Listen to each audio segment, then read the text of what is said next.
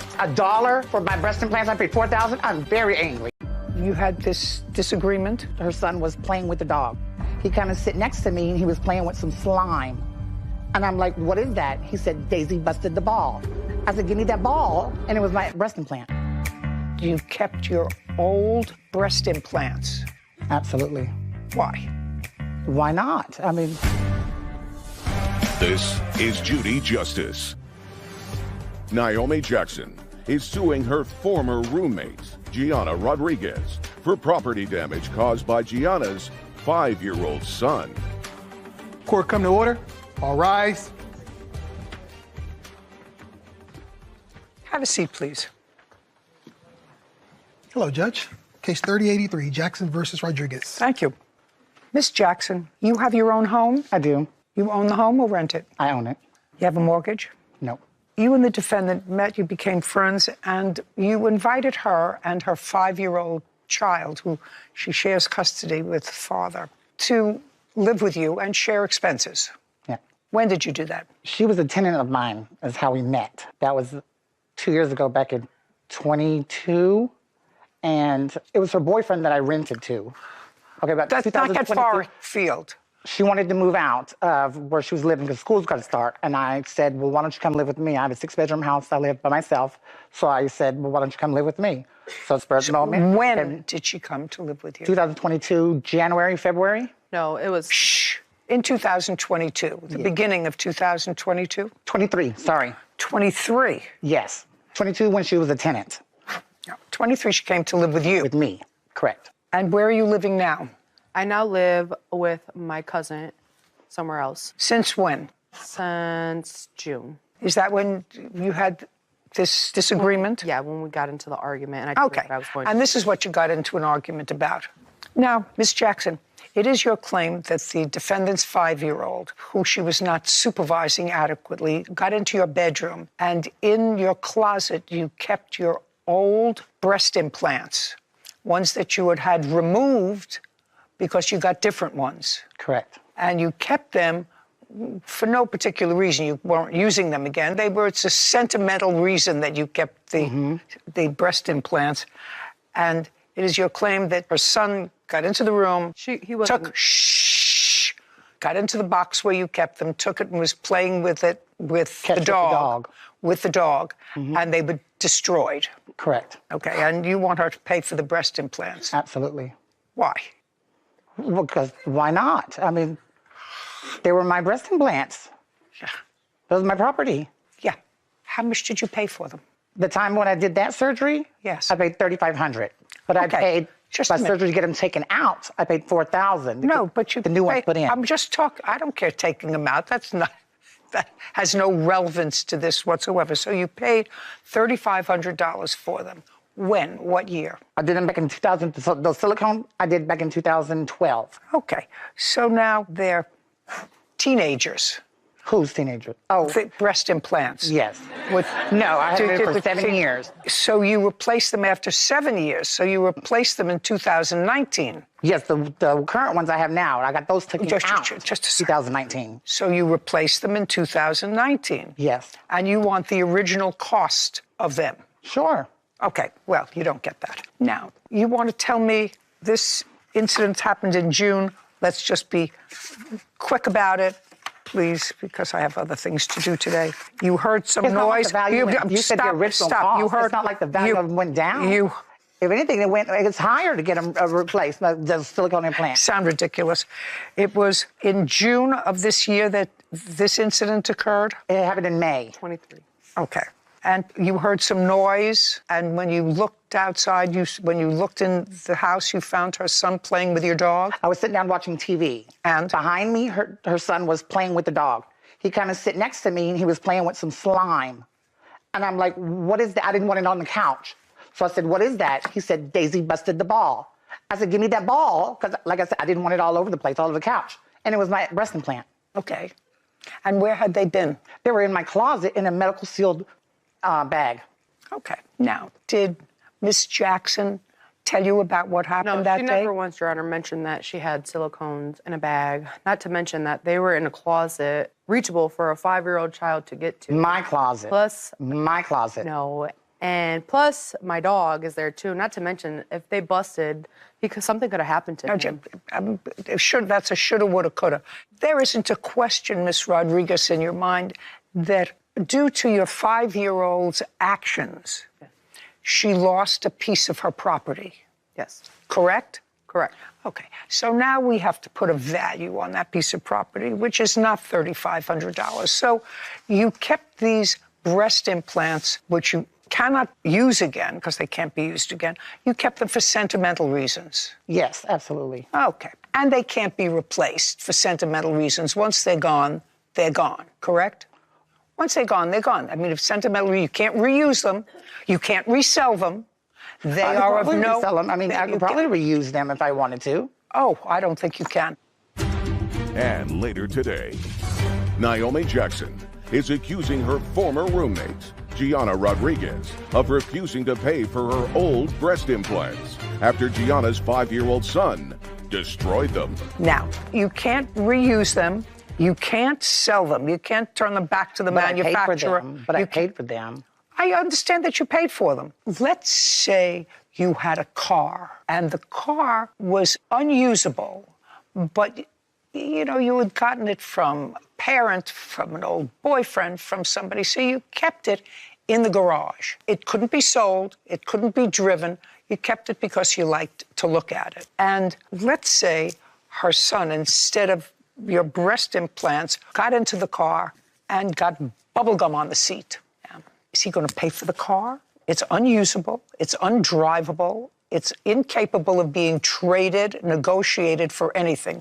It may have sentimental reason for you, but it has no extrinsic value to anybody else. So what do you think you're entitled to for losing? Well, it has value to everything else, but it has value to me, and it cost me money to get it. Okay. So I don't agree with just like... Very good. So just let it Very go. good. Your son should not have destroyed her property. Do you understand? Correct. Whether it was negligence on your part for not watching the 5-year-old, I don't know. You don't keep an eye on a 5-year-old all the time. Judgment for the plaintiff in the amount of $1. Thank you very much. We're done. This court is adjourned.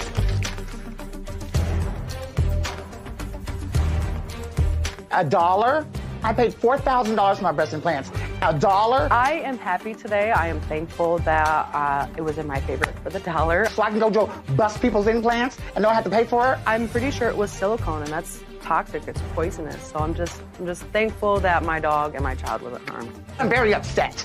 Well, she was pretty upset. $1 for my breast implants, I paid $4,000. I'm very angry. If you left them in the closet, it's like a pair of shoes in the closet. They're just sitting there waiting to be played with. She suspected her husband was cheating. We're chasing this car now. She crashes into the back of her vehicle and my car. Which had in it your husband and his girlfriend. Yes. The airbag exploded. The car is totaled. Oh, I don't care if your car is in 1,000 pieces on Pluto. Keep your nose out of other people's business. This is Judy Justice.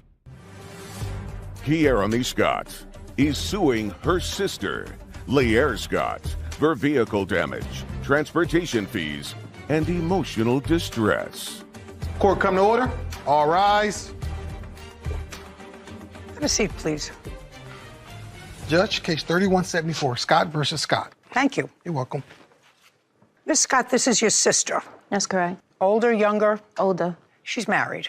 That's correct. She called you and told you that she suspected her husband was cheating. That is correct. When did she call and tell you this? The text messages that I have were February 3rd. Of what year? This year, Your Honor. Anyway, she said she suspected her husband of cheating, and she asked you if you would come over with your car to take her to track him down, because her husband and this other woman, she thought, were driving in the family car, hers and her husband's, so she didn't have a car. Is that right? That's correct. So you dropped everything and you went over to her house. How long did it take you to get there? Probably about 15 minutes, not that long. We live about 10 minutes, 15 minutes across the bridge from each other. And when you got to her house, was she outside? Was she inside? She was outside waiting for my niece, that's right here today, to come back home. Her daughter? Yes, she was outside. We couldn't go anywhere. How old are you? 16. Anyway, she hopped in your car, and at that point, she was in the passenger seat. Yes. So you picked her up and started driving to where she thought you might find her husband, the girlfriend, and her car. Yes, Your Honor. Did she find them? Not right away. She gives this address on her phone. She said, we're gonna go here. This is where the car should be parked up at. We get to this address, we're looking around probably about 15, 25 minutes or You're so. driving around? No, we parked the car. Oh, you parked the car? Mm-hmm. Okay. And you were walking around? Yes. Just the two of you? No, she had a friend. I don't know the friend. She had a friend with you? The friend met us there. Had you called your friend? Yes, I did. And told her where to meet you? Yes. The friend was female? Yes.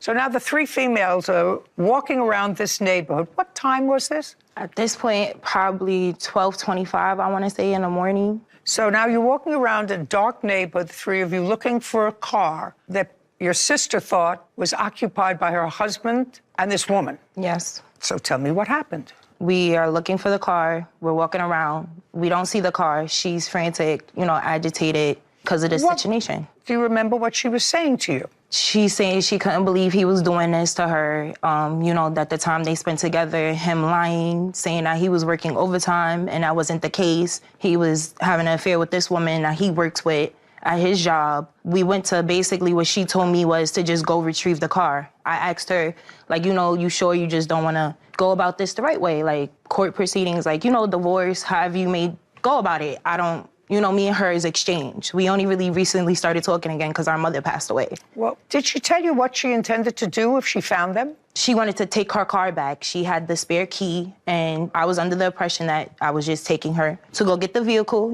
Nothing crazy happens. Okay. You were under the impression that the car was going to be empty? Yes, she told me, he dropped the car off at the female's house. And he was in the house? That's a lie. Yeah. Shh. You'll have a chance. So you thought that the car was parked? On the block, yes. Okay. And? So once we get there, we're looking around, no car is visible. She's now calling her stepdaughter, which is her husband's oldest child, to figure out where he's at because she hasn't talked to her husband. The stepdaughter's telling her, I don't want to tell you because I don't want to get in trouble with my father. She's trying to, just tell me the right address because we're under the impression, if you're saying that the car was here because this is where the female lives and we don't walk around, we can't find the car. Okay. Do you have the wrong address? So? We leave outside of the building, continue to walk around. What building? Of wherever that female lives. Did you go into that building? Yes, we went into the building. So what did you do when you walked into the building? I guess she was trying to see if she can hear her husband's phone calling him to verify if he was on location. How big a building? Probably about 5 floors, 5, 6 floors. Did you go up the elevator? She took the elevator up. Did you go with her? Me, her, and her friend was with her. That is correct. So you were all together? Yes. You were all together trying to listen for a phone going off. Did you go all 5 floors? No. She went to one specific floor. Okay. But at this point, you know that she's no longer looking for her car because her car isn't on the 5th floor, right? No, yeah, or at this the 4th point. floor or the 3rd floor. Yes. So you know she's looking to confront her husband. Yes, at this point. Okay. So let's get finished with this farce that we're going to just pick up the car. Mm-hmm. She's looking to confront her husband and the woman. That's correct. And you don't hear a phone, so you exit the building. We leave out the building. Let's go. Now I'm standing at the corner. I'm smoking a cigarette because we done stand here all this time. I'm asking her, what are you gonna do next? She's in her phone, looking at her phone. I didn't know exactly what she was looking at. Come to find out, she knew where her car was all along because in the type of car she has, there's a tracking device for that vehicle, a BMW. You can track it on the phone. I did not know that. So the car ended up magically coming down the block. It's, I'm guessing, the husband and the females in the car. So now at this point, I'm looking, the only BMW. I'm like, hey, is this the car? She's more further down the block than me. I'm standing at the corner, so she's a little more down the block. She turns around. Of course, she knows her license plate. She's like, yeah, that's my car. As she's walking more out the street, the car tries to hit her. It swerves to hit her, and then you see it swerve back in place. If you were standing at the... Just...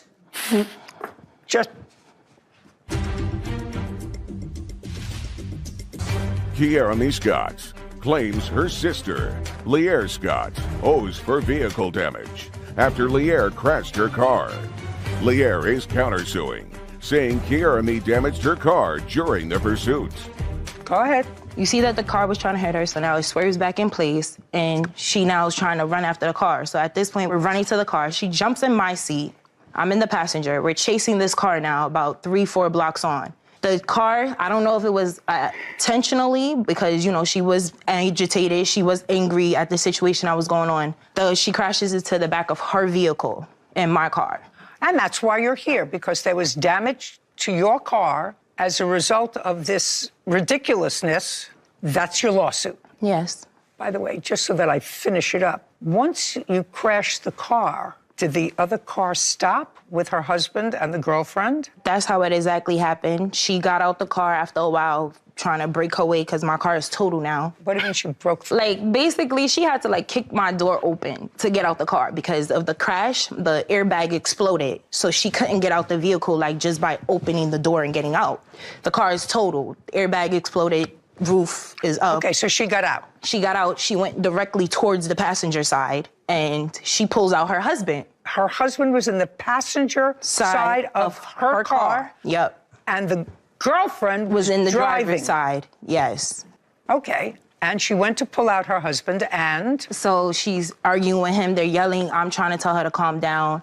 He's trying to tell her to calm down. It turns into like a little scuffle between them. I don't really get into it because it wasn't really a scuffle. It was more of him, like, you know, trying to hold her and I guess explain himself or try to talk through the situation, whatever was going on. At this point in time now, she's arguing with me because I'm trying to tell her, like, you know, there's a whole accident here. We need to leave, you feel me, because the cops are gonna come. It's gonna look bad.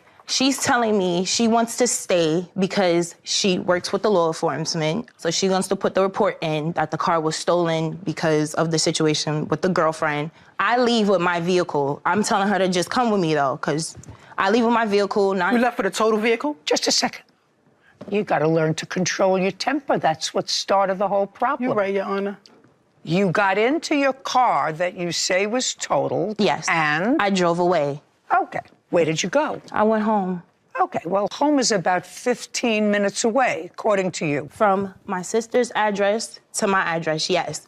From the address we were at, you can add an additional 5 to 10 minutes. So you were 20 or 25 minutes away. That is correct. So you drove this totaled car Yes. 20 to 25 minutes. I did, yes, I did. Oh, that's all I'm asking you. Okay.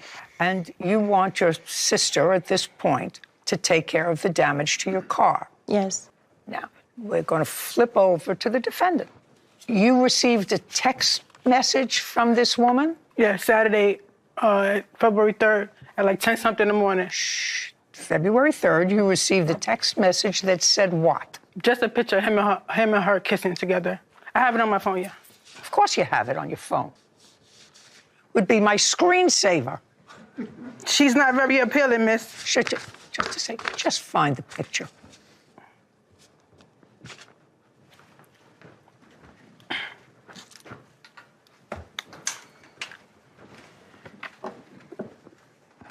Oh, and the idiot who's taking this picture of them kissing, I assume that's your husband. Unfortunately.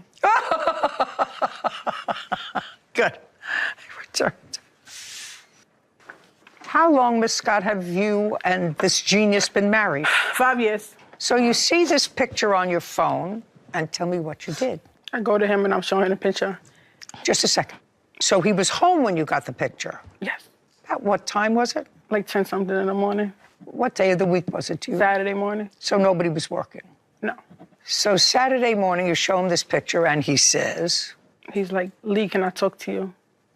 Because, you know, I'm just red. So he's like, can I talk to you? Can we go outside? Because I don't want to argue in front of kids. So we go outside. So he's confessing, but he's really not saying who the lady is. But he's basically still lying about the whole thing. How did he explain the picture? What did he say about the picture? He just said that was his friend. Friend from where? He wouldn't ever tell me. I found out now that I got arrested. Who got arrested? I got arrested. When? That night. What did you get arrested for? I got arrested because my sister beat up the girl. The police wanted me to tell my sister to come back, and I said no. So they said, you getting arrested because she does have bruises on her. So I got arrested for it. Okay. Your sister wasn't arrested? No, because I refused to even say that was my sister, to save her. Shh, just a second. What happened with that case? I'm still fighting the case right now. So you have a criminal case pending against you Yes. with regard to this incident. Yes. Well, then I'm not going to take any more testimony from you because your lawyer would not like that. I told my lawyer I was coming on the show. I don't care. Your lawyer would not like that. And unless you give me your lawyer's number, I could do that. and Sarah will call the lawyer. Phone number. Phone number is 917. Sarah, you know what to ask her? Tell No, her what that- do you want me to- Tell her that we're here. We're trying this civil case. Yeah. But the civil case is going to go into the details of what happened on February 3rd and February 4th of this year. I've told her client that I am not comfortable proceeding taking her testimony because that testimony can be used during the course of a criminal proceeding. She has told me that her lawyer is perfectly comfortable with her speaking to me and have a clear, recorded conversation with her about whether or not she has advised her client that she can testify today truthfully to the events of February 3rd and February 4th. Got it? We're going to take 5. Thank you. Jeremy Scott has accused her sister, Lear Scott, of damaging her vehicle during a pursuit. Lear is countersuing Jeremy, claiming she is the one who crashed into Lear's car. Sarah? No answer. I called twice, and the mailbox was a Google mailbox set up, so I didn't feel comfortable leaving. Okie dokie. Now, Miss Scott, what's the name of the law firm? I don't know. Have you paid them any money? No, it's a public offender Public defender where? in the Bronx County. Is it public defender? Is it legal aid? Is it Legal Aid Society. Legal Aid Society in the Bronx? I believe so. What do you mean you believe so? I believe so, Your Honor. I don't know. Well, you have to understand that I am not going to allow you to testify any further with regard to what happened on February 3rd and February 4th without first confirming with an attorney that the attorney is dumb enough to say to you, go appear on national television while an assault charge is still pending against you in the Bronx, okay? So I'm not going to ask you any further questions. What I'm going to do is to paraphrase from your sworn statement, which in sum and substance says that the plaintiff was driving the car, not you. While she was driving her own car, she slammed into your car, which had in it your husband and his girlfriend. And then she backed up and rammed into your car again. Now, you have a counterclaim. Let's see what your counterclaim is for $7,500 for damage she caused to your vehicle. She's suing you for $7,500 for damage that she claims you caused to her vehicle.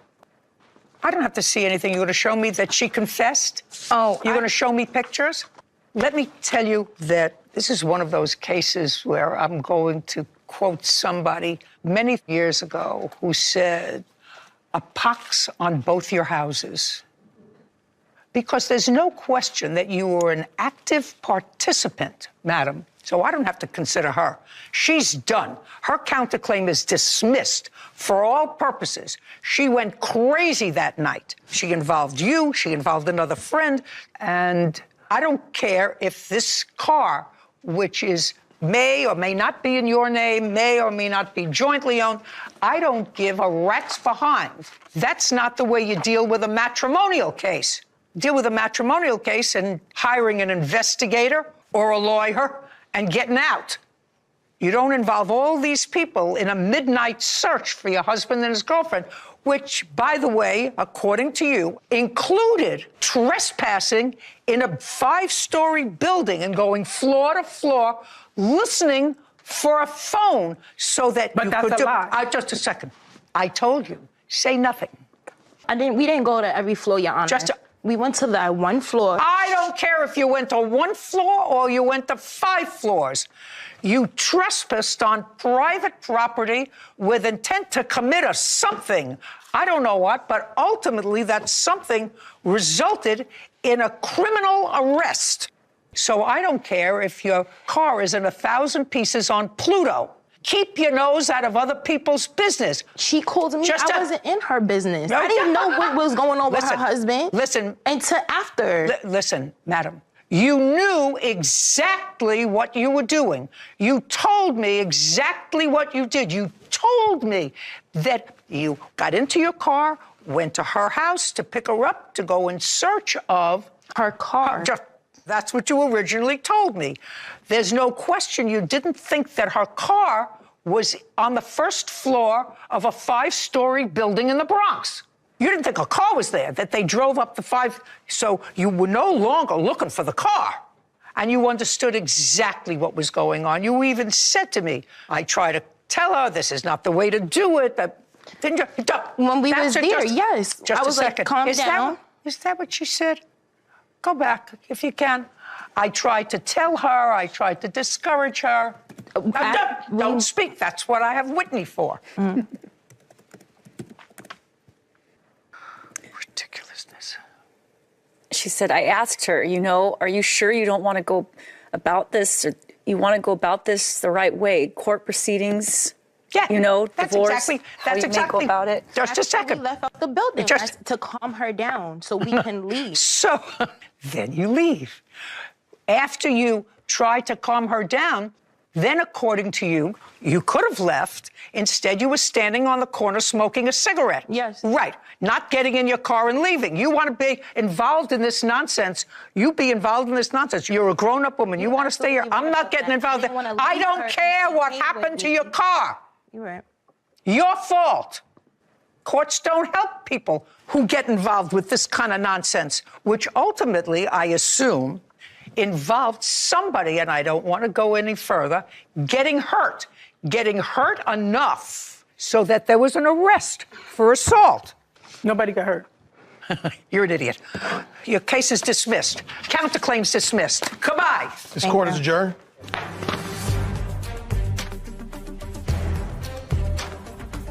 To be truthful, I was just helping my sister, trying to do her a favor. It led from one thing to another. It got out of hand, but here we are now, so. She's lying about everything. She never said nothing. We didn't go in no building to listen to a phone. How dumb does that sound? I hope she learns from her mistakes and choose the right person next time. And don't just choose them because you think it's gonna work out. She's like the rowdy one, yes. It strained it even more than what it already was. I'm done. I wish her the best. I love her from a distance.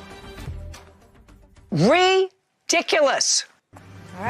Your friend set up a website for you. That's correct.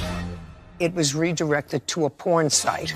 I have a video I could show you. It's explicit. Listen, I'm a big girl. I've seen practically everything. And he is also the only one with the capability to do that. People can hack into the Pentagon. This is Judy Justice.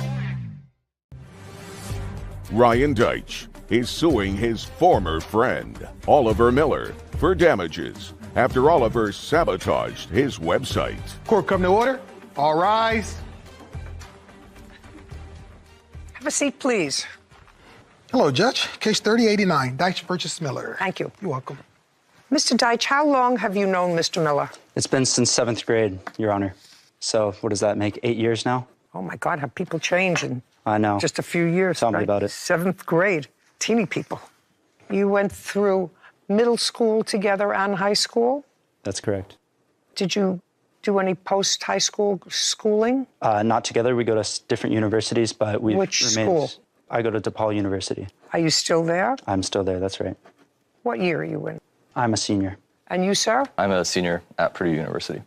So this is what the case is about. Some time ago, according to you, your friend, without compensation, I assume, because there was nothing about Correct. compensation in here, set up a website for you, this friend. At some point, there was an issue of cats. Mm-hmm. The defendant has 2 cats, That is correct. and he was going away on vacation, and he asked you if you would mind the 2 cats. Yeah, that's correct. When was that? That was on July 26th of 2023. Where was he going? He was going to Hawaii, Maui, actually. Who were you going with? I was going with my brother and my mother. What did you tell him you needed him to do for the 2 cats? I told him he needed to come over to the house, feed them, just make sure they're doing fine, hang out for a few minutes, and then that's it. How many times a day? Once a day.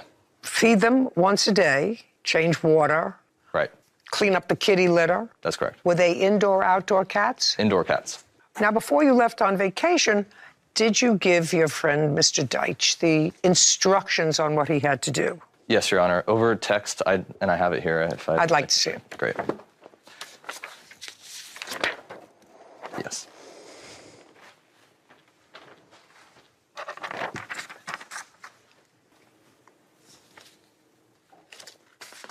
You talk about one cat, Rooney. Yes, Your Honor. She's the more excited one out of the two. The other one, Stella, really just doesn't need any attention. You were asking him if he would watch Rooney. Take her out once a day, and he says, feed her and clean the litter box. That's a question.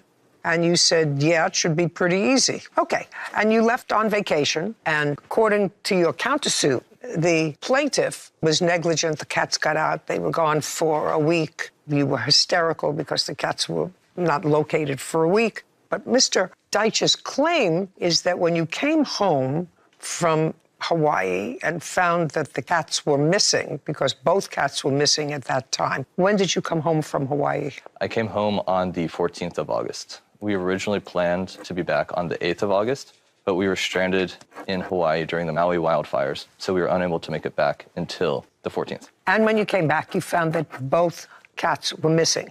That's right. Mr. Deitch says after you found both cats were missing, you got slightly hysterical, as would most people who are cat lovers and find their animals missing, and that in retaliation for that, you did something to the website that you had created for him that when people went to it, instead of clicking onto the website, which Sarah's going to try to explain to me, instead of clicking onto the website and going to the informational portion of the website, it was redirected to a porn site, and that was done in retaliation for his negligently allowing your cats to be lost.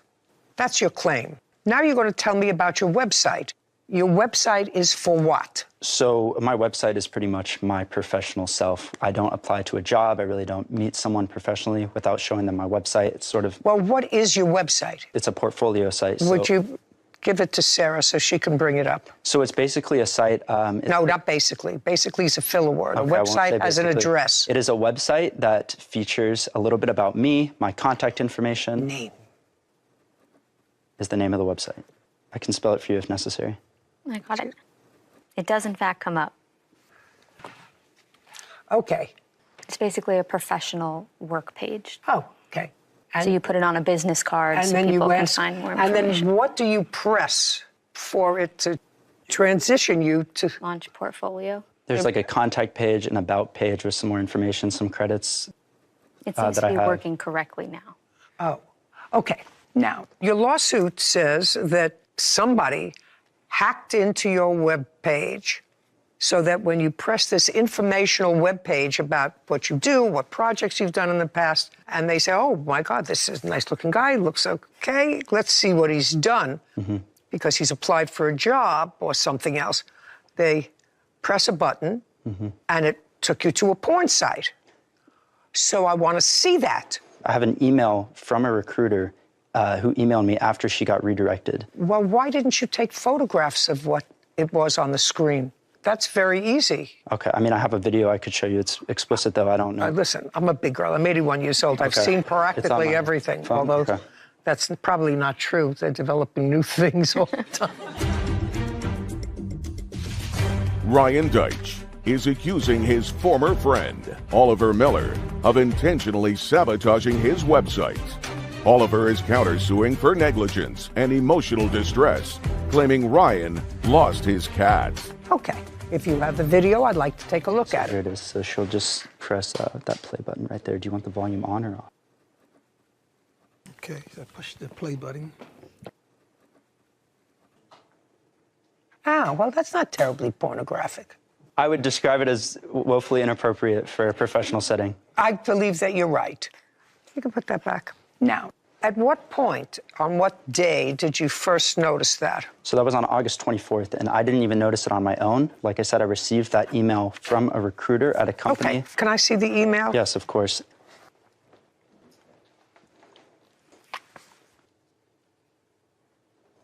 Okay, this woman, whoever this is, wrote to you and said, this looks like a bad joke, and I wasn't even going to reach out to you, but then I thought it would be fair to reach out to you because I'm sure you didn't know that this happened. Yeah. Okay, well, that's what she's saying. Yeah. Did you answer her? I mean, I did. But... No, did you? You know where I'm going. This Bethany allegedly wrote this to you, and if I were in business looking for a job, I would immediately contact her. Did you do that? I did, but by that point, they'd already offered the job to someone else. I don't care. I just want to see when you reached out to her. I don't think I have that. I was over the phone. I called her. I don't believe you. Okay. How's that? Goody-goody? Are we getting goody-goody? Are we getting close to what's going on? I knew it would just take me a little bit of time, guys. I knew it would just take me a little bit of time. Okay, so you don't have what would any normal business person who has set themselves up would have, which is an immediate response. Oh, Bethany, thank you. I'm so glad you directed me to this. Yeah. I'm going to take it down right away. Is the job still available? All of that would be here because that's the way you do it, which you don't have. No, I don't. I mean, it was a couple days later that I was notified of that, and I called her. But like I said, the job had already been offered. There really wasn't much I could do at that point. Nice pivot. I Nice describe it as that. Nice pivot. Okay. Okay. Now, let us assume, for the purpose of this case, that this did in fact happen.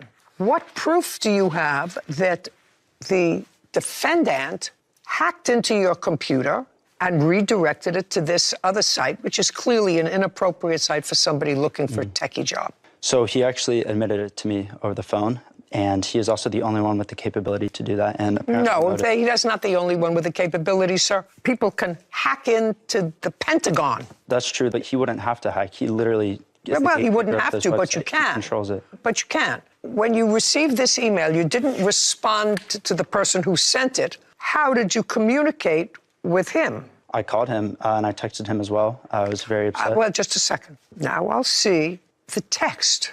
Okay. This is it. It's at the bottom.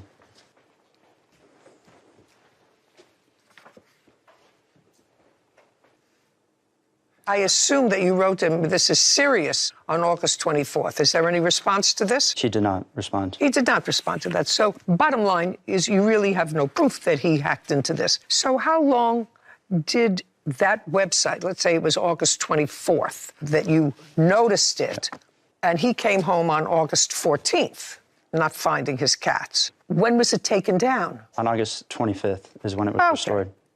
But I assume it was put to that inappropriate site soon after he got back, maybe 10, 9. You can't assume anything. That's a guess. Correct. That's a guess. That's a guess. But it was taken down August 25th and put up again August 26th. Yeah, it was restored. Now, what I want you to do is tell me, now we have September, October, November, December, right up past January. Just for my own information, how many jobs have you had from this website? Name, person, and how much you were paid from this website since August 26th. It can't be a lot. Yeah, I'm a college student. Okay, it can't be a lot, so it has to be a handful. A handful you would remember. 0. 0. Okay, that's very good. That helps me a lot. That helps me a lot because there are no damages for this business. Okay, now we're going to go to your counterclaim. Great. Great, right? Yes.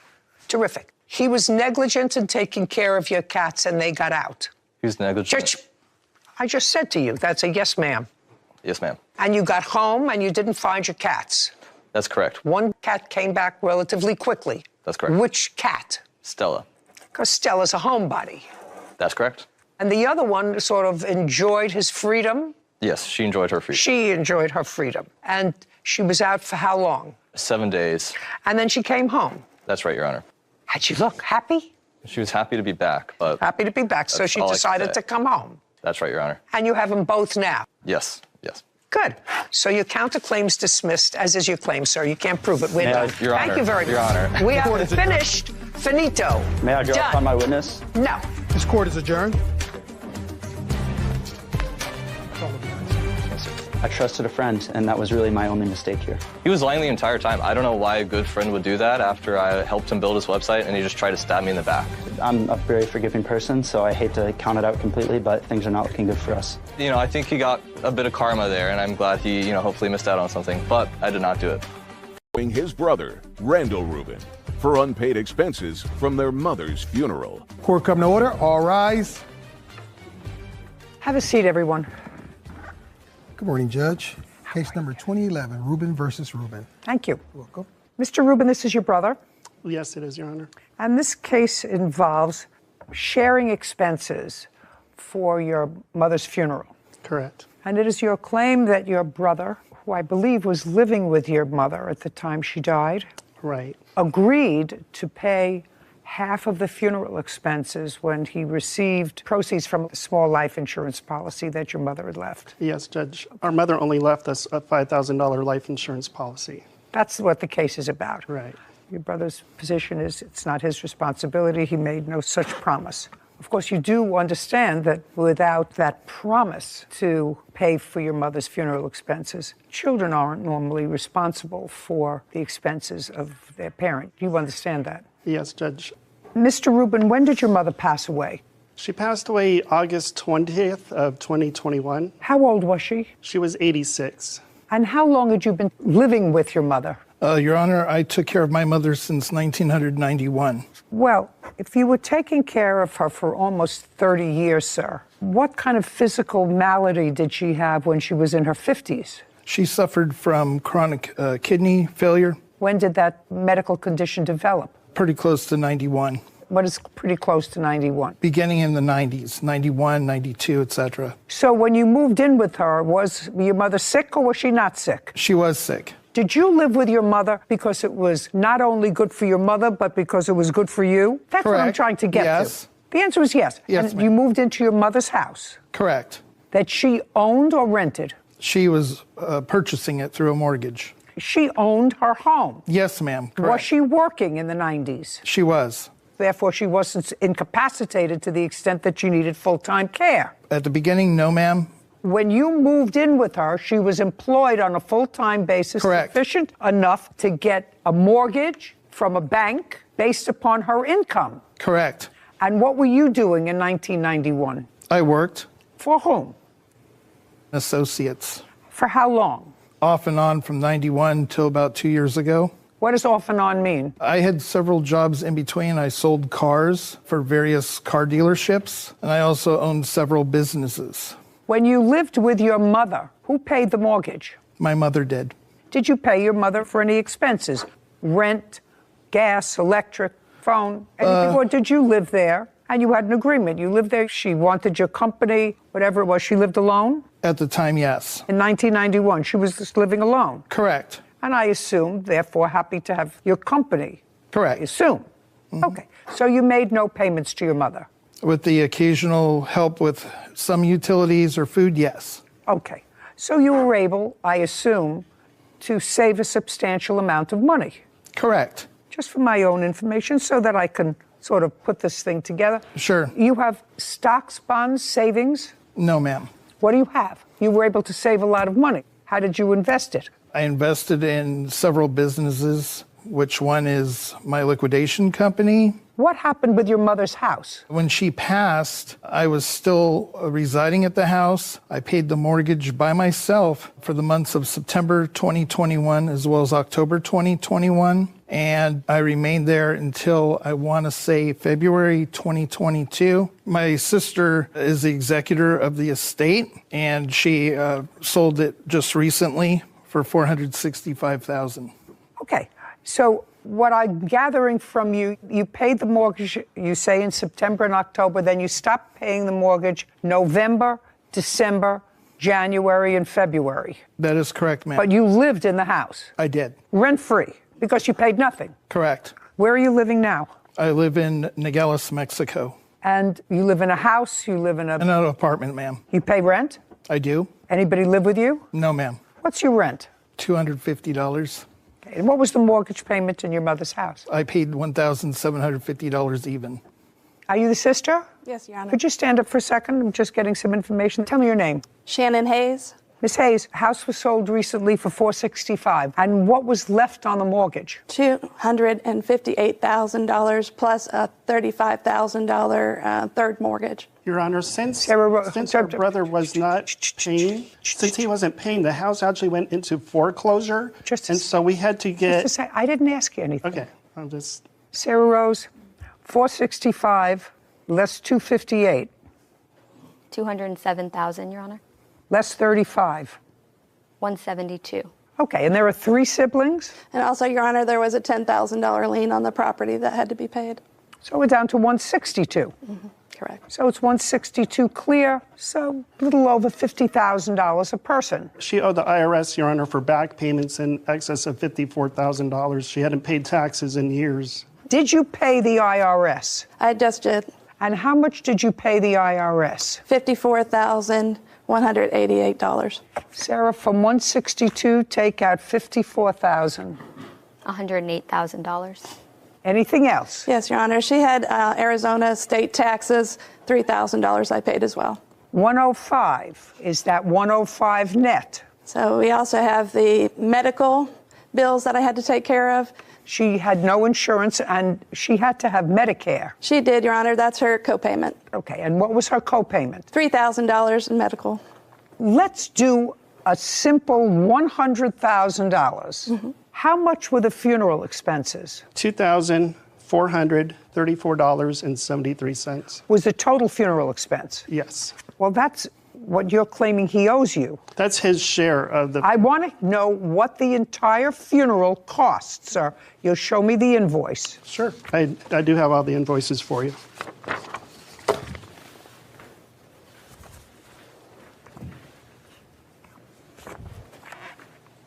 The first one, Your Honor, is just for the cremation. 1058. Correct. Okay. 1058. The next one should be from the cemetery. This is the total funeral home charges, and this is cremated remains internment of $2,200. Correct. The next invoice you should have, Your Honor, is from services provided by a rabbi. Okay, that was $600. Your Honor, it was actually $700. I paid the rabbi $100 as an honorarium. No, that's $600. Whatever you want to pay him as an honorarium, that's fine. So the total expenses are $3,858. You should have another invoice for a proposal for a headstone as well. 1717. Yes, Your Honor. $3,858 plus $1,717. $5,575. That's it. Okay. I assume your mother died without a will. Correct, Your Honor. Okay. And you are the only surviving siblings? Yes, Your Honor. The estate will be divided into 3 parts. Correct. So each one of you will get about $33,000 from the estate after all of the expenses have been paid. There's also the real estate commission fees that we didn't mention to subtract from the net income. And what were the real estate commission fees? $30,000. Oh, that's a substantial amount. Yes, Your Honor. So 108 less 30, $78,000. So now you're down to $25,000 each. That's correct, Your Honor. What I'm trying to figure out is, even giving you all those expenses that you paid, your mother's estate, absent this $5,000 life insurance policy that there was, correct? And you got a share of that life insurance policy. How much? Yes, the answer is yes. How much did you receive? $2,500 even. Okay, $2,500. Yes, ma'am. And did you get a share of that life insurance policy? No, Your Honor. Did you? Yes, Your Honor. I also received $2,500. Great. And the estate had net, after everything, at least $75,000 divided by 3, which is $25,000 apiece after you pay all expenses, which in this case would have been funeral expenses. Do you understand where I'm coming from, sir? I do. I have children and grandchildren. 10 years is a long time. That's a grandchild. She didn't see me at least once a month. She better keep her fingers crossed that I don't change my will.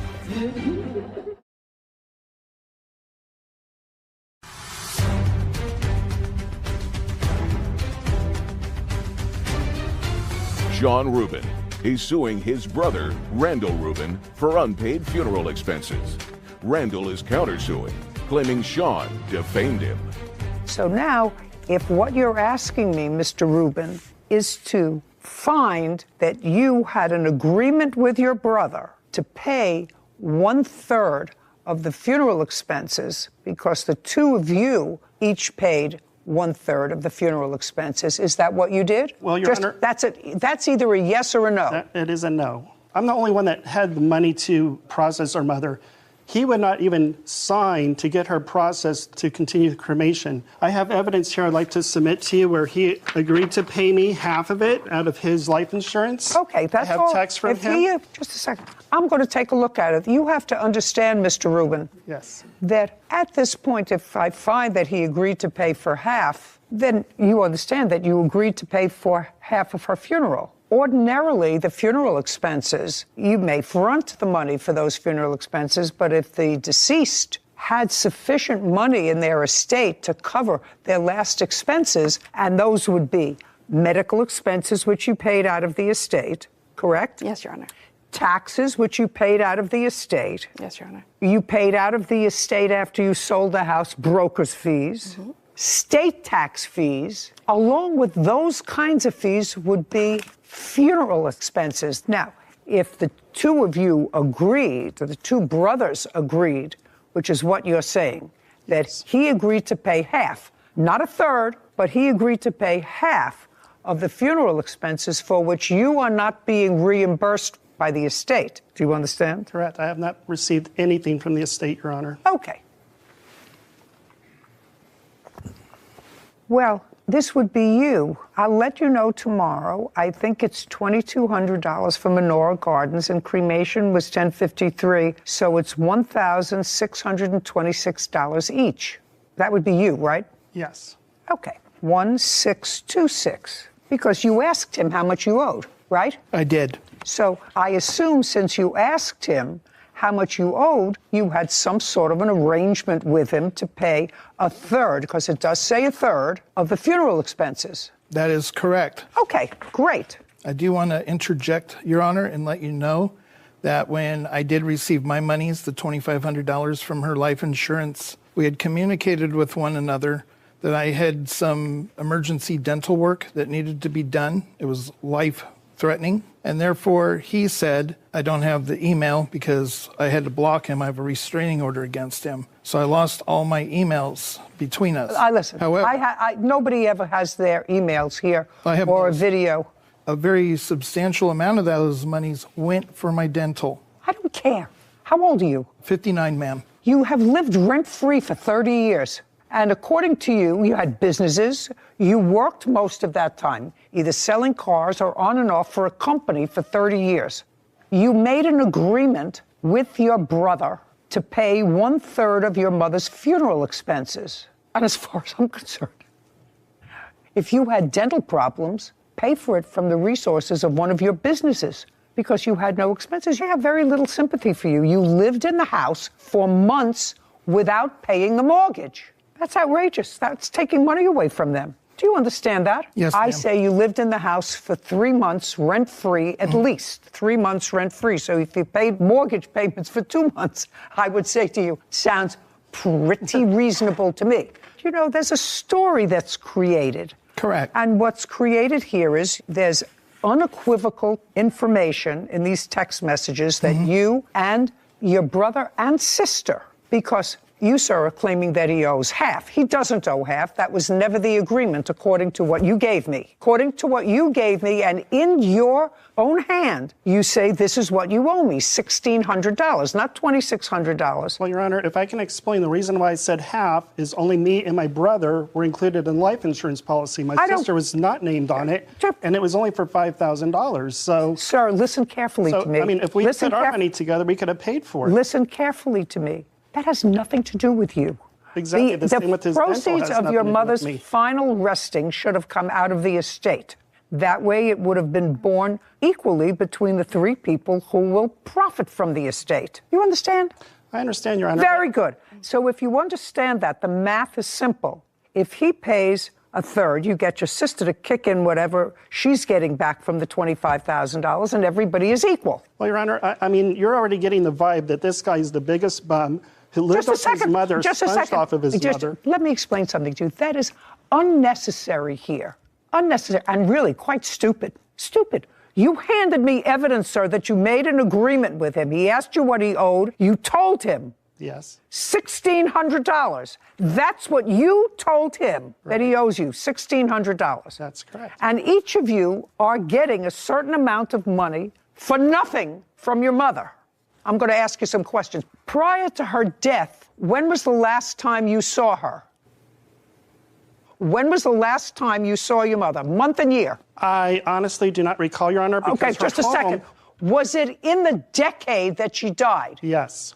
Okay, well, she died in 2021. So when did you see her? Probably several years before that, Your Honor. Well, so you didn't see her in the decade before? Your Honor, you have to understand, her house was infested with bed bugs. Pay careful attention to me. I asked you some questions. Yes. My question was, when was the last time you saw your mother? So you hadn't seen your mother in a decade. When was the last time you saw your mother? I saw my mother frequently, Your Honor. It was in May, Mother's Day. Okay, Mother's Day of 2021. And Your Honor, I did... Shh, I'm not speaking to you. March of 2021. Prior to that, when did you see your mother? November 2021. Wait a minute. How could you see her in November 2021 if she passed in August of 2021? November 2020. Okay. May 2021, November of 2020. Prior to that, when did you see your mother? I saw her frequently because... No, not frequently. Month and year. I don't have the... Did you see her every month? No, Your Honor. Did you see her every 2 months? About that, yes, Your Honor. Okay, well, between May and November, that's more than 2 months. Mm-hmm. That's what you can remember.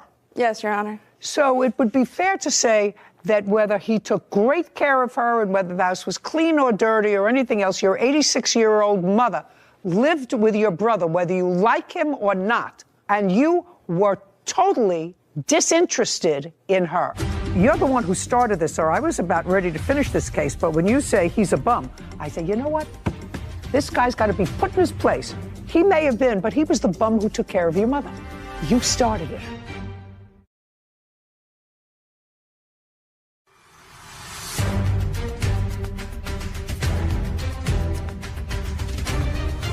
Sean Rubin is accusing his brother, Randall Rubin, of not paying his share of funeral expenses. Randall claims Sean spread multiple lies about him. So it would be fair to say that whether he took great care of her and whether the house was clean or dirty or anything else, your 86-year-old mother lived with your brother, whether you like him or not, and you were totally disinterested in her. Well, that's not true, Your Honor. Well, I want to know if you didn't see your mother in a decade, and she had failing health, I would say, as a child, you were totally disinterested in her. I did visit my mother after she had kidney replacement or kidney surgery. I visited her after her surgery. We both did. Just a second. Do you understand where I'm coming from, sir? I do. I have children and grandchildren, right? Sure. 10 years is a long time. That's a grandchild. If she didn't see me at least once a month, she better keep her fingers crossed that I don't change my will. Well, Your Honor, I'm sure that Sarah is very close to you, where we live out of state. Just a second. We both have real jobs. Just a second. If her father didn't visit me at least once a month, and we live in different states, he too would check the will. So what I'm telling you is, if you don't see your mother for 10 years, you are a disinterested child. You're the one who started this, or I was about ready to finish this case, but when you say he's a bum, I say, you know what? This guy's got to be put in his place. He may have been, but he was the bum who took care of your mother. No, absolutely not. Oh, really? Did your mother have full-time nursing care for the last 10 years? The answer is either yes or no. It's an absolute no. She declined. That's not what I asked you. Not what she declined. Did she have full-time nursing care? That's a yes or a no? No, Your Honor. Okay, so if she didn't have full-time nursing care and she was in poor health because, based upon your blurted-out answer to me, you thought she should have full-time care. Yes, Your Honor. Right, but she didn't. So he took care of her. You don't like the way he took care of her. That's your prerogative, but you let him take care of her. And you went about your business in your own states where you live, and he took care of her. And you didn't like him, and he may have been a sponge and a bum. You started it. But you were not interested enough in your mother to move next door to her or to have her move next door to you when she got sick. Your Honor. Somebody else I actually did ask her to move in with me, and she declined. Right. She didn't want to live with you. There had to be a reason for that if she was being abused. Your Honor, there is. Do I look like I need help from you? No, of course not. Then I want you to be quiet. Yes, ma'am. You owe him $1,600. That's it, not $26, what he's asking you. Put it down. I have a counterclaim. $1,600, and I'll hear your counterclaim. Thank you. Which sounds a little ridiculous to me. I'm finished with you. $1,600, that's what you owe, except for the counterclaim, which I'll hear. Well, the counterclaim is that they posted something on the internet that says that there were bugs in the shoes you were selling. If that's, just a second, quiet. Your counterclaim says that he defamed you and your business because he wrote on the internet that there were bugs in the shoes you were selling. I couldn't make that up. Let me see. Maybe I did make it up. You're correct. That's yeah, exactly he posted that there were bugs in the shoes I was selling. He also put that I impregnate Hispanic women. Oh, just a second. First of all, that's not in here. It's right here, ma'am. It's not in my answer. So I want to see where he wrote. And who knows what you're doing in Mexico? I have no idea what you're doing in Mexico. Show me what he wrote about the bugs in the shoes that you're selling. Giving me a whole lot of nonsense there that I'm not going to read. It's not. These are the posts that he put online. These are also letters from my mother in her own. I'm not reading the letters from your mother. Okay. I'm reading a post or more where he says there are bugs in the shoes you are selling. Yes. Period. Do you want to hear the audio that he sent to one of my employers? No. I want to see where he wrote there are bugs in the shoes you are selling, which is what's in my answer. Right here, ma'am. May I have it, please? And I do have a restraining order on him as well. I'm not interested in your restraining order. Okay, so this has nothing to do with anything. I'm going to give this back to you, and if you don't hand me exactly what I asked for, I'm dismissing. I'm not reading all that drivel. I asked you for one post. Your Honor, if you'd like to say I don't want to hear you. This is what I wrote. I don't want. This is not your case to prove, sir. Okay, I'm just trying to be honest.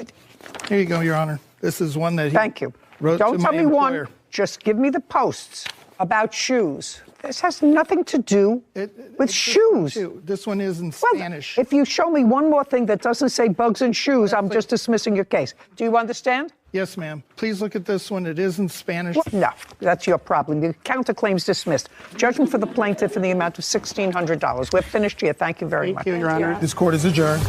I'm very pleased with the judge's decision. I think she made the right decision. I wasn't really thrilled. I'm just kind of glad it's over. I never want to see my brother again. We're a very estranged bunch of people. We do not like each other. She didn't raise him right. She raised us right, and we're going to do the right thing on behalf of our mom. First and foremost, I will visit you every month, every week, every day, if that's what it takes. But in all seriousness, this case shows how foolish it is not to memorialize your wishes for the end, because it creates a heightened sense of stress at a time when emotions are already running high. And first rule of wills, trusts, and estates class is always have a will. So it doesn't matter how much you have, how little.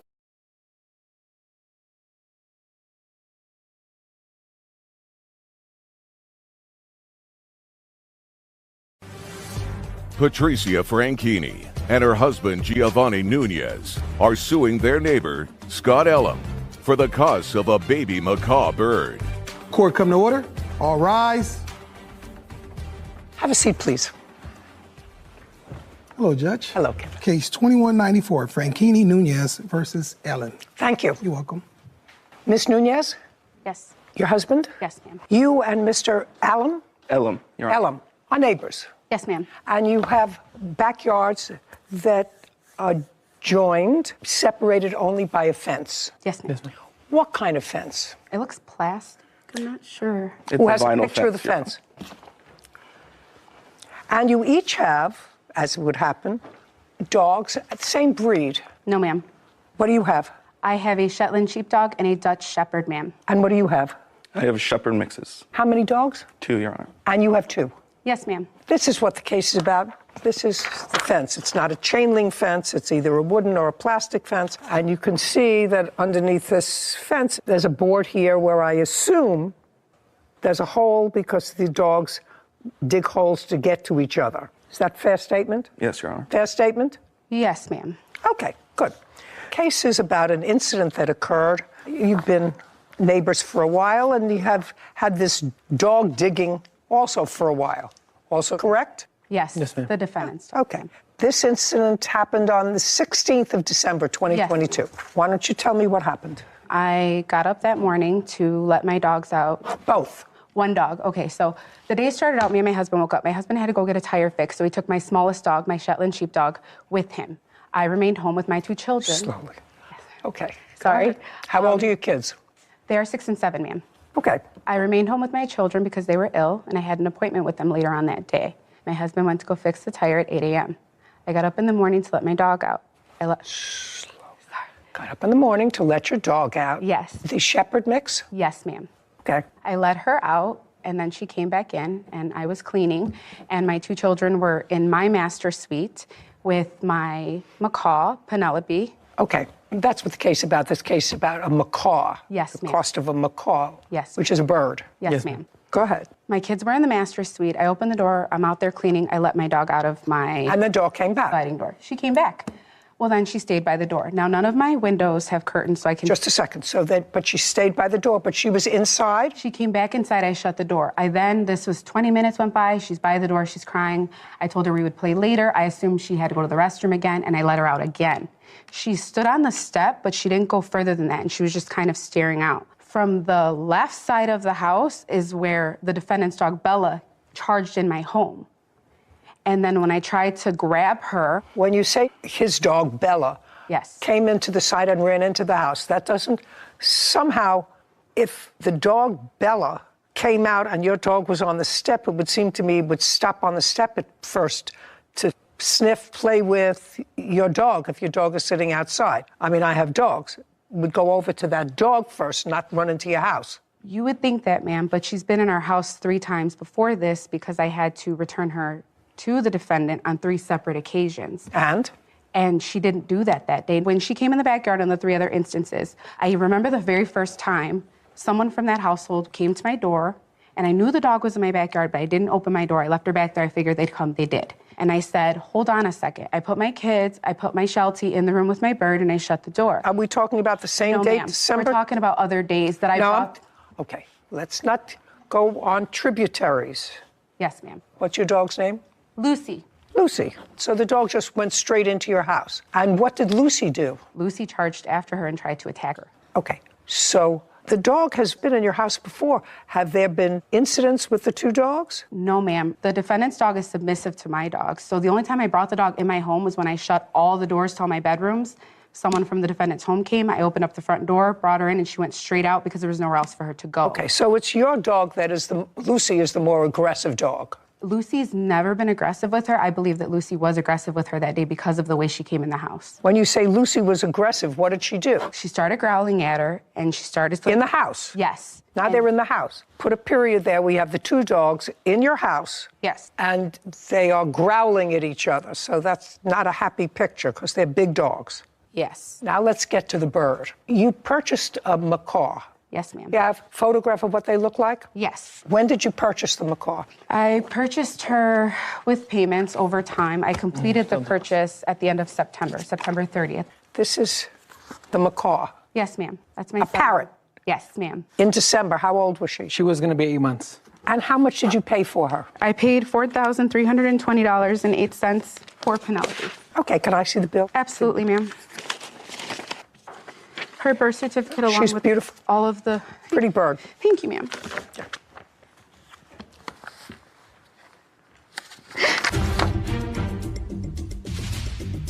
She bolted in my master suite where my kids were. Lucy? No, Bella. Bella. Bella did. And I went in there, I heard my kids screaming, Bella is killing Penelope. And later today. Is there something wrong with your mind? No. Did you just say to me, am I crazy? Did he say he owed back child support? Yes. To her? Yes.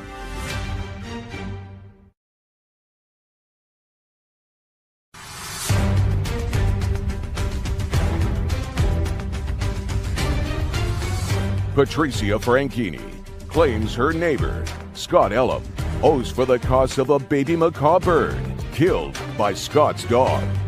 Tell me what got you interested in the macaw. Earlier this year, full disclosure, ma'am, ended up in the hospital very sick for 2 weeks. and I was going through a lot, and I started volunteering at the bird store down by my home, and I really liked the Hans macaw because my grandma had one when she was younger. Slowly.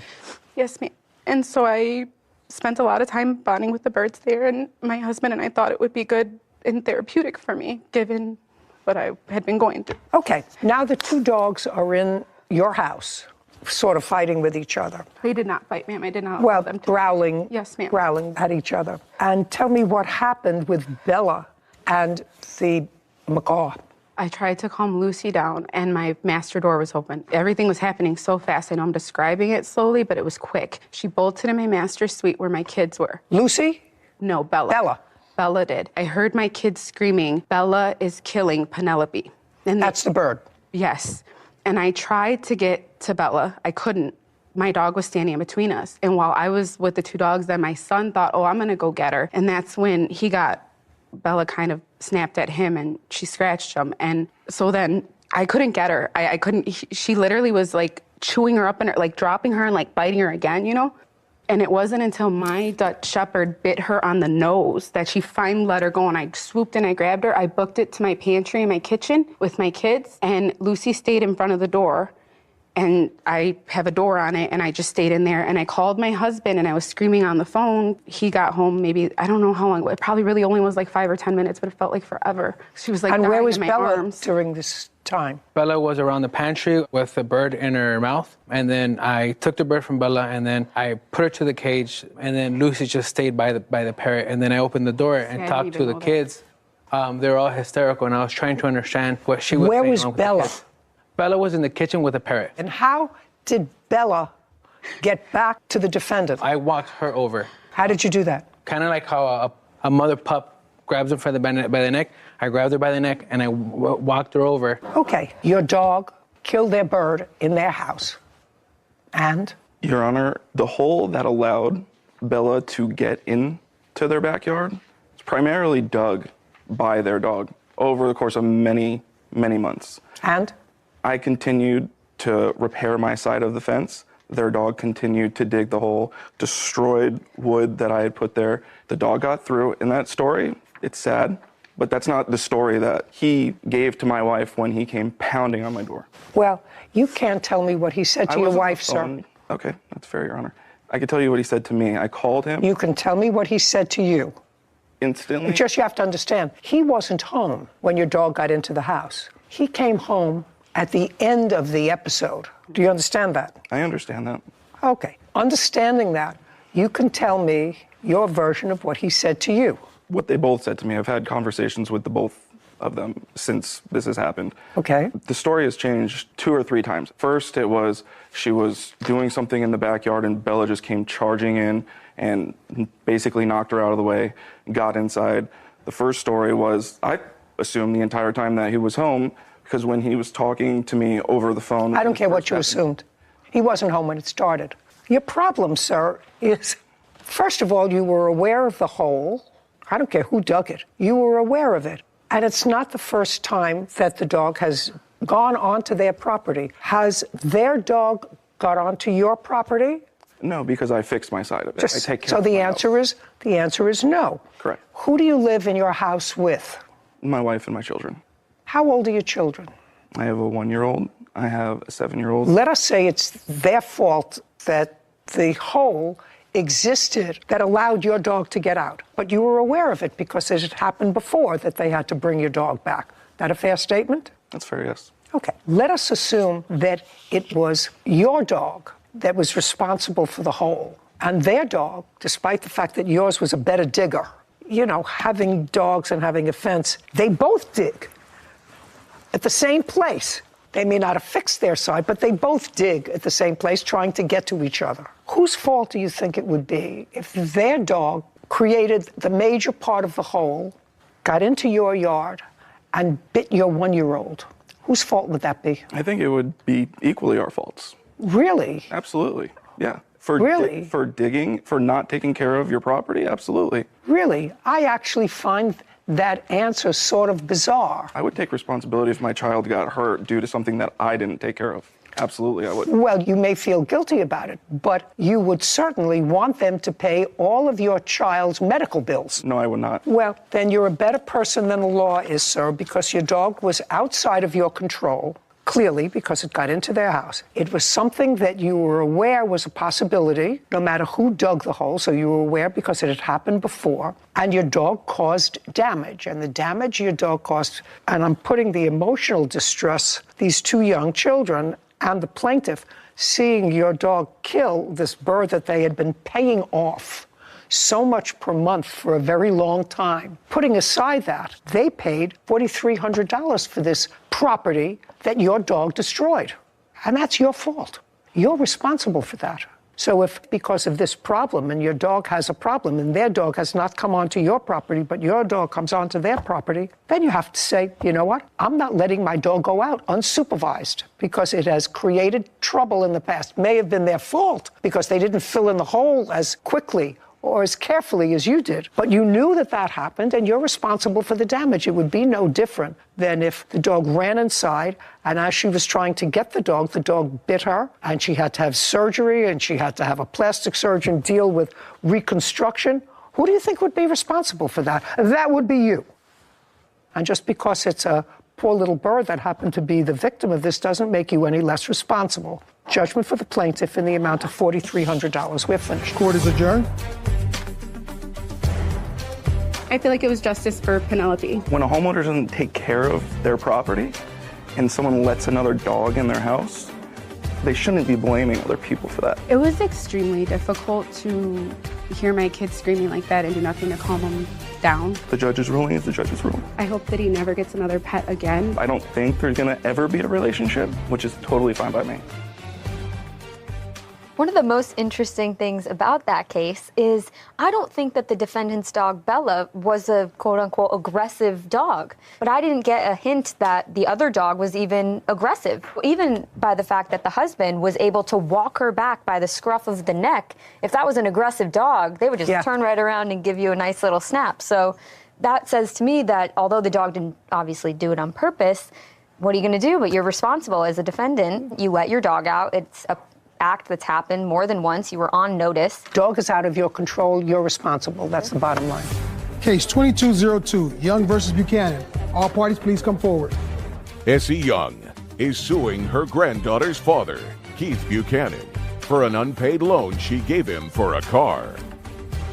Miss Young, the defendant is married to your daughter? No. He is the father of your grandchild? Yes. Do he and your daughter live together? No. Where does your daughter live? In Maple Shade. Were they ever married? No. They have one child? Yes. Who's 12? Yes. Did you live together with Miss Young's daughter? Well, at one point, she lived with me in Maple Shade. How long ago? This was 2010, 2011. You mean when your daughter was a baby? Yes. How long have you had custody of your granddaughter? 11 years. My daughter never stayed with him. I don't know that. He says she did. Yeah, but she did. So she got that money that he owed her for child support, for taking care of his daughter, and he wrote that off of the loan. Is that what you're telling me? Yes.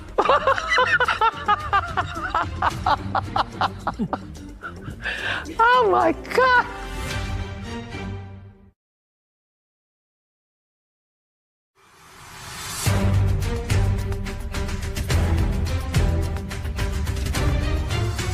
Essie Young claims her granddaughter's father, Keith Buchanan, refuses to pay back a loan she gave him for a car. This is a very simple case, because I don't have to get into the history of why you have custody of your granddaughter. Yes. Mr. Buchanan, according to you, asked you for a loan to buy a car. Yes. When was that? Before he got it, he was calling every day. Did you maintain a relationship with him? Yes and no. Would he visit his daughter? No. Ever? Once in a blue moon. Okay. I usually have to take my granddaughter to see him. Okay. It was sort of odd to me if he was never married to your daughter, so they didn't have a formalized relationship. They don't live together now. Why would you loan him I know that you did. Why would you loan him money? My granddaughter. Except you're a very nice person. My granddaughter asked me to. She said, Grandma, would you please help my dad? I told her I really don't want to. And she said, could you please do it for me? Oh, different story. Yes. And then I said, okay. Okay. So you discussed with your daughter during one of these visits that you needed money to buy a car? No, never did. You never did? No. Who is this person? That's my wife. Does she work? Yes. Do you work? Yes. Well, why would you ask your daughter's grandmother, who takes care of her, who's always taken care of her? You don't. Neither does her mother. Why would you not ask your wife's family? You both work. Take out a loan. Why would you go to her and ask her for money? But it was a situation that happened and I lost my previous car. I contacted SC. I talked to SC. No, I'm asking you why you would ask her.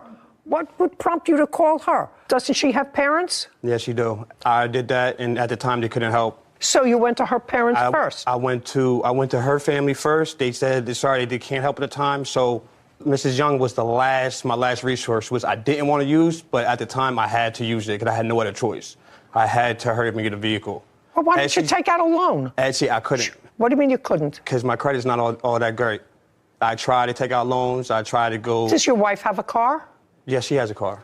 Okay, why don't you use her car? She worked. I work an hour and a half away from home, and she worked too, and we worked around the same time. How much money did you borrow from her?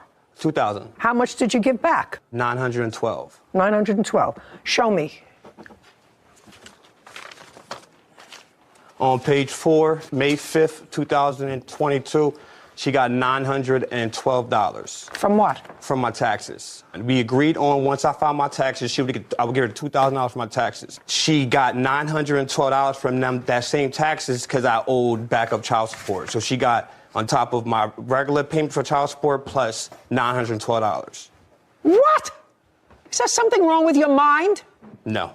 Did you just say to me, am I crazy? Did he say he owed back child support? Yes. And so she got that money that he owed her for child support, for taking care of his daughter, and he wrote that off of the loan. Is that what you're telling me? Yes.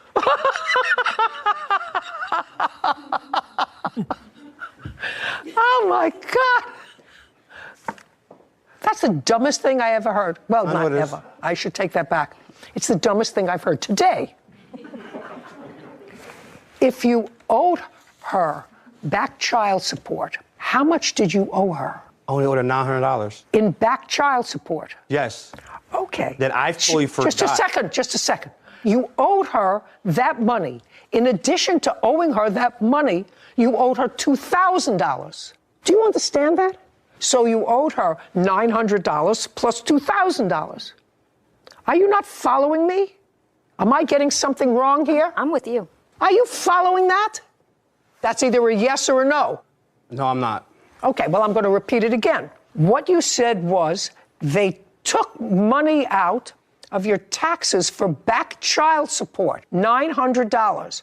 So that means you paid her $900 of the $2,000. That's what your argument is. Yes. Am I getting that? Yes. You already owed her the $900. I had no awareness that I owed her $900. When I found out that $900 got taken out the taxes, I had no tax coming back. I was like, look, you got $900. You're going to have to give me time. And that's when it went south. Oh, you got $900 that I owed you anyway. Now I need more time. Oh, my God. How is your granddaughter in school? She do okay? Yes, she does well. Okay? Yes. Okay. Either his math skills or his moral skills are somehow lacking. It's the moral. Judgment for the plaintiff in the amount of $2,000. We're finished. Thank you very much. This court is adjourned. I think the judge seen right through him. He was going to be miserable, so I just let him be miserable. No one thinks like that. As long as she go about her life, I go about my life, leave my family alone. I just think he was hustling me. Only contact me when he got something to do with my daughter, that's it. I don't want anything to do with him either. So initially, I may have been a little lost. It took me some time to get there. But I thought that what the defendant was saying was that he was expecting $2,000 on his tax returns. So he told plaintiff, when I get it, I'll repay you the $2,000.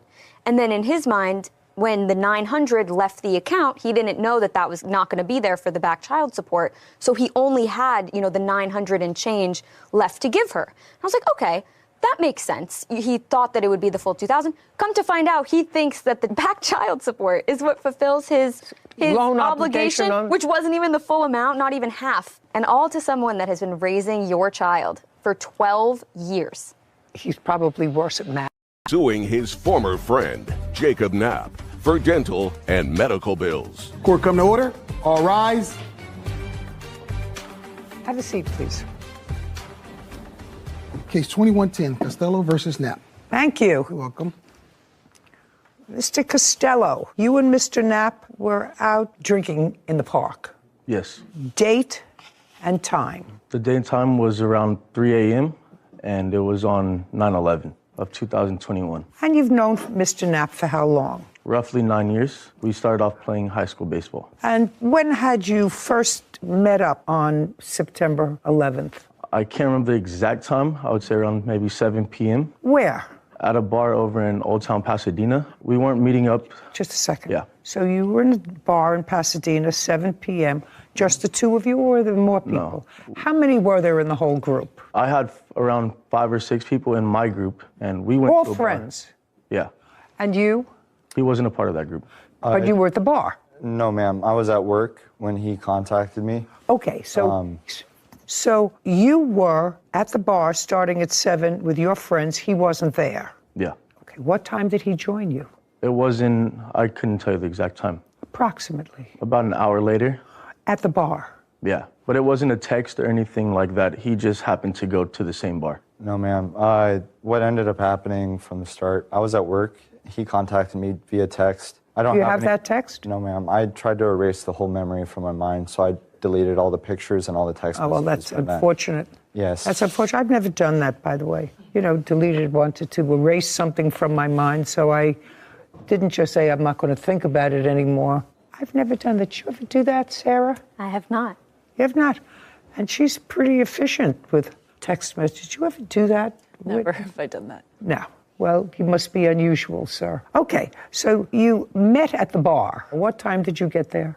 Well, my shift ended at around 9 o'clock. What time did you get to the bar? 10 o'clock. And when you got to the bar, you met Mr. Costello. Yes, ma'am. He had a few friends with him. How long did you stay at the bar? We were there till 12. Okay, so Mr. Costello, you had been drinking from 7 until about 12. Correct. The answer is yes. Yes, of course. And what's your drink of choice, sir? Beer. What else? The first bar that we were at doesn't serve hard alcohol, so it was just beer there. Okay, so from 7 to when were you at the first bar? Yeah. From 7 to when? 7 to when? Till 12. To 12. Yeah. So it's 7 to 12. At the same time as well. Okay, so from 7 to 12 you were drinking beer. Yeah.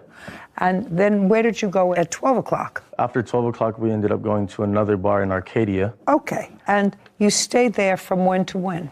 From 12 to closing, which is 2 a.m. And you were part of that group? Yes, that's when I initially met the group. At the second bar or at the first? At the second bar, yes. Not at the first bar? No, ma'am. Okay, so you got to the second bar, you were there you said you were there at 10 o'clock. Yes. So they weren't there when you arrived? They were there when I arrived, yes.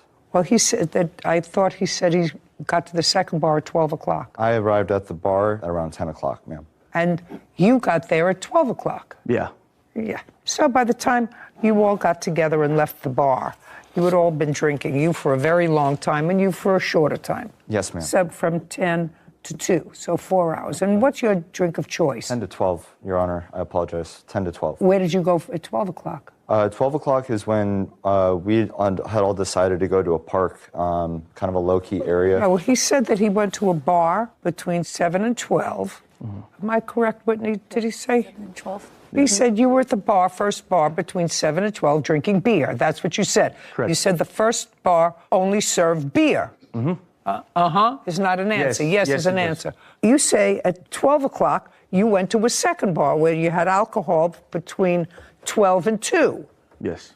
Correct. Yes? Correct. You got to a bar at 10 o'clock. Yes. Which one? The beer bar or the alcohol bar? I finished my shift, like I said, at 9, and I showed up at the bar at 10 to meet up with them, to try to rekindle an old friendship. Okay. Yeah. I actually don't care about that. All right, so partially you got your story straight, partially not. Anyway, you were two drunks. Now it's after 2 o'clock, and you decide to go to a park. How many people went to a park, and what park? It was the same amount of people that I was with from the start. And you were along at the park? Yes, ma'am. Yes, it was. Okay, did you take any beers to the park, or you went without them? You took beers to the park. The answer is yes. Yeah, the main reasoning of going to the park was after the bar had closed. Jacob mentioned to the group that he had beers with him. So that incited us to go to the park and have some to continue drinking. Exactly. Yeah. Yes, prior to me showing up, I did stop by 7-Eleven. And Okay, so you had beers with you, and you were at the bar. Yes. Nice, very good. Now you get to the park, you're drinking beers. Now you're going to describe what you say is the assault that you suffered at the hands of Mr. Knapp. Now, I want you to know my feeling before you tell me the story. Okay. I usually don't get myself overly exercised about what drunks do in a park. Do you understand? Mm-hmm. I know that you may be all exercised about it, although I'm not exactly sure you're all exercised about it. So if you really are, I'm going to listen to you. If you're not, we just eliminate this case. Do you understand? Yes, ma'am. If he just simply tossed me a beer, I don't understand how a beer can could chip my tooth the way that it Just did. a second. I can eat a biscotti and it can chip my tooth. Biscotti, that's a cookie. And that, I mean, I could chip my tooth on my grandmother's steak. It was so hard.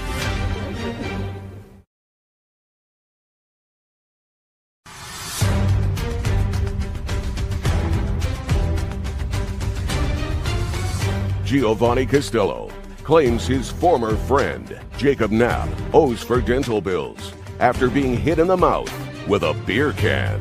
Okay, go. You're in the park, drunk. Starting He's in the yes. park, drunk. Yes. And To state I was not drunk because I was driving my witness here. I my want to friend tell you Maureen. something. If you were drinking Right. from 7 to 2, you were drunk. I hadn't been drinking the whole time that I was Let's there. go. Let's go. Okay. So going into it, I was sitting at a park bench with Maureen here. And then I had another 2 friends that were on the other side. And we're hanging out. They had the 2 across from me got up. They went further into the park, and I was sitting with just her alone. And I was just about to show her a video off my phone. Next thing I know, I get hit in the face by a beer. After that occurs, I reach to my mouth to see something's wrong there. And I feel that like a part of my tooth is missing. Okay, and that's what we're talking about. Yeah. That's the assault that you're talking about. Yeah. And you allege that Mr. Knapp was the one who threw the beer bottle. Yes. Okay. It was a full beer can. A can. Yeah, not bottle. Did you report this incident to the police? I did not take it to the police Just a because... second, I'm just asking you. Oh, sorry. The answer is no. No. I disagree.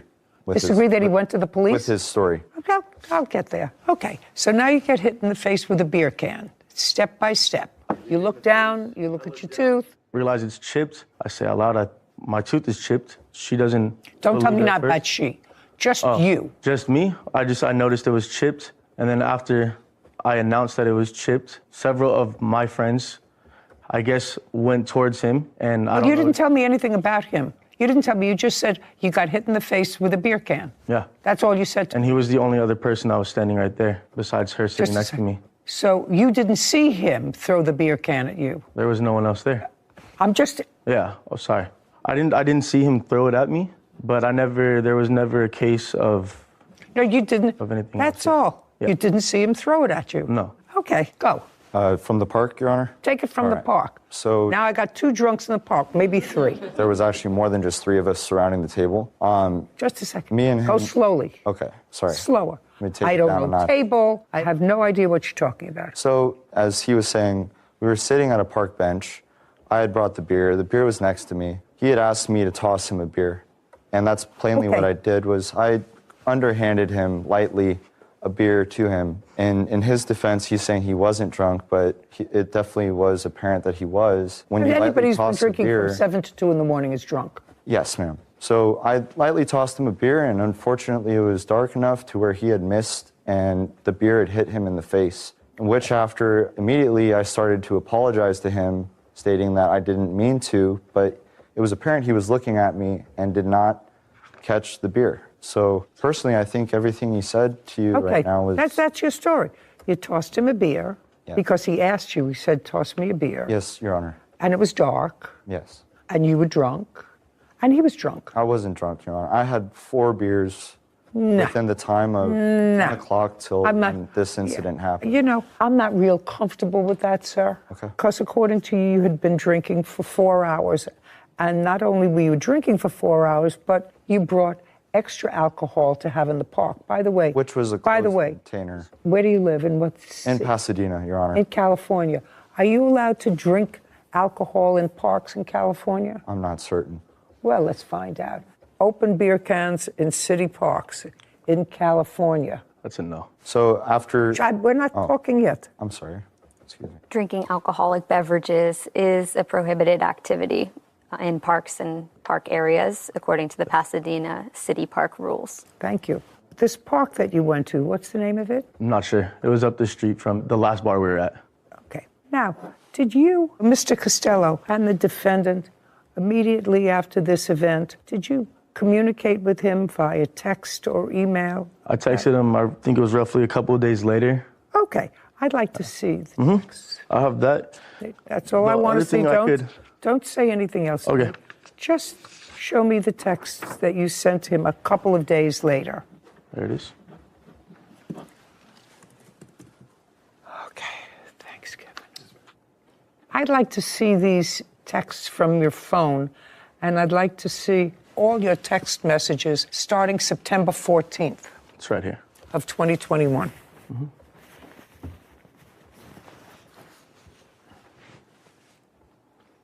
No, sir, you have to understand. What you said to me here, what you gave me, is 2 texts a year apart.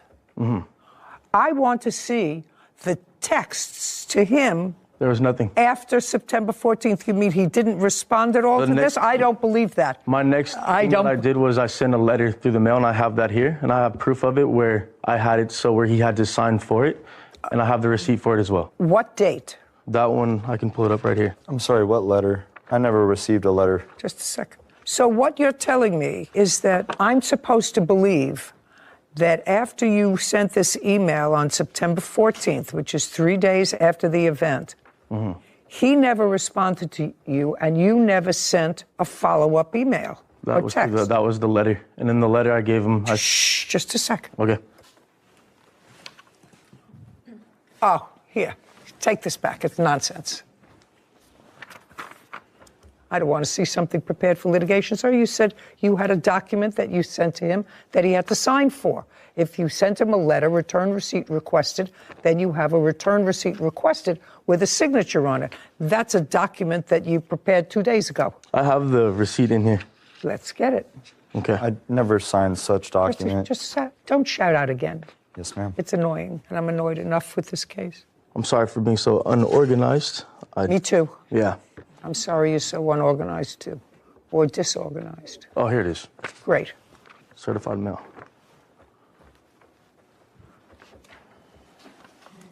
They're stuck to the back one.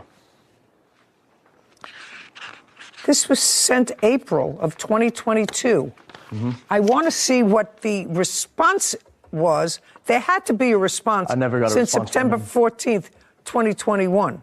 There had to be a response. I never got a response from him.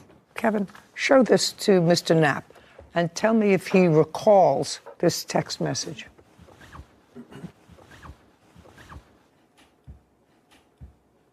Your Honor, no, I do not remember getting this text. Why would you respond a year later? I know from the past, dealing with Mr. Knapp here, he tends to always, being friends, whenever get into an altercation or argument, he unfollows me, blocks me on everything. Okay. So there's a possibility by that text message not going through. I don't deal in possibilities, sir. I sent the text message, and I have proof of there. It was delivered, and I never got a response from him. I'm just asking. Yeah. Sir, this incident happened September 11th. You have to understand, I think that if that's what happened. I tend to believe that the defendant did not just willy-nilly take a can and fling it at your face. I want you to know that I don't believe that. You were stupid enough to throw the beer can in his direction. You're two drunks, that's what happens. So don't get so drunk and go to a park. How old are you? 27. 27 is on you? 28, Your Honor. 28. You know, old enough not to be so stupid.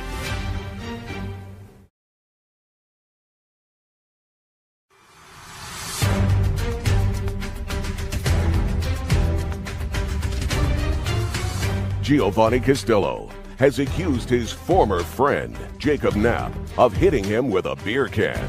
Jacob says Giovanni asked him to throw it. Okay, it is more likely than not that you were sitting with this lady who, according to you, you were supposed to drive home.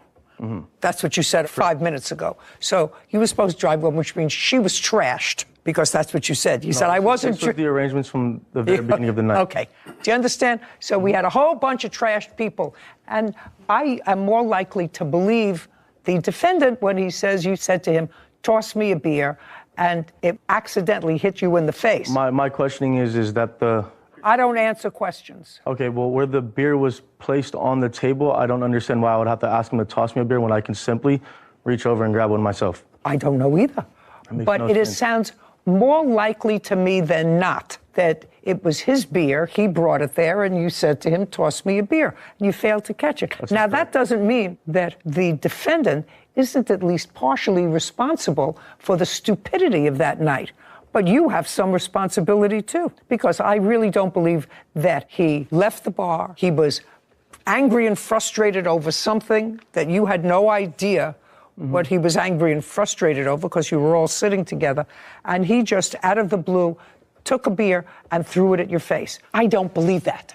Do you understand? If I could show you a picture here, you could see that if he just simply tossed me a beer, I don't understand how a beer can could chip my tooth the way that it did. Just a second. Mm-hmm. It can. It can. Okay. I can eat a biscotti and it can chip my tooth. Biscotti, that's a cookie, a very hard cookie. And have. Mm-hmm. And have. I mean, I could chip my tooth on my grandmother's steak, it was so hard. But certainly from a beer can. So I don't believe that you're blameless. What was your dental bill, sir? I have the statements here. While he's looking for that, you understand that if you were sitting there and instead of a bunch of beer cans and the plaintiff said to you, you know, that gun that's in your pocket, toss it over to me, I want to take a look at it. And you did. You took a gun out of your pocket and you tossed it over to him, and as you were tossing it over, it accidentally fired. Would it be his fault if he got shot? No. No. Whose fault would it be? Mine. Right. Because you weren't supposed to do that. Right. Because it was potentially dangerous. Of course. Well, same thing with a knife or an explosive device. Right. Or something very hot, like toss me a cup of coffee in a container and it splatters. So you don't do what anybody asks you to do if it's not a smart thing to do. Right. Unless you're drunk. Unless you're drunk. Your Honor, then, if I may. Yeah. Coming from a baseball background, such as me and Gio did. I don't care about your baseball background. There's no question, sir, that you acknowledge you threw it at him. And I'm telling you that if your excuse is that he asked me to do it, so I followed the fool's directions. I'm telling you, he's going to pay part of his dental bill, because I think it was partially his responsibility. But if you acknowledge that you were stupid enough to throw the beer can in his direction, you have to be partially liable. You're two drunks, that's what happens. So don't get so drunk and go to a park. How old are you? 27. 27 is old. And you? 28, Your Honor. 28. You know, old enough not to be so stupid. You know, you can figure 17, 18-year-olds are so stupid. At age 28, you should be doing something constructive. I assume you work? Yes. What kind of work do you do? I'm a chef. And you? I'm a lumberman, Your Honor. Okay, so you're both gainfully employed, letting off a little steam. That's fine. But if there's a problem that develops because anybody is not operating on all cylinders because of alcohol, you have to take responsibility. What was the dental bill? My dental bill came out to $2,342. Can I see that, please, Kevin? I have this here. I'll give you both.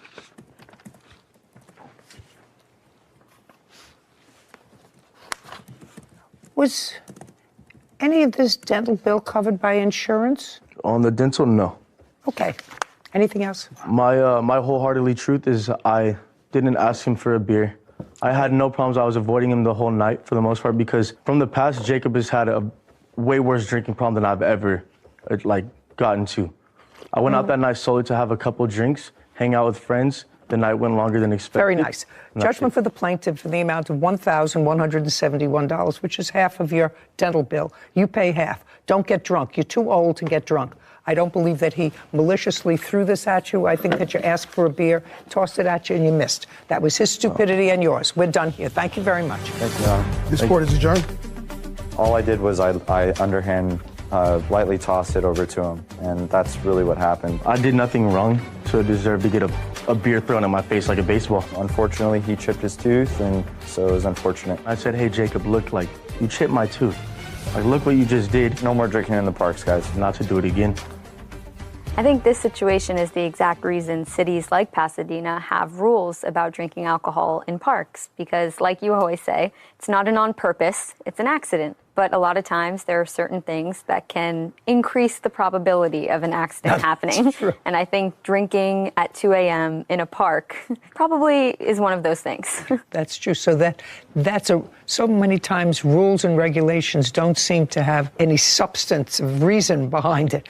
But this certainly is an example of why when the bar closes at 2 o'clock, you're supposed to go.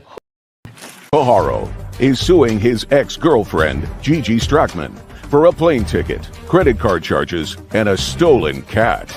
Court come to order. All rise. Have a seat, everyone. Hello, Judge. Case number 2016, Pajaro versus Stratman. Mr. Perari, it is your claim that the defendant, who lived with you for a brief period of time, owes you money for a plane ticket and for her unauthorized use of your credit card. That's correct. I don't know what the defense is to this, except that I think her defense is that you were just stupid and she took advantage of you. No. I'm trying to figure it out. I'm actually trying to figure it out. But you met the defendant, according to you, on an online dating app and started a conversation with her on what date? So we met in March 2020 on a dating app for LGBTQ people. We started dating in March 2020. 4 months later, she moved in with me, which I know is not smart, but... July?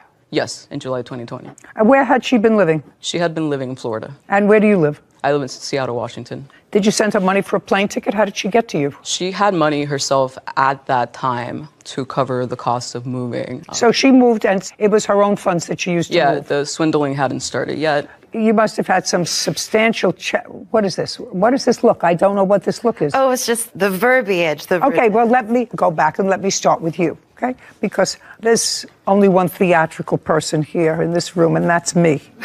Do you understand? I do. Yes. I get paid the big bucks to be theatrical. Okay, so Miss Strackman, you lived in Miami. He lived in Seattle, Washington. You decided to move in with him. What kind of work were you doing in Seattle? I was a video editor, but when COVID happened, everyone kind of lost their jobs. And what arrangements did you make with him when you were going to move in with him? He told me that if I gave up my life in Florida, I had a very lovely apartment, lots of friends. You had a lovely apartment, you had I nice gave up friends, everything to but go no and job. move to Seattle. Okay, so he said, move to Seattle and I'll take care of you. Yes. That's what you say in here. Yes. And that was in July of 2020. Yes. Is that about what you said to her? No. The reason she moved in, again, it was 4 months after we started dating, which normally... Had you seen her during those 4 months? We had Zoom. That's either yes or no. No. No, you had no physical contact with her? No. Okay. But because we were in lockdown and we were both pretty isolated, it made sense. Her lease was ending and things moved really fast between us, so we decided to try it together. Yeah. Okay. Was there any discussion about what she was going to do once she got to Seattle? Yeah. So as she stated, she was a freelance video editor,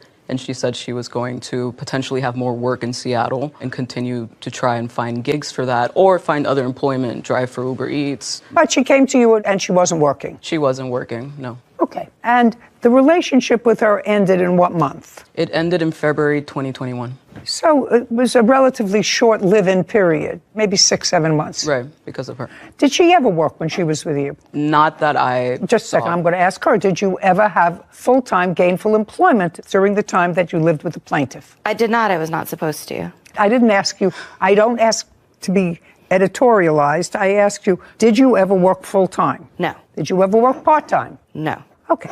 Then there came a time, according to what I read in both of your papers, that he purchased a plane ticket for you to go back to Miami.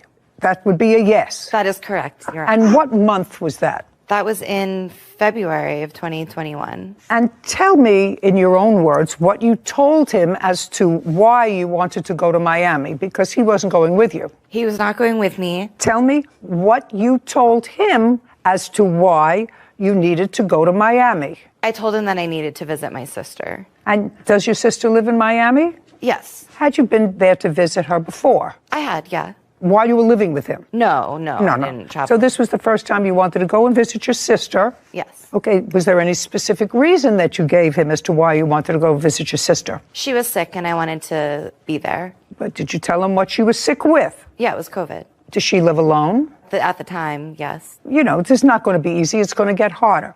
Now, the plaintiff seems like a relatively intelligent human being. Hands off hips. If somebody I lived with say, I want to go and see, unless it was a young child, maybe in a school or something that lived alone in an attic dormer, I want to go see my sister who's sick with COVID, and you don't have COVID, and this is 2021, I would say, well, why would you do that and put yourself at risk and then come back and put me at risk? Didn't you have that conversation? We didn't, Your Honor, no. It just didn't come up. I want to go take care of my sister because she has COVID?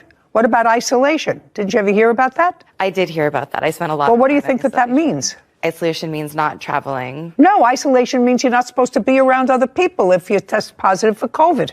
If you're sick, stay at home. You don't travel cross country to be with somebody who's sick. But it doesn't make any difference, actually, because you should have picked up on that or whatever, because you didn't really want this ticket, according to what I read, Miss Strackman, to go and visit your sick sister. You needed this ticket because you had started to become involved with a boyfriend who was in jail in Florida. Unfortunately, yes. Okay. So that's a yes, which you didn't tell him. So you took the money from him for, let's just start with the ticket, under false pretenses. I did, but Just a second. That's all. I did. Not a but. Not a little. I did take the money from him under false pretenses when you went to Florida. He said you needed it for one thing, and in fact, you didn't. That's under false pretenses. How much was the ticket? The ticket was for $427.40. Okay. And when you went to Florida, Miss Strackman, and you stayed in a hotel, motel, what did you stay in? I stayed in a hotel. And whose charge account did you use for the hotel? Yenny had given me a credit card. That's not what I asked you. It. That's a name.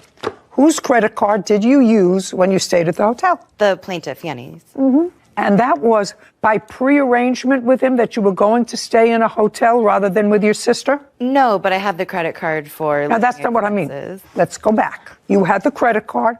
I'm assuming for the purpose of this question that what you say, and I don't know if it's true, but assuming for this question that what you say in your answer is accurate, that he gave you a credit card to use for your necessaries and expenses for emergencies. Yes. Yes. You would agree that going to visit secretly another boyfriend in Miami is not a necessity. You would agree that Yenny cheating on me was not a necessity. No. But did you use his credit card? I did, and I believe that human love and kindness. Okay, just a second. That's it. Do I look like I need help from you? If you had given him, Miss Strackman, a credit card, I want you to try to take everything else from out of your mind. If you had given him your credit card and said, I'm giving this to you because I said to you I would take care of you when we lived together if you didn't have a job. Let's say I believe that. I'm not so sure, but let's say I believe that. You would agree that going to see another boyfriend across the country was not a necessity for him or for me or for Whitney for you, no, or for Sarah. For me, I'm a woman with needs. I need dopamine. I need love. I need connection. And I wasn't getting that from Yenny. So it was a necessity that I went to go visit another man. Yenny had other girls as well on the side. But you didn't, just a second, Miss Strackman, you didn't pay for the other girls. You didn't pay for his other girls. I paid emotionally. Oh, you said, what an idiot. His ex-girlfriend, Gigi Strackman, owes for the cost of a plane ticket, credit card charges, and stealing his cat. Gigi says they were all necessary expenses for her. Now, you should feel so lucky that you got off so cheap. I think you should assume everything that comes out of her mouth. No. Why? Yeah. Because no. if I had, I wouldn't be here. I get who I'm dealing with, Yes. sir. $427 for the flight ticket. How much was the credit card? The credit card. Also, there's an incident with my cat as well, which Just a second. I'll address later. Well, I'm going to get to that in a minute. That's your least strong suit, but it sort of tells me again who I'm dealing with. Okay. How much did she use on the credit card in Miami? Okay. Only in Miami. Right. In Miami, she spent $1,000 on. Now, just a second. Is that a sheet from your credit card company? Yes. I'd like to see it. Easier. Would you like me to add the $427 for the flight ticket? Yeah.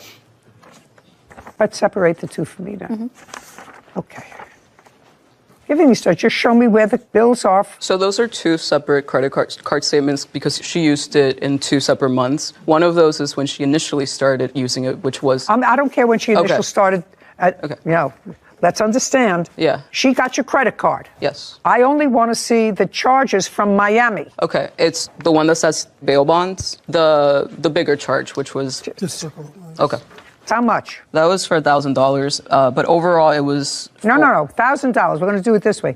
$1,000 bail bonds. Yes. Okay. Next. And then she spent $262.50 at a hotel for both of them. $250 for a hotel. And then she spent $105 on a fancy dinner for her and her lover. And her what? And her lover. Okay. 150? 150 is not fancy. That's the kind of person you're dealing with. 150. I don't think there's a question before you, madam. 10, 4, $1,400 there. Is that close? Including the 1,000? Including the 1,000, but then not including the 425. So it would be 1,827. Correct. Thank you. Okay. Now let's get to the final issue. So that takes care of your plane ticket and the credit card while she was in Miami. Now let's talk about the cat. Ms. Strackman, you moved in with the plaintiff July of 20. Yes. And when you moved in with the plaintiff, did he have a cat? Yes, he did. Okay. And what was that cat's name? That cat's name was Momo. And you lived with him a total of approximately 6 months. Yes, Your Honor. And during that time, the cat... No, I didn't ask you any questions. There's no question before you. There's no question before you. I have dates. You moved in, you lived with him for 6 months. When you moved in, the cat was there.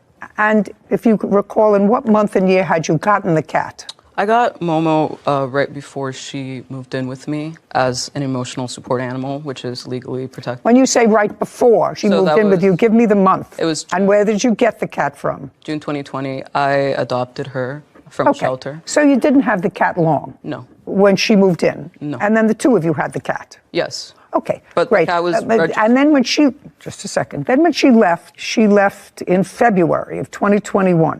Mm-hmm. Okay. We are now in August of 2022, and you recently filed this case with regard to your cat. Right. I didn't know where she was. Just a second. Disappeared. I don't care. Okay. You recently filed this case with regard to the cat. Did you make a police report when she left with the cat? I don't. The answer is either yes or no. I don't like involving the police, so no. I didn't want to ruin her life. Oh, well. I want to tell you something. I have a small 4-pound dog at home. I love that creature more than anything in the world, except my grandchildren, my husband, and my children. Hope there are enough life rafts for everybody, including the dog. I did try to hire a private investigator in Florida, but I didn't know where she was. Okay. You didn't report it to the police. And I do have a problem with that. Now, Ms. Strackman, you knew when you moved into him he had this cat that he had adopted. Yes, Your Honor. I want you to tell me what led you to believe you had the legal right to take that cat? Because that cat had become severely bonded to me. Yenny was neglecting both of us, both of the women in his life he chose to neglect. Because I was working and No, just a second. Don't. Sorry, I paid for everything. And so the cat. So he was neglecting the cat and you, so you decided maybe half a neglect, you could be one whole person. Exactly. Me and her are just getting out of here and gonna go start a new life together. I spent day and night with that cat. That cat was extremely bonded to me. She would be devastated without me. Tell me how the cat died in your custody. Tell me how the cat died in your custody. That's not a smile story. It's not. No, it's absolutely devastating. I am completely torn up about it. Unfortunately, my boyfriend's dog was not accustomed to cats and mistook her for a toy, and she did not survive that. What kind of a dog does your boyfriend have? We don't know the breed. I've never done the genetic testing. Do you have a picture of the dog? I do not. I didn't bring any evidence. I was hoping you just used brought your smile. Okay. She's not with her boyfriend. She said, I didn't ask you a question. There's no question before you. Love transcends bars, Annie. Okay. 1827, $1,000 for taking his cat, and because you're a fool. 7, 2, 8, 2827. Judgment for the plaintiff. Thank you very much. We're done here. This court is adjourned.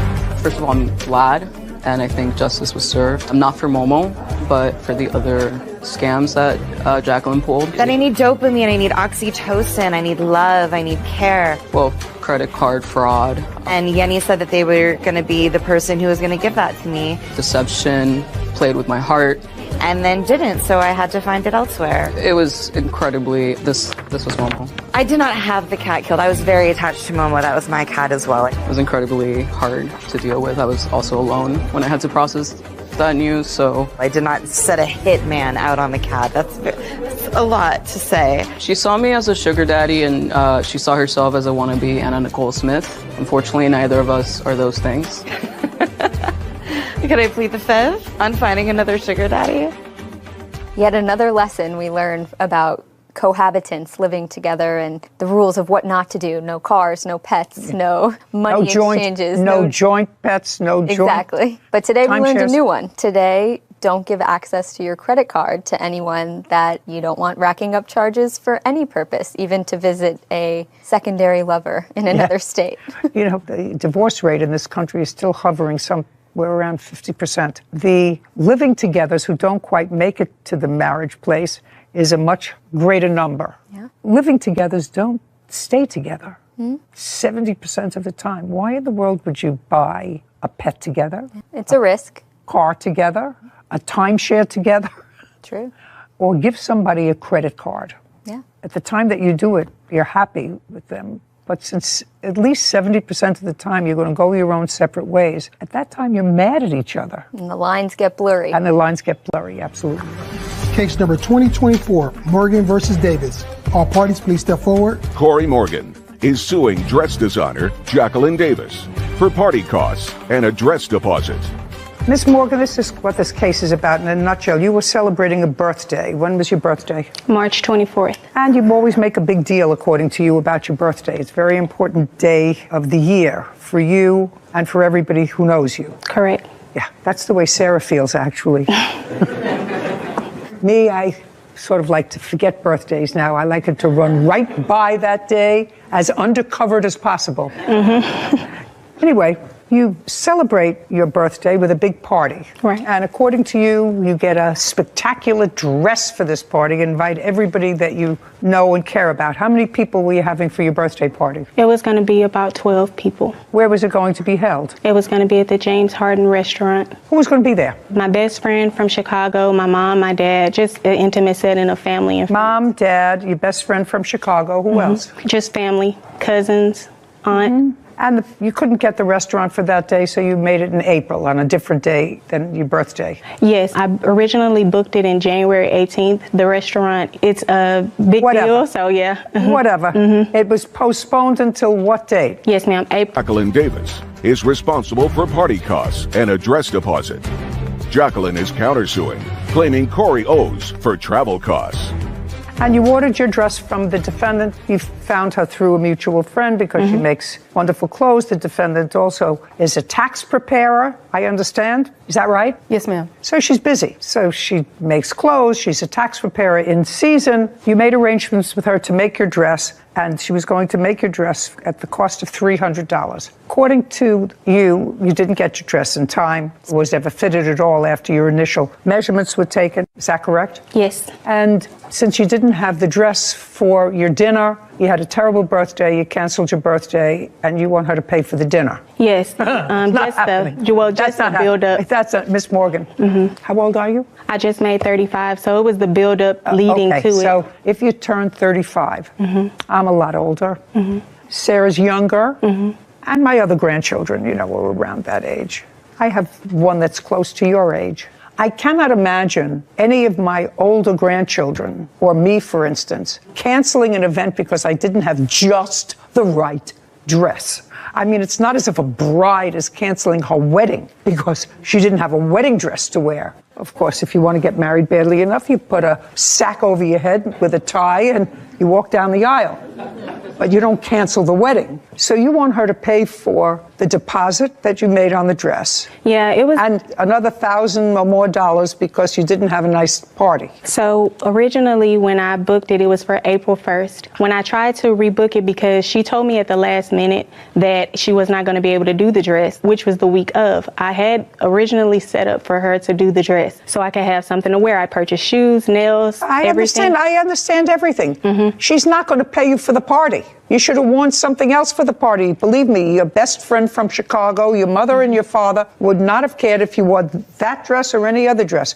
You should not be out a penny. Mm-hmm. I was out of penny. Well, you were out $150. You gave her $150. Is that right? Yes, Your Honor. Okay. I gave it back to her. I sent her a refund. Oh, you did send her a refund? Yes. Did you? Just a second. Up. When did you send her a refund, Miss Davis? I sent her a refund on March 29th. She requested a refund on March 28th, and I sent it directly to her. To her on March 29th? Yes. How did you send it, by check or? She sent me the money via Cash App, and I returned it via Cash App. Do you have verification of that? Yes, I do. And she kept that money? Yes. Is that correct, Miss Morgan? Yes, ma'am. That's just a yes. Yes. Well, what did you think you were taking that money for? You asked for a refund, she gave you a refund. I gave her $150 and she sent me $105 back, but she sent it the week of my event. So I don't care if it's the week of your event. Did you send her $105 or? I did. Why? Because I was charged a fee with Cash App, and also there were additional items that were purchased that I told her about that I deducted from that. You can't deduct anything from that. And you can't even deduct the fee from Cash App because what it cost her was more than $150 then to send it to you, right? Right. Right. So why should you send her less? Because I previously explained to her that I needed to order stones. Those stones were ordered. Oh, then you're going to have to eat those. You didn't have the dress in time. You didn't have the dress in time. The dress wasn't done. No, it wasn't done. Not even according to you was it done. She hadn't had a fitting on it. The problem is you gave her money, and you should have sent her exactly what it is that she sent you because you didn't fulfill your end of the contract. A day before the party is not the time to say it's 95% ready. Okay. She has to give you $145.88, which is exactly what she received. Am I correct that that's what she said? That is what she said. $145.88? Okay. She doesn't pay you for your disappointment, for your sorrow, for your party costs, or anything else, just for my own information, because that's my judgment. Did you spend your birthday with your mother and father? That's either yes or no. No, ma'am. Who did you spend your birthday with? My boyfriend. Oh, was he invited to the other party? The dinner, yes, but I had to cancel the dinner. I'm just asking. Yes. You didn't have to cancel the dinner because you didn't have a dress. That's what I'm trying to get to you. You could have gone to your dinner in that dress. I know, it's silly, and it's a little bit immature also. What about your best friend from Chicago? You told her not to come in because you didn't have a dress? Well, I told him that I would be canceling the dinner because I purchased shoes, my nails, everything was accustomed to the dress. So when she didn't deliver the dress, everything was already in black and silver. I did not have a chance to go look for anything because it was the week of. Oh, yes, of course you did. Of course you did, black and silver. You put on black pants, black top, and you put on silver around your neck. We're done here. Don't be ridiculous, Miss Morgan. You have to grow up a little. You have to give her back her money. Don't disappoint people. I mean, I know it's busy. It's tax time. You said to her, I'm busy. I'm working on things for the Oscars. You can't overstretch yourself. I know that it's very entrepreneurial to try to do too much. But sometimes when you try to do too much, you disappoint somebody. This court is adjourned. I'm not happy about it just because I'd already given her a refund. I'm happy with the decision. It was pretty much principle for me. She was very unprofessional. And given from the beginning, I worked with her. And she didn't respect my time, and she canceled on me at the last minute. And she waited to the last minute and canceled the order. So she canceled at the last minute because she didn't have the dress ready to begin with. Everything was really on her, but she put it on me because she was unhappy with how she chose to deal with the whole situation. We'll be getting another dress with my original person that I was going to go to. Absolutely not. But from now on, I definitely will be going with who I know. Will not work with the plaintiff again. So I remember seeing through COVID, a lot of wedding dress shops closing down, and the stress of brides going for fittings and seeing their dress, picking their dress, and then the shop just closed right out from under them. I wonder if any of them canceled their wedding because they didn't have the right dress. I think that one of the life's lessons is as you get older, You have to prioritize the importance of things. True. Spending time with friends, family, out of town, coming for your birthday. I couldn't imagine canceling an event just because you didn't for the have the wrong right outfit. dress. Because you didn't have the right dress. So I think that there's a lot of growing up to do, maybe a little less narcissism, because it would seem to me spending time with your boyfriend, your mother, your father, your best friend from Chicago is more important than having the right dress to fit your nails and your shoes. I agree. Maybe I'm just... Former landlord Charles Ashley for sabotaging their business, vet bills, and an assault. Court come to order. All rise. Have a seat, please. Hello, Judge. Case number 2036, Carter versus Ashley. Thank you. Welcome. Your sisters, is that correct? Yes. You decided, according to your complaint, to go into a business, some sort of a doggy daycare. In what month and year did you decide to go into that business? This year, 2 months ago, May. Do you have any dogs of your own? Yes. How many? I have a poodle and 2 pits. And you? I have 4 pit bulls. Did they all live in your home? They did, yes. They did? Yes. The two of you decided to go into this alleged business and needed some space, according to you, and went to the defendant who was renting a house. Is that right, Mr. Ashley? No, it's not a house. What is it? It's a building. What kind of building? It's a commercial building. Okay. On this commercial building lot, there's a backyard or a back yes. empty space, and it's an open space with a fence. Yes. So it's not a home. No. What arrangements did you make with the Carter sisters to rent them that space? I made arrangement with Deborah Carter. May I see?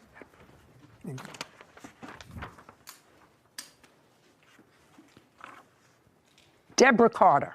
Correct. That's you. Yes. When for the first time did you meet Deborah? I think it was around the 4th of June. And she wanted to bring some dogs onto your property. Correct. How many dogs did she want to bring on your property? She didn't tell me. She told me she had a kennel. And when I got there and she had the dogs there in 2 cages, it was 7 dogs, 7 pit bulls. In cages? And yes, and they're there today. They're still there? Yes. May I see them, please? I don't have them, and I didn't know what to get together. Okay, I'd like to see what pictures you have, sir. Yeah. This is the 30-day notice that I've given them, and those are the pictures where she damaged. Miss Carter, sometime after June of this year, did you place dogs in this fenced-in open space in cages? Yes. Loud. You hear the way I'm talking? Yes. And how many dogs did you place in the cages? At that time, it was 7. 7 adult dogs? No, there's 3 adults and 4 puppies or 5. How old were the puppies? They were 6 months, 5 or 6 months. Who did the dogs belong to? Me. So all those dogs... Well... Let's get it right the first time. This is not going to get easier. This is going to get harder, Miss Carter. So the 7 dogs that you... Stop playing with your papers. The 7 dogs that you placed in the cages were your dogs. Mine's my sister's and another friend. How many were yours? You had 4 pit bulls. Mm-hmm. Were your 4 pit bulls there? Yes. Yes, that's a yes. So you're 4. Your sister has 2 pit bulls. Were her... Look at me. Your sister has 2 pit bulls. Were her 2 pit bulls there? Yes. So that's 6. And somebody else had 1. Mm-hmm. Who was the person who had 1? They're not here. It's a friend. We were watching their dog. They have a dog. So you put your 4 pit bulls, your sister's 2 pit bulls, and a friend's pit bull in 2 cages. No. How many cages? There are 4 cages, but... Okay. I'd like to see pictures of the 4 cages. There you go. And that's just to separate them. Your Honor, when she by first... 6. Shh. Just a second. Prior to meeting the defendant, where did you keep your 4 pit bulls? In the yard at my home. Was it in the backyard that you kept the 4 pit bulls? Yeah, they had space in the backyard, but they stayed in the house. And then when it's time to do their thing, they go outside. They stayed in the house in the living room. So they were house dogs? Yes. And what about your 2 pit bulls? I stayed in the front house. They stayed in the house with me. On what date did you bring your pit bulls to the yard? June 4th? June 6th. 6/6. And you paid him for a month. Is that right? Yes. How much did you pay him for the month? $500. And the 3 puppies that were 6 months old, what did you intend to do with those? We had people that wanted them. We were supposed to Wait, just a second. Were they yours or hers? Who did the 3 puppies belong to? Me. They belong to you. So don't speak for her. Okay. Good. I've been speaking for all my life. I don't care what you've been doing all your life. Right now, I'm getting answers to someone who may or may not be swift enough or savvy enough not to tell me the truth. Did you ever have more than 7 dogs in the yard? No. Okay. So this is what I'm sort of confused about. Of the 7 dogs that you kept in his yard, 6 of them were pit bulls that belonged to you. And what you're suing him for is you say because of him, you lost your kennel business where you want, well, that's what it says here. You lost your kennel business. Daycare. What? It's a dog daycare. It's a daycare. There's no dog daycare. They were your dogs. No, we were supposed to be inside. We were only supposed to be outside for a week. The business is a business, like you said. It has a storefront. It has a middle section. The storefront is where we take the small dogs. When you come in, we'll greet you, assess it, bring in the small dogs. If you have bigger dogs, he has a middle section. We were supposed to split the building in half. And he never cleaned the inside of the building. We had to go in there, power wash it ourselves. We bought our own paint. We were only supposed to be outside for 2 weeks until his people cleaned the inside for us. Okay, is that what you were supposed to do? No, Your Honor, they are lying. Okay. The building was a motorcycle shop. They ain't brought no paint. They ain't cleaned nothing in it. It's still not clean. Okay. And were they didn't have no money. Just a second. How much in total did they give you for rent? $500. Is that correct? Yes. For the first Just month. a second. Did you give them any more than $500? No. Did you have any other dogs other than your 6 dogs and somebody else's 1 pit bull ever on the premises? No. No, don't speak. I'm speaking to her. So whatever business you were, your investment in this business was $500. No. I worked for him May 25th to June 1st. I cleaned out 25 refrigerators. I don't care. That's not in here. That was a pay. Yes, it is. She ain't work for me. Just a second. I sent it to you guys. Just a second. Miss Carter, there is absolutely nothing here that says that you worked for him and he owes you for that. Well, let me tell you what your complaint states. Your complaint says money owed for sabotaging a business, vet bills because one of your dogs was injured, and I'm not saying actual and punitive damages for assault. That's what you're claiming. I'm just saying that I cleaned those appliances. He said that was a payment for rent. So that was for the 2nd month of rent. It was $500. Just a second. He was supposed to pay me every day, but I just told him to put it towards the rent. Okay. And that's what we agreed to. So okay. the 1st month and the 2nd month was paid for. Listen to me. My question is simple. Yes. There's only one attitude here, madam. Stand up. Are your dogs still there? Some of them. Get them off his property. Why is that? It's not It's his over. property. Very easy. You want to keep dogs in a cage like this? I can't control that. I am certainly not putting a judicial imprimatur on keeping dogs, and I don't care what breed they are, in cages in a backyard. So what I'm telling you this is you have 24 hours to get your dogs off that property. Get them off. He's going to get an order from a marshal. And if your dogs aren't off that property, they're going to the pound. So do you why is understand? Why is that? I want you to understand. I want you to understand my order, because now we're in August. You started this whole process in June. I'm finishing it before it gets too mucky. Get your dogs off the property. We understand each other? Why is that? Why? What did we do? We paid. We did everything. No. You paid him for 1 month in June. But You paid him in 1 month in June. We are now in August. This is a marriage that's not going to go well. Get your dogs off his property, and then you don't have to deal with them anymore. Do you understand? It's not his No, property. I don't understand. You don't understand that if it's not his property, then what are you suing him for? Because he's the one who stabbed me. Oh, just And a he's the second. one who- Just a second. So if we're eliminating money owed for sabotaging a business, and if you're suing him for assault, then I'll hear your assault. Then I don't have to hear any of the things about the dogs. So all I'm going to hear about is the assault. Tell me what happened. You were assaulted. That's what you want to tell me. Yes, July 5th, we had came. My witness, if she could speak, she had No, she wasn't assaulted, right? Yes. Okay. She was assaulted first, actually. She's the first one he swung on. Okay. Step up. July 5th. Your name is what? Priscilla Walker. You don't own any of these dogs, do you? No, ma'am. What were you doing on the property on the 5th of July? I sometimes go and help them with the dogs, clean up and feed the dogs. And those dogs that were there, they were there for at least a month from June 4th to July 5th. Correct. They're 6 pit bulls. Correct. Right?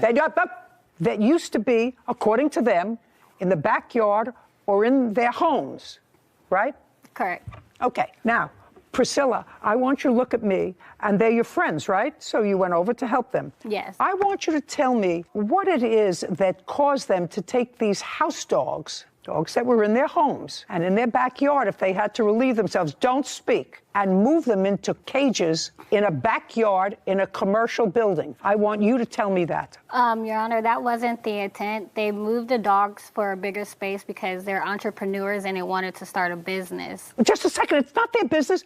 Business is starting a business with somebody else's dogs, not your dogs. They wanted to start a doggy, uncross your arms. They wanted to start, according to them, a doggy daycare. Mm-hmm. That I understand. But you don't start a doggy daycare by taking your dogs that are house dogs and putting them in cages in somebody else's backyard. Why not? Or somebody else's space. Your Honor, that's not necessarily true. We're millennials. When you're boosting a business, you want to use yourself and what you have as advertisement. And that's what they did. So the other dog that they did have was a friend, and the friend was actually paying for that dog to stay there. So it did deem it a business at that time. You still haven't answered my question as to why their 6 pit bulls were in cages when they were formerly house dogs for a month.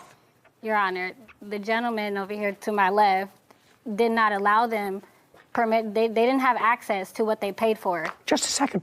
Are you telling me that for a month they didn't have access for the dog? You just told me that you would go there and help them clean up. To the inside of the building that was promised I'm not to them? talking about the inside of the building. Okay. And the pay clear. We got the whole yard. We had the whole pay yard. careful. Junkyard on his Inside the side. building. So They're not hearing all of you, and you're not answering my question. Denise and Deborah Carter claim their former landlord, Charles Ashley, broke an agreement to store their dogs. They also claim he assaulted them. Charles claims he was the one who was assaulted. Okay, if I was starting a doggy daycare business and I had house dogs, my little Shih Tzus, running around the house where they have been for years, I would not take them and put them in cages in a back vacant lot in order to demonstrate that I had a business. My dogs just a slept in second. the house. They slept in the house. They didn't roam in like your little Shih Tzus. They didn't do that. Just a Those are second. You pit bulls. told me that they stayed in your house. I said they slept in the house, in a cage, in an area. Yeah, well, that's exactly what I'm saying. I don't understand how you could take your pets. But they stayed outside. Because we were offering other things. We wanted to have All right, let's get to the assault. I'm not interested in this. Now, Your Honor, I have the lease here. I'm paying the owner $4,000 a month. He lied to the loaner and said he wasn't going to do any subleasing. He subleased the only thing I'm interested in is the only thing I'm interested in is the assault. So, Priscilla, don't speak. The 3 of you went there for what purpose on July 5th? To feed and clean up after the dogs. Okay, and you had done that before? Yes. And when you got there on July 5th, was that over a holiday weekend? Yes, it was. It was a Tuesday. It was a Tuesday, so July 4th was on a Monday. Yeah. Had you spent the weekend with them? I was there. I'm not speaking to you. Had you spent the weekend with them? No. Yeah. Okay, you say yes, she says no. I'm not asking you a question. Do you understand? So you spent July 4th. Go ahead. You spent July 4th with them. Is either yes or no? No. When did you meet them on July 5th? Around the morning. Around what time? 11. You're asking me with a question. 11? I don't know if it was 11. I'm asking you. 11 a.m. Did you have a discussion with them? Regarding the dogs, what you were going to do that day? Of course, we always have discussions about what we're going to do during the day. When you spoke to Deborah, did you ask her when she had last seen the dogs? No. No, you did not. Deborah, prior to July 5th, when had you last seen the dogs? July 4th. What time? It was about 5 o'clock. I was in there, cleaned them up. He came, locked me in for 4 hours. Okay, so on July 4th, you were in there feeding the dogs. Yeah. And July 5th, you went back in the morning again to feed the dogs. Mm-hmm. Is not an answer. Yeah. Now, tell me what happened when you got there on July 5th. On July 5th, when we went inside to feed the dogs, I went to go turn on the water hose, and I noticed that the water would not come out. That's when they were in the kennels feeding the dogs, and I told Carter that, hey, the water's not on. So the door to the building was open. I believe they both stepped in. When they stepped in, there was like verbal altercation. So when they stepped in, you heard that there was someone else in the building? Yeah. Okay, and that would have been you, sir? Yes. On the 5th? Yes, me and another friend of mine. Okay, and what were you doing in the building on July 5th? It was about 6 o'clock that evening. My friend came by the house. He's a general contractor, and I'm renovating the building to set it up for business. So I said, come on, let me take you up here, show you the building. I need your help. We get up there, I open the gate, go in, leave the gate unlocked, and we walk through the building. When I come around, they are in the building. All three of them or just one? All three of them. Had you turned the water off to the hose outside? No. Do you I used know? to water the dogs when they didn't come because they'd be barking so, and the neighbors next door, I just moved in, Your Honor. I don't want to make no enemies. That's why I told them I'm not taking no more rent from you. Get the dogs out. Okay. I tell them you trespass. Just a second. So now you went inside, or the Carter sisters went inside. Yeah, I said You heard some noise. Did you go into the building? Yes. Okay. And what happened when you went into the building? When I went into the building, he immediately got very frustrated and said, what are you guys doing here? Why are you here? You need to get off my property, get off my property. They're like, we paid you. We have an agreement. And next thing you know, he pushed Deborah Carter. He pushed her.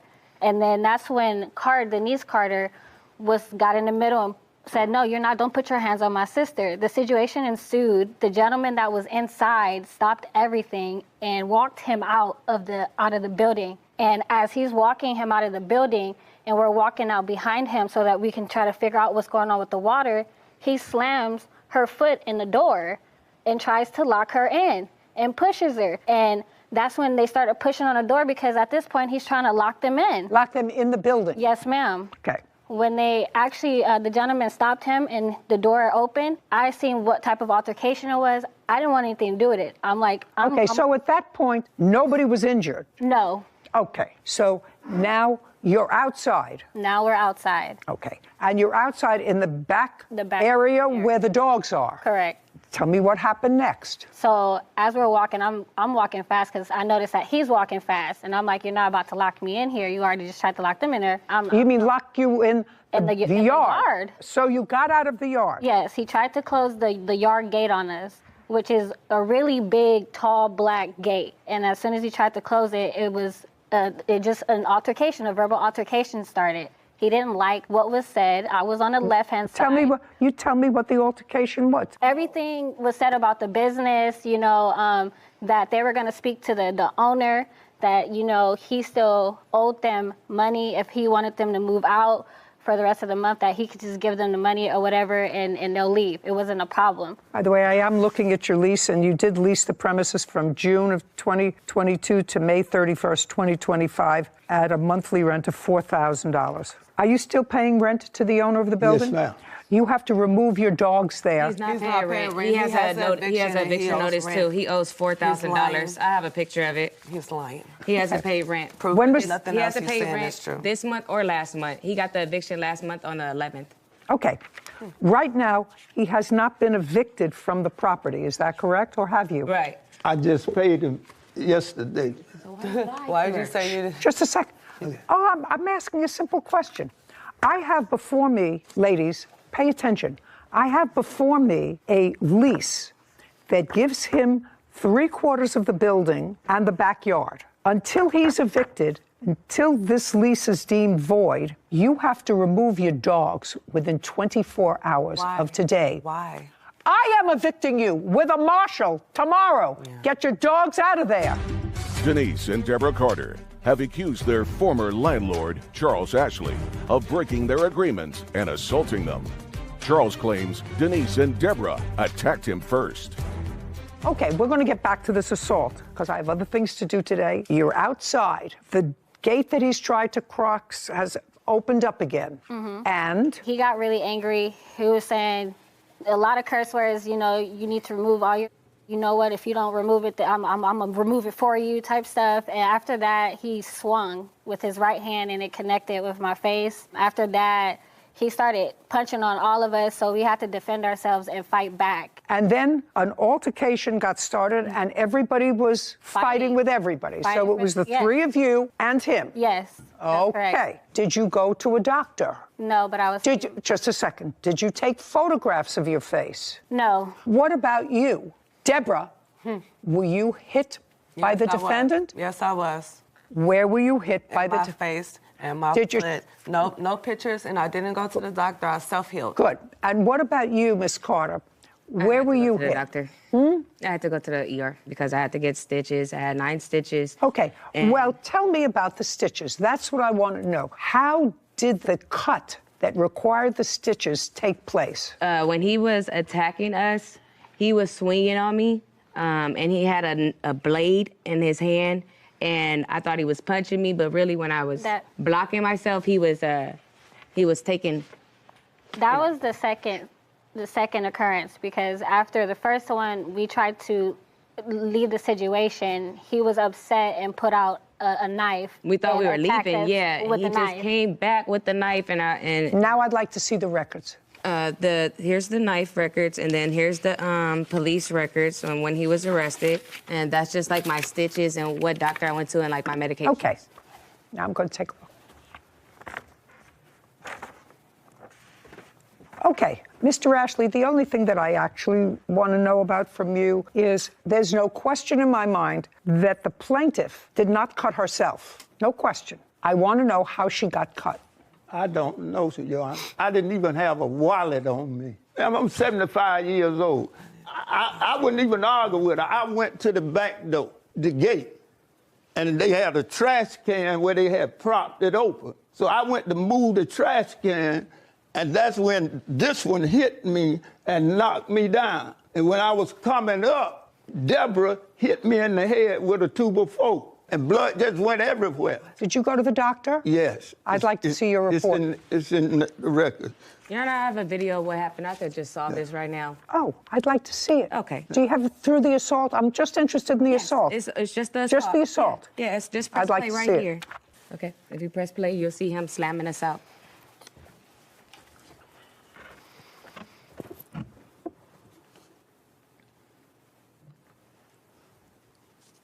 I don't see any assault. Well, yeah, but I tell you, my phone fell out the hand. Well, then don't show me what I can't see. All I know is he has medical records that he received 5 staples in the top of his head on that date. And that's not something he did to himself. No. Get up, stand up. He Where do you did do think that. you are? You think he did that to himself? Yes, do you see the tire behind him? He just fell over it. That's and exactly all what that happened. wood behind him, he fell on that Shush. stuff. Listen to me. Blunt head trauma, which is what the emergency, which is what the emergency. yourself down. Okay. You attacked us. You You're have- attacking us and punching okay. forward. Listen to me. It's okay. Listen to me carefully. right. You have now sit. You have 24 hours to get your dogs out of that yard. You want to show me pictures of a trash-strewn yard? That's not where I would keep my precious house dogs for an hour. So get your dogs out of there 24 hours from today. How do I counter that? This is not a dance party. I'm ruling now. 24 hours, remove your dogs. You have nothing left to do with him. He wants you gone. I want you gone. I want those dogs out of the cages on that property, and I want them gone within 24 hours. Now, there's no question, Mr. Ashley, that both of you were injured in that altercation. No question. All I'm asking is, subsequent to your arrest, did you have a hearing? No, Your Honor, I have it right here. They rejected the case. May I see it? They wouldn't even hear it. Sure.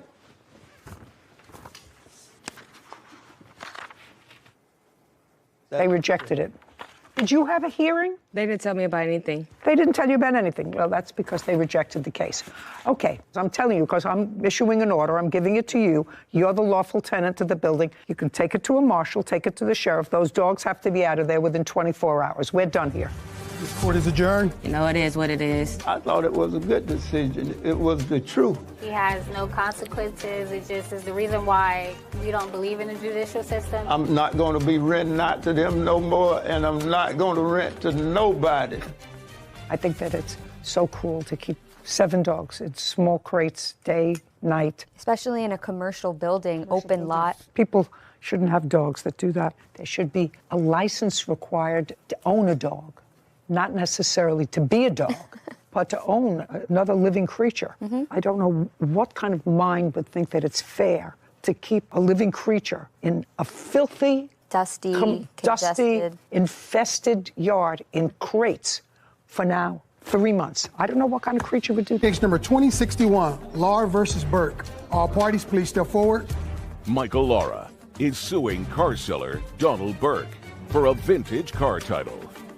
Mr. Lara, Yes, Your Honor. you had a truck, Yes. and that truck was a 2007 Yes, Your Honor. Nissan Frontier. Correct. When did you purchase it? I purchased it in 2019. From whom? From a private owner. I don't have his name, but I purchased it over on an auto app. So you found it online? Yeah. So it's still online. How much did you pay for the car in 2019? In 2010, I paid, I paid $10,000. I don't believe that. Let's try it one more time, Mr. Lara. Exactly how much did you pay for the car in 2019? $10,000, Your Honor. Show me a bill of sale. I don't have that bill of sale from back then. Okay. I have only the title that I had. Okay. Let's assume for the moment that that's almost accurate, because the truck is now worth somewhere between $8,000 and $9,000. So that would be a depreciation. So now it's worth $8,000. Okay. You decided to sell it. Correct. To trade it. And you put an ad online to sell it? Yes, I did. You, Mr. Burke, had a 1947 classic Chrysler sedan. Yes. When did you get that? Beginning of the year. Beginning of 22. And where did you get it from? A car dealer had it for sale. Car dealer where? Montclair, California. You remember the name of the car dealer? No, ma'am, I don't. But it was the beginning of 2022. Yes. And was it an ad online? No, I was driving by and saw the car. I kind of liked the way it looked. How much did you pay for it? $12,500. Do you have a bill of sale? No. That was just this year. Why don't you have a bill of sale? I have the registration and title. I don't need the registration and title. I need a bill of sale. I don't have one. Difference when you buy it from a private party, but if you buy, do you have, it was the beginning of January. How did you pay for the car? Cash. Cash. Do you have a withdrawal from your bank of $12,500 to show me? No, I don't. Well, how do you expect me to decide this case? You have a claim, you have a counterclaim. Nobody has any proof. How do you expect me to decide? Each of you is suing the other for $10,000 without any proof of anything. How do you expect me to decide that? Correct, Your Honor. You got it? Yeah, I got it. You got it? Yes. Michael Laura claims car seller Donald Burke owes him the title to a vintage car. Donald is countersuing, claiming Michael broke their agreement. Okay. Do you have a car now? Yes, I have a 2001 GMC truck. No. You have his car? Oh, yes, I have his car, yes. You have his car? Yes. And you have his truck? Yes. What do you want me to do? I wasn't the one that started this. Okay, Your Honor. He doesn't have the title. Well, he never produced the money that he was supposed to produce. I have his title to his vehicle. He signed it over to me, and he gave me the keys as well. Okay. I didn't ask you anything. Well, you have the title, you have the keys, you have the truck.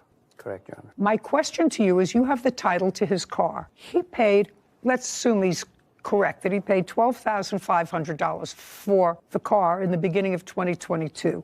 That car, which is a classic car, is now for sale, because I looked it up, I don't remember the numbers, for? Between $18,000 and $60,000 on the high end of what I've seen.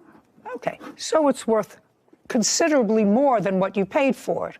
Roughly $10,000 more than what you paid for it, right? That's correct, Your Honor. You don't know him, do you? No, I don't, Your Honor.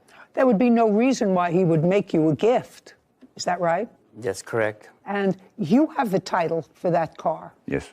Because you say, according to you, that he didn't fulfill his promise, Correct. his contract, to pay you an additional amount for it. Now, you say he agreed to pay you an additional $10,000 for it. Yes. I don't know that because none of it's in writing. Anybody have any proof of that? No, Your Honor. No. Yeah, good. And you want your car back. I would just. You want your car. Well, I'm not giving you $10,000. I want you to just understand that. Yes. Because you have no proof here of anything that satisfies me. So I'm asking you, you want nothing or do you want your car back? I want your $10,000. I'd rather have my car back than nothing. You'd rather than have your car back. And I'm sorry. I'm sorry. you have the car. Yes, I do, Your Honor. And you put in some money in the truck. Yes, the catalytic converters were bad. How much money did you put into the truck? $2,165. Okay. And you have proof of that. Yes. Yeah. Where? Can I help him? I don't need you for anything. Here.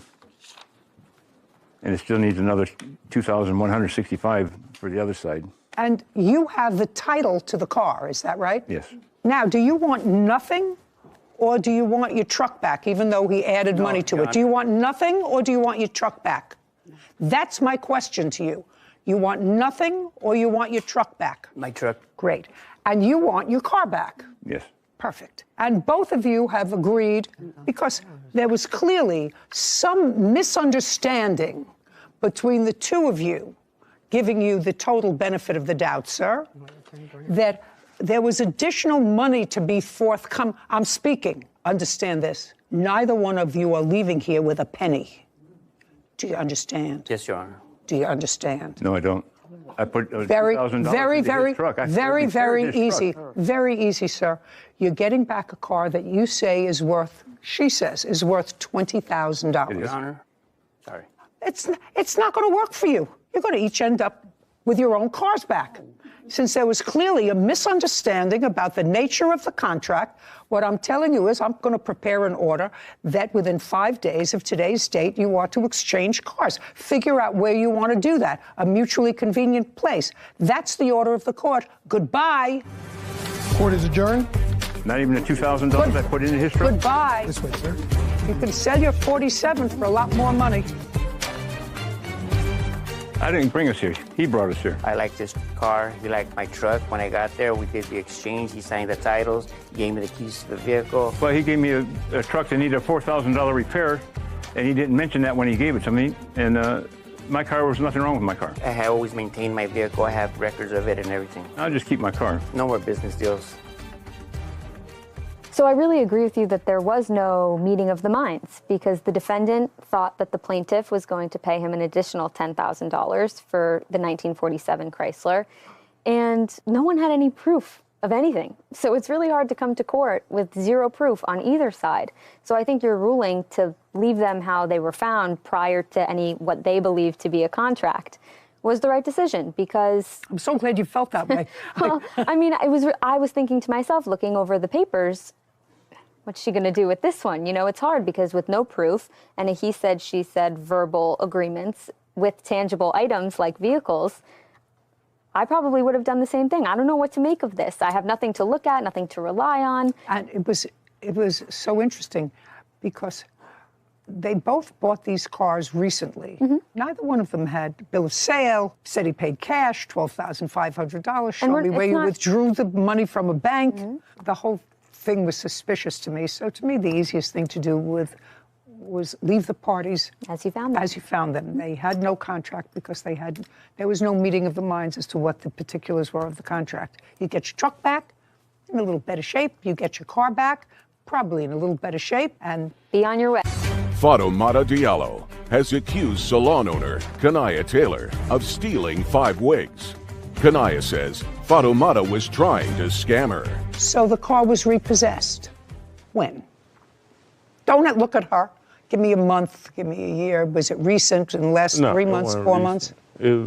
I can't give you a month. So it was repossessed because of non-payment of whatever the note was, because that's the only basis to repossess a car. Okay. Now, you say you're not living in that same apartment anymore. You were living in this 2-bedroom apartment with a roommate. Mm-hmm. Uh-huh is not an answer. Yeah. Yes is an answer. And you're no longer living in that apartment. No. And what happened to that apartment? I moved. She moved with me. Okay. You moved when? November. November of 2021. Yes. Just about the time of all these disputes over wigs. Did your roommate remain in the apartment? Yes. Did you have a lease in that apartment? Yes. Was your lease over, or did you move out during the lease? It was over, and I renewed it for my roommate. Now, the lease was in your name. Mm-hmm. Uh-huh is not an answer. Yes is an ma'am. answer, and you renewed the lease even though you moved out. Yes, ma'am. Where are you living now? In Conyers. What kind of place? House. And I pay all the bills. And what does your girlfriend do? She works. What does she do? She does lashes. She does hair. She does nails.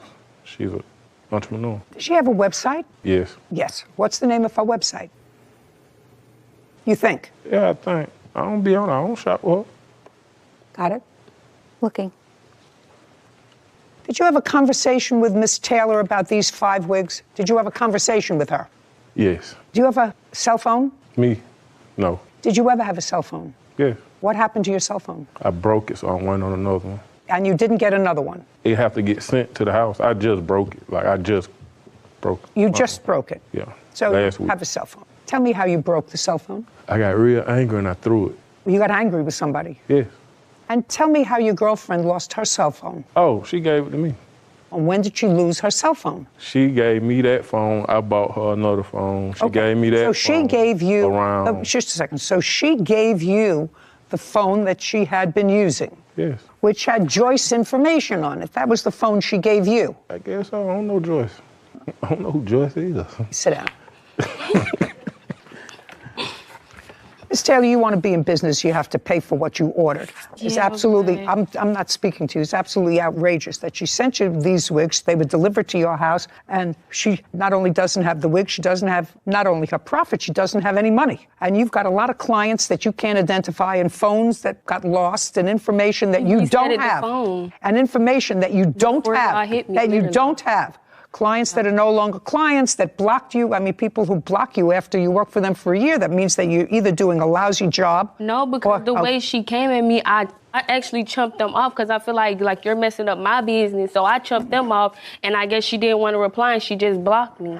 2196, judgment for the plaintiff. Your Honor, I have other text messages. I was out of business for month and a half. I have to tell you something. I can't discern whether you lost business or not because of this. I cannot discern that. Mm-hmm. I can give you back the money that you lost as a result of shipping her 5 wigs and not getting compensated for it. And I also have court fees, and I ordered a PI as well. But That just a second. More people that than I will just me hear. for wigs. What You were the your court scammer. fees?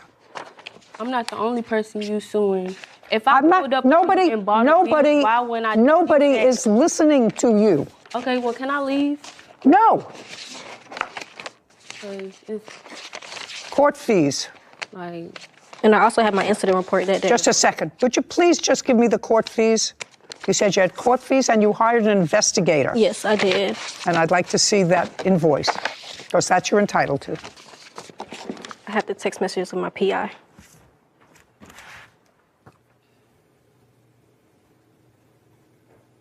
I don't know what this is. I don't know what this is that you're That handing was me. just- I asked you what the court fees were. I have my PI phone number. You have nothing. I didn't print out my court fees, but I do have my more. Do you have an invoice from the investigator that you say that you hired? Yes. And the work that they Yes, did? I have all the messages. I don't want messages. I need an invoice a payment? I did a payment, $400, and we had the text message trying to find her, everything. Can I see it, please?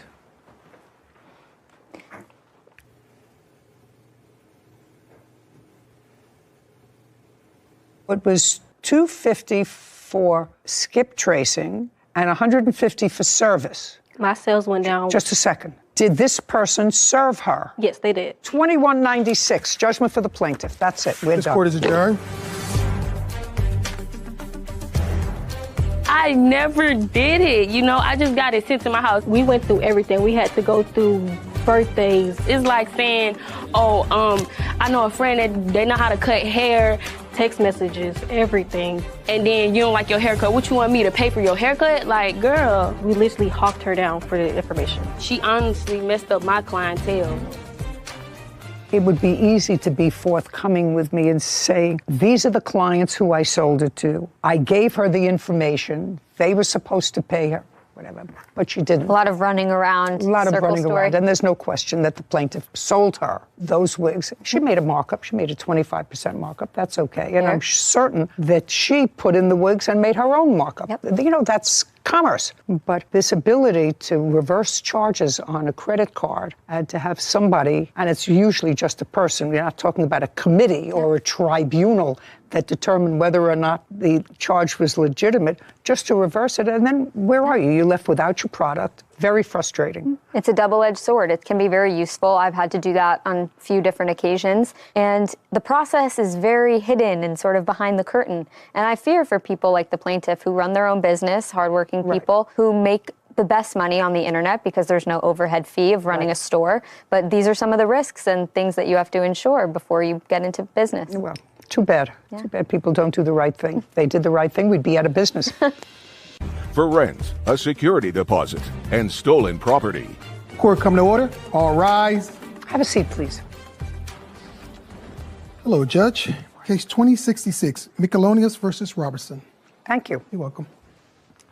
Mr. Robertson, how long had you been living in your apartment prior to renting a room to the plaintiff?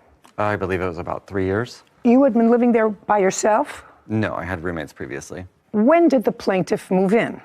I believe that it was January 1st of 2017. 2017? It may have been 2018. It was the first, I forget. It was 2018. That's correct. How long did he live there with you?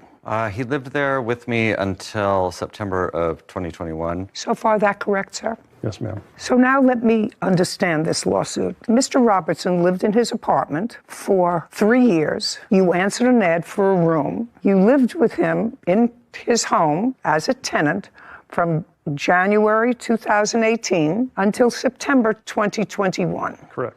At that time, there was a dispute. We will get into that in a moment. There was a dispute. During part of that time, Mr. Michelonius, you did not pay rent. Is that correct? During COVID? That's correct. For what period of time did you not pay rent? Well, there was, Give me how many months you did not pay rent? There was... You don't have to think out loud. How many months between January of 2018 and September 2021 did you not pay rent? Give me a number. That's a number. 4 months. Some months I paid partial rent. But there were 4 months that I did not pay any rent. 4 months, no rent. And how many months did you pay partial rent? I believe that would have been 4 or 3. So for 7 months, you did not pay your rent. Paying partial rent is not rent. Now, my question to you, Mr. Robertson, is this is an apartment that you rent. Yes. Or rented. Mm-hmm. From January 2018 until September 2021, was your rent current? My portion of the rent was current. What do you mean your portion? My portion that I was responsible for. No, it's your apartment. You're responsible for the whole thing, Mr. Robertson. Yes. Okay? You're responsible for the whole rent. And if what you chose to do was to say to your landlord, listen, I have a roommate, I'm just paying my portion of the rent, my roommate isn't paying his, then your rent wasn't paid. Yes. And I assume that your rent wasn't paid for the same period of time that he didn't pay you his portion of the rent. Yes. Was it for any period of time greater than that? greater than the 4 months or the 7 months that he didn't pay rent? I went through my bank statements and they went back until, I believe, July of 2020. And that's as far back as my bank app lets me go. Okay. There were more months than that I received partial or no rent payments for. From him? From him. I'm asking you about your landlord. If you didn't pay your landlord, you telling me your landlord didn't file an eviction against you? There were several months that he did pay his full rent. And so that would have meant that the entire rent for that period. Well, I know, but if the rent was not paid, did your landlord ever serve you an eviction notice? No, there was an eviction moratorium in Alameda County at that point for unpaid rents due to COVID. Gotcha. So that would it be a fair statement that you both took advantage of that? He took advantage of it, and so did you. I wouldn't say that it was me trying to take advantage. I would just say it was my inability to cover the entire rent. Your portion as well as his. My portion was always covered. Your portion was covered? Yes. Okay. Now, Mr. Michelonis, when did you move from month and year? It was September of 2021. And when did you leave there? I believe it was the 3rd or 4th week of August of 2021. So you both left the place at about the same time? I left involuntarily, but yes. Well, you left involuntarily because that's what this case is about. Okay, so now I have the structure of it. Do you understand the structure of it? I understand. You understand the structure of it? I just want to make sure that people out there watching understand the structure of it. So you were the rentor, and you had an argument. It resulted in a protective order for somehow some genius put him out of his own apartment because of these protective. You weren't in the hospital for anything, were you, as a result of an assault? No. No. You have no medical records there of being treated for any injury. It was a harassment. Just a minute. Do you know my husband harasses me every day? Every day. I couldn't think of evicting him. I mean, you do other things. So the answer is, you were never treated for any illness. You were never treated for anxiety at a hospital as a result of this harassment. As a result of your allegations, let us say of harassment, Mr. Robertson was ejected from his own home, from which you had not been paying rent, your portion that you were supposed to pay contractually with him for months because of COVID. Am I getting this story right? So far, I'm not finished yet, but so far, is there anything that I said was wrong? I think that's pretty close. I mean, okay, so that's pretty close. And now what you are seeking here is, should I say basically, and I hate that word, basically, but it's appropriate in this case. So all of those haters out there, she used basically, I don't care. It's appropriate here. Mark Michelonis claims his former roommate, Christopher Robertson, owes for rent, a security deposit, and stolen property. Christopher is countersuing, claiming Mark owes him for rent. Now, what you're claiming in your lawsuit is that after a review of the copy of the underlying lease, you found that you were paying the vast majority of the rent. Correct. And so you want a return of that money. That's correct. Under what theory in the law? Well, basically that he defrauded. No, now you can't use a basically. Okay. I want to know what theory is there in the law that says if I own a building and I lease to someone the whole building for $10,000, and then I find somebody who is prepared to pay me, and I have the first 2 floors of the building. 3rd floor is vacant. I find somebody who's willing to pay me $9,000 a month just for the top floor. That makes me a good business person. But unless there is something that prohibits him from doing that. There is, Your Honor. Show me. There's a clause in the lease. No, just show me. Okay. I'm a lawyer. I can read a lease. So the sublease that I agreed to with him incorporates the entirety of this master Just a second. lease. I'd just like to see it, please, sir. I'd just like to see it.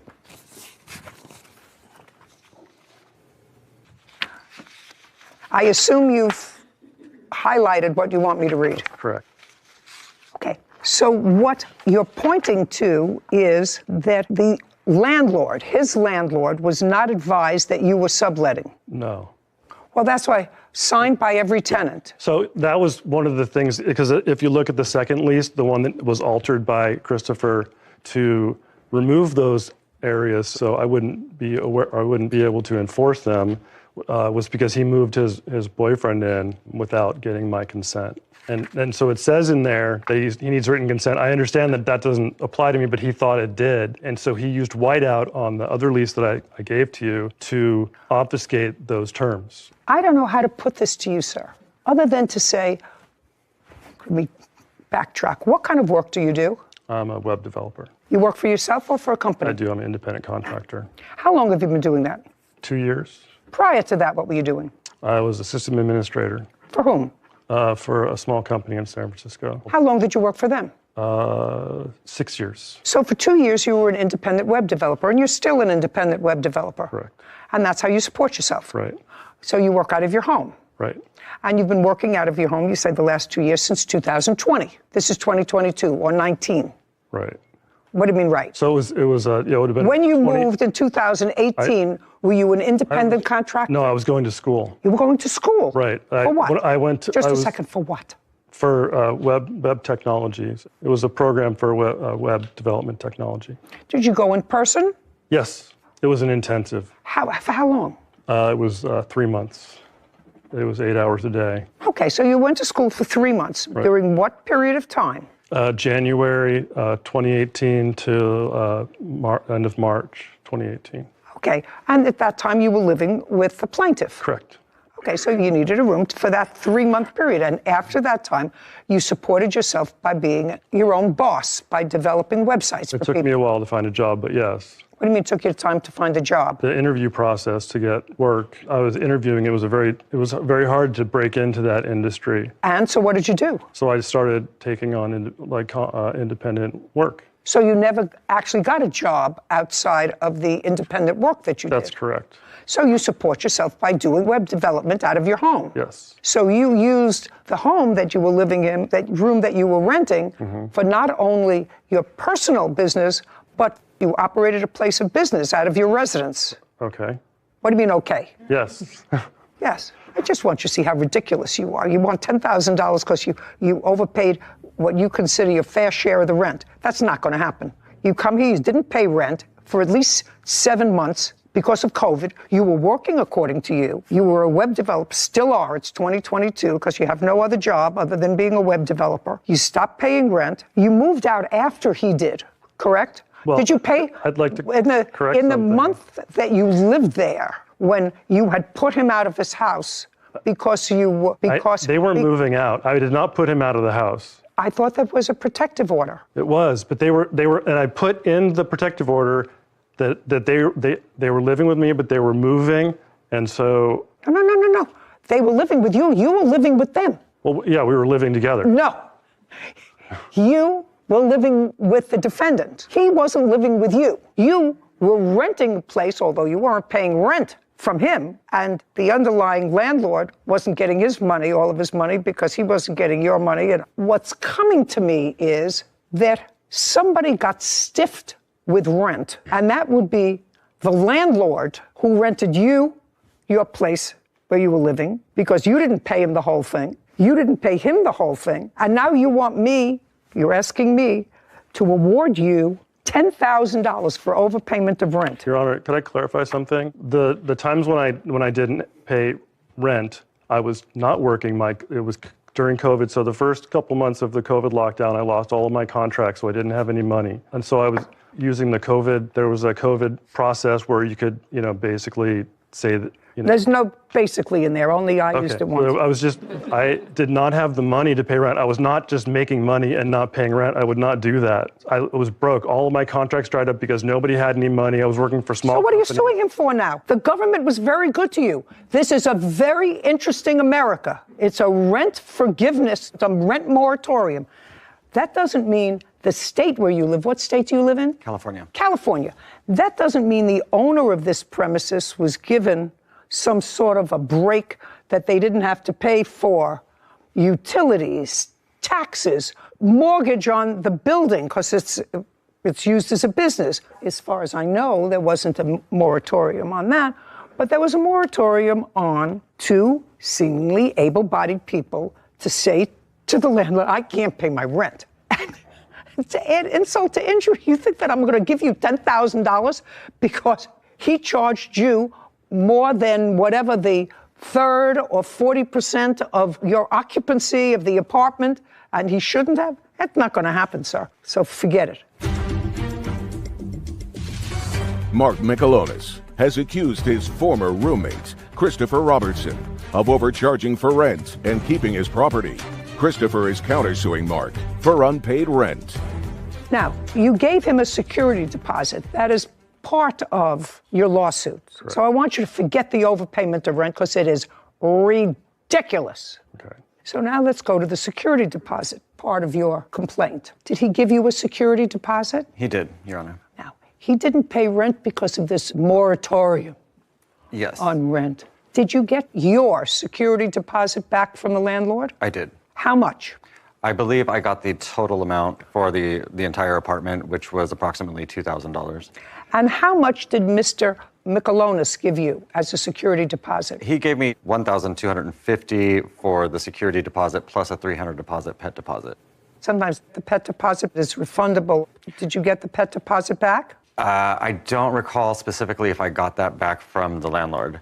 But you did get back your entire security deposit, which included his $1,250. Yes. Okay. That's correct. Let's hold that in abeyance for a moment because now I'm going to go to your counterclaim. Sure. I think that's all I have to deal with. Oh, and property taken without permission. Did you get that property back? There was some. I did not. What property was it? There was a stone Buddha carving. There was some dishes, some glasses. Oh, give me a break. Do you have a stone Buddha carving? I have the stone Buddha carving. I have a small statuette, a rooster that is his, and a small metal. Great. Would serving you spoon set. pack those up? Yes. Do you live close to each other? I haven't been able to because of our mutual restraining orders. Fine. Do you know where your local precinct is? Yes. Where is it located? I believe that the closest one would be downtown for me, downtown Oakland. Okay. You'll find out before you leave today. In 5 days, drop it off at the local precinct. Absolutely. Let him know when, and he could go pick up his Buddha. Yes, I don't want Great. bad in my home. Terrific. Now, money owed for COVID debt is your counterclaim. Yes. Which is what? It is a total of $55.35, I believe. For what? That is the unpaid rent. But you didn't pay his rent, you just told me. Right, and so this is the outstanding balance of the rent that he never paid that I'm responsible for as the master tenant. Oh, no, you just told me that you got your security deposit back. If you got your security deposit back, sir, that means that the landlord is finished with you. According to the law... Not according to the law. If you got your security deposit back, the entire security deposit, the landlord has written it off because otherwise he would have taken your security deposit if you owed him or her money. Do you understand what I'm saying? It's very simple. I understand what you're saying. It's very simple. I wish I could explain that to them in your... Well... in your manner. I want to tell you something. I've been here a long time. If a landlord is owed $5,000, yes, he doesn't say, well, tenant owes me $5,000, but his apartment was clean. I'm going to give him back his $2,000 security deposit. That doesn't happen. So only in the land of Oz does that happen. They might live there. No, they might live there, but I don't live there. Okay. You owe him $1,250 for security deposit. This case is over. Your counterclaim's dismissed. We're done. Court is adjourned. Thank you very much. I would just like to bring... Bye. Well, I was a little upset. He's being a drama queen. The clause in the lease was to prevent people from basically taking advantage of the fact that they've been living in a place for a long time and gouging rent for new tenants. He said I was price gouging him because he was enough to pay more rent than he might have if he had done some more research. They were trying to make it equal, and every place that I've lived in, there was always an equitable share of the rent. Like no one was ever gouging anybody. So I felt that I was unjustly charged. Well, I can't say it wasn't very satisfying to hear the judge call his claims ridiculous to his face. Basically, he was leaving the front door open, making it so my dog could escape easily. He was filling the house up with smoke. We both burned sage. He was basically trying to get me riled up. He wanted me to move. While I am disappointed that I won't be able to recover some of his COVID debt. Basically, the moment that he was inconvenient for me to be there, he tried to make my life miserable. I'm glad that I will never have to see him again, and this is done. I'm not living with roommates ever again. I've got my dog, and we're cool. He was a nightmare, and I never have to again. You know, far be it from me to second guess another judge, but it would seem to me sort of outrageous unless there was some sort of a physical altercation why anyone, because he clearly was excluded from his house. He left first, and he said, involuntarily. Would anybody exclude the original tenant? The original when I read the papers, I thought the same thing. I thought that was outrageous, that they would throw out the primary leaseholder on a lease in favor of his subtenant, which may or may not have been legal to begin with. I can understand it if there was something more serious, but harassment, I just don't understand it. But I didn't. Mine is not to wonder why. Mine is but to do what I do. And I don't think that when you come into a court where you have at least participated marginally in a giveaway, to then come in and say, you know what, there's a technical thing. He wasn't supposed to charge me this much rent because I didn't occupy this much of the apartment, whatever. Ridiculous. When you didn't pay rent for 7 months anyway. It made my job a lot easier. Hey, hello. স্বাগতম জানাচ্ছি আমার নতুন আরো একটি ভিডিওতে। চলুন কথা না বাড়িয়ে আবার পড়াতে ফেরানো যাক। সো আমরা কথা বলেছিলাম বিগত ভিডিওতে কর্মদক্ষতার কিছু কথা নিয়ে।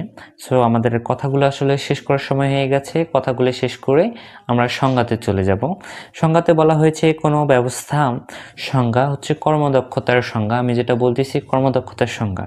আসলে কোনো সংজ্ঞাটা হচ্ছে কোনো ব্যবস্থা বা যন্ত্র থেকে প্রাপ্ত মোট কার্যকর শক্তি এবং ব্যবস্থা বা যন্ত্রের প্রদত্ত মোট শক্তির অনুপাতকে ওই ব্যবস্থার বা যন্ত্রের কর্মদক্ষতা বলে।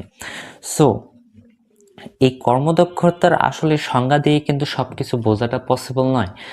এরপরে আমাদেরকে জানতে হবে বিশ্লেষণ। সো বিশ্লেষণ জানার আগে আমাদেরকে আরেকটা জিনিস জানতে হবে, সেটি হচ্ছে এটা একটি সূত্র রয়েছে। সূত্রটা হচ্ছে কর্মদক্ষতা ইকুয়াল টু মোট কার্যকর শক্তি ডিভাইডেড বাই মোট প্রদত্ত শক্তি। মোট কার্যকর শক্তি ডিভাইডেড বাই মোট প্রদত্ত শক্তি। আচ্ছা, এখানে কর্মদক্ষতাকে সাধারণত শতকরা হিসাবে প্রকাশ করা হয়ে থাকে। কর্মদক্ষতাকে আমরা কি দ্বারা প্রকাশ করি? কর্মদক্ষতাকে আমরা সাধারণত শতকরা দিয়ে প্রকাশ করে থাকি। So E minus W equal to U. সুতরাং কর্মদক্ষতা N equal to U divided by E into 100%। I mean শতকরা দিয়ে সবসময় লিখতে হবে। সো এটাই। তারপরে এখানে দেওয়া আছে অনেক কিছু দেওয়া আছে। দেন আমাদের কিন্তু কাজ ক্ষমতা শক্তি চ্যাপ্টার ফিনিশড। সো আমরা এখন ট্রাই করব নতুন কোনো চ্যাপ্টারে যাওয়ার। আপনারা অবশ্যই যে সূত্রগুলো দেওয়া রয়েছে এই সূত্রগুলো পড়ে নেওয়ার চেষ্টা করবেন। আর যদি পড়ে না নেন তাহলে কিন্তু আপনার পুরো অধ্যায় সম্পর্কে ধারণা থাকবে না। ততক্ষণ আপনারা ভালো থাকবেন, সুস্থ থাকবেন। Previously on Judy Justice. We start arguing at this point, like we're both yelling at each other. It's getting heated. She then tells me that she's going to have some dudes come and beat me up. Gallo, out of nowhere, comes from a corner and tries to swing at me. She then lets these men inside the house. They're banging on my door, talk about bring your outside. All this mess, I immediately got everything that I could, and I booked a hotel at the Westin. Claim is that during the time that you were in the hotel, there was damage done to the property. Right. This is the way you found it. Yes. Can you explain these photographs to me? I can't explain the photographs. I didn't do it. This is vandalism. Somebody took powder and liquid and broke mirrors. And quite frankly, I don't know this gentleman well, but he does not appear to be psychotic. Do you have any other proof that he caused this serious vandalism of his own house? I do not have proof that he caused it, but I do have proof I was not there. And I don't care whether you were not there or not. So I have to decide if it was a stranger, the plaintiff, or this side, maybe not you, but someone acting on your behalf. And now, the conclusion. Carlos Guillen claims his former roommate, Nigel Pine, and her boyfriend, Gallo Jume, vandalized his property. Nigel is countersuing, claiming Carlos had her falsely arrested. Okay, so if there is no other proof, what? May I interject, please?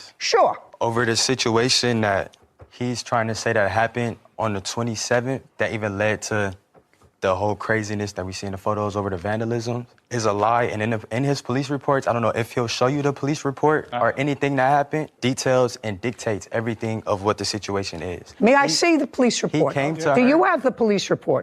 She has. I was not able to get the police report because I am listed as a suspect. I'm not a Let's victim, see. so they wouldn't give it to me. But if I may interject, because I'm reading something. You're gonna need more information to understand.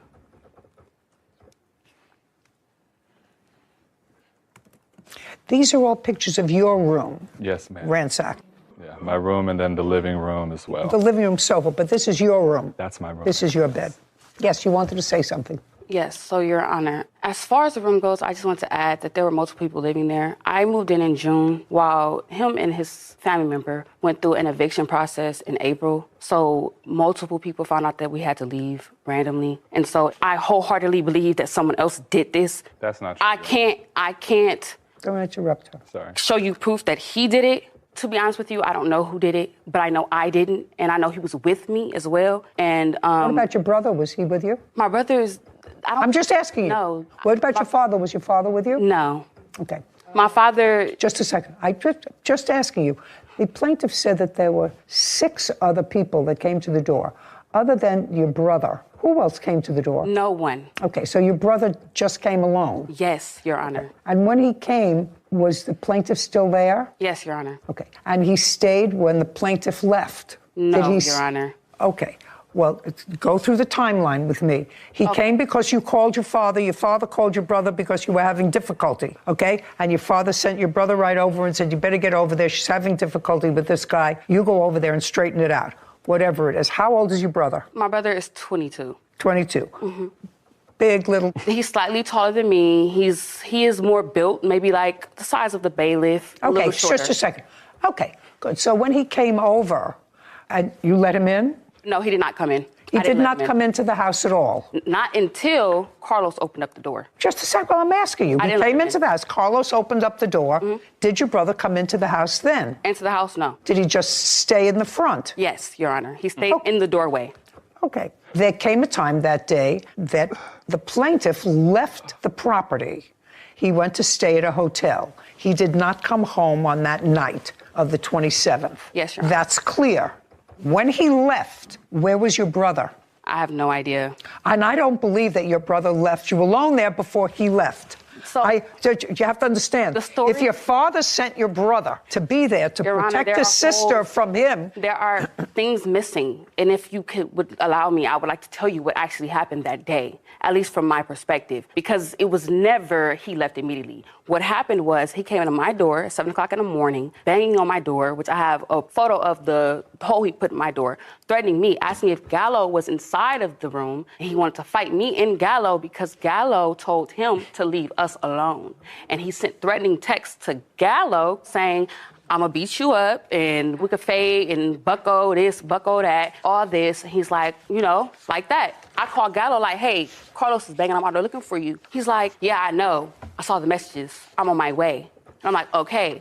So we're arguing. He's at my door. I call my dad because I'm like, I don't know what's gonna happen. And he's like, oh, he gets upset. So he calls my brother. My brother, he happens to work in the West Side as a security guard. And he's like, well, Pops just called me. Do you need me to stop by? I understand all that. Exactly. Go ahead. So after he gets there, sees Carlos outside, I go downstairs after Carlos goes to his room, and I talk with my brother. And he's like, well, what's going on? And he's like, why he don't want to come outside? And yes, my brother was very upset because I told him, like, this man was threatening me. That's hearsay. Yes. That's hearsay. So, okay, let's understand something. This all came about, pay attention. This all came about because the two of you work in the same place. You had been living in the apartment for 3 months, and there had been no other police incidents up until this time. For 3 months. This incident, according to what I'm putting together, happened because after your boyfriend Gallo left and had a conversation with him about arguments that you had had with him, which you're not going to tell me about now because you're going to tell me that never happened. That's not something people make up. And he said he got into your business. That's what you felt. He got into your business. No, and Your Honor, just a second. Just a second. And then you were talking about it to people where you both work. You acknowledged that you were talking to people about it where you both work. Yes, Your Honor. He got angry that you were bringing stuff that happened at home to work, and he came to confront you. That's No, Your Honor, that's not. I have text. That's exactly. Just a second. What happened. That's exactly what happened. That is exactly what happened. Exactly what happened. He came to my door because of these text messages. These text messages are time dated. He came to my door because he messaged him. While I was at work over a dispute, it might have been about whatever the coworker said. He basically came to her door in his boxers. No, listen to me. I'm making it simple, Gallo. And so he texts Gallo, say, hey, G, I'm not fucking with her no more because she has an attitude problem. Gallo told the plaintiff, I see what you want, like you're a hater. And Carlos responded and basically said, I want to fade, I want to fight. And that is the morning he came banging to my door, which caused me to call my dad.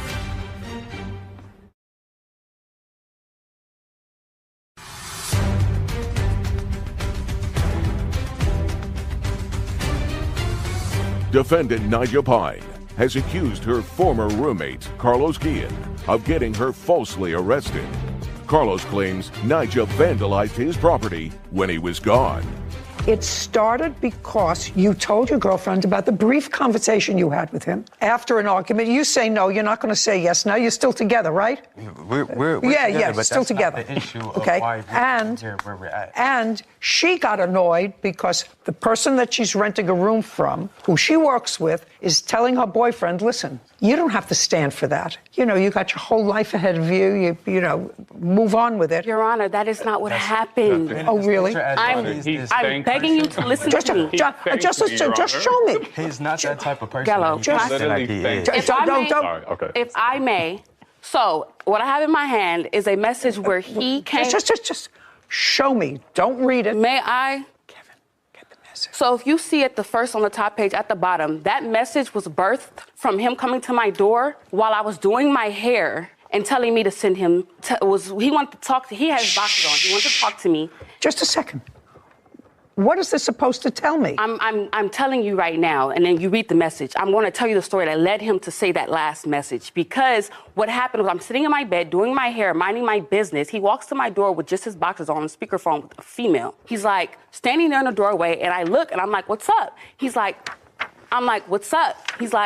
I'm like, all right, well, let me know when you're ready. And I closed the door in his face. Like, I closed it because he has his boxers on. He's standing there, and I'm minding my business doing my hair. So I basically tell him, you know, let me know when you are ready to talk because you're standing here in your boxers like I'm good. And so when I open the door after, he's like, all right, I'm ready to talk. He basically like, I'm not with your attitude. Just a minute. Don't slam the door in my face and all this other stuff. And so he texts Gallo that message you see there, say, hey, G, I'm not with her no more because she has an attitude problem. But I was upset because he was standing at my door in just his underwear. And so he texts him that. And then the next series of messages you'll see, Gallo told the plaintiff that basically you need to mind your business and I see what you want, like you're a hater. And Carlos responded and basically said, I want to fade. I want to fight. And you'll see those in the messages. He said, I want to fight. G, ain't got nothing to talk about. You're weird. All this buffoonery, the threats. I don't have dates on this. Is this the 27th of August? Yes, that is that morning. The 27th of August. That is that morning. That's that morning. And that is the morning he came banging to my door, which caused me to call my dad. He came to my door looking for Gallo to fight him. I'm done with this case. I'm done. You have a counterclaim. Yes, Your Honor. I'm going to hear your counterclaim. Right now, this is a disaster, including the cutting up of the couch. There's no question that all of those items are worth $10,000. Now we're going to hear your counterclaim. And your counterclaim is that you were arrested falsely, tampering with tires, lost wages, and cyberbullying. I've read the messages. They're nasty. People say nasty things. That's not cyberbullying. No, there are more. Well, I want you to circle the ones that you say was cyberbullying. Cyberbullying. Give her a pen, please, Kevin. Thank you.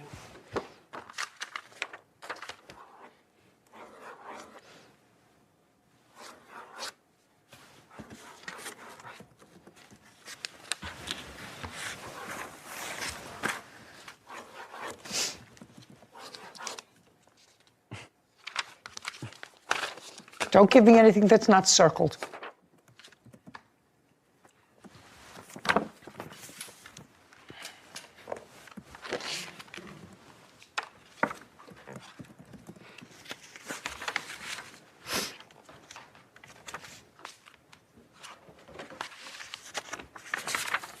Are you still living at the house, sir? I have keys to the house, but That's I'm not what I asked you. Are you still living there? No, ma'am. Okay. I'm reading through these text messages. You said you can't fight stupid with stupid. Instead, I chose to remove my items and kick back in a 5-star hotel until my new place is ready. Yes. So you were moving into a new place. I was, Your Honor, yeah. When did your lease start? It would have started on September 10th, Your Honor. Is the place furnished? Not fully, Your Honor. No, I did get a new bed. That's about it as far as furniture and a dresser and like just the stuff I was able to save that she damaged at the home. Just a second, did you take the sofa? No, I did not take the sofa. Did you buy a new sofa? No, I have a studio, so it can't fit. So it doesn't fit? No. Anyway, so you were moving. So you purchased a new bed. Do you have the bill for the new bed? Not on me, Your Honor, but it's Well, the that's same. what, you know. Yeah. She may have destroyed all this stuff, but if you weren't taking the stuff with you anyway because you have a studio apartment, Right. Yes, ma'am. you had to buy a new bed. I could understand you not having this bed. Right. Okay. Well, first of all, it's not cyberbullying. Any of this is nasty, but it's not cyberbullying. He does say in these emails, he came crying to me at 7 a.m. talking about how she beats him, calls him names, and says she wants him out of her life. I simply told bro not to worry about himself, to move on, just like any person with common sense would. This trick decides to go around my job and tell people I'm dirty. I don't pay my bills, and I'm trying to blank her man. All right, so I've just stricken cyberbullying. You have bill for the bed, sir. And if you don't, I'm going to allow you to tell me what you spent for it, because so far the $10,000 is coming down. How much was the bed? $5,000, Your Honor. Show me. I didn't bring the receipt for the new bed. It was just for that bed that she damaged. Because I have a Kelly King now. She damaged my queen. So I have the comp for the queen bed that it was. Well, I'd like to see that bed, which I see here. So you're going to show me a comp to this bed. Yeah, sure. Okay, let's move to false arrest. Well, you were arrested in part for vandalism, is that correct? No, Your Honor. Well, that's what the police report says. Well, honestly, I haven't been able to see the police report, but I know that based on what officer gave me, I was arrested for theft. Okay, what I'm telling you was the police report says he reported that the suspect vandalized property, also that property was missing from his bedroom, but he is clearly accusing you of vandalism. And the report says a report of theft, but the officer clearly arrested you probably for both charges because the police report says vandalism, and I find that was a legitimate arrest. No, Your Honor. That's what I find. Okay. And I go to my car to go to work, and all 4 of my tires were flat and bolts were missing. So were the tires flattened and slashed? To be honest, I don't know, but they said there were holes in it and they weren't patchable. I don't believe in serendipity and coincidence. This is far too coincidental.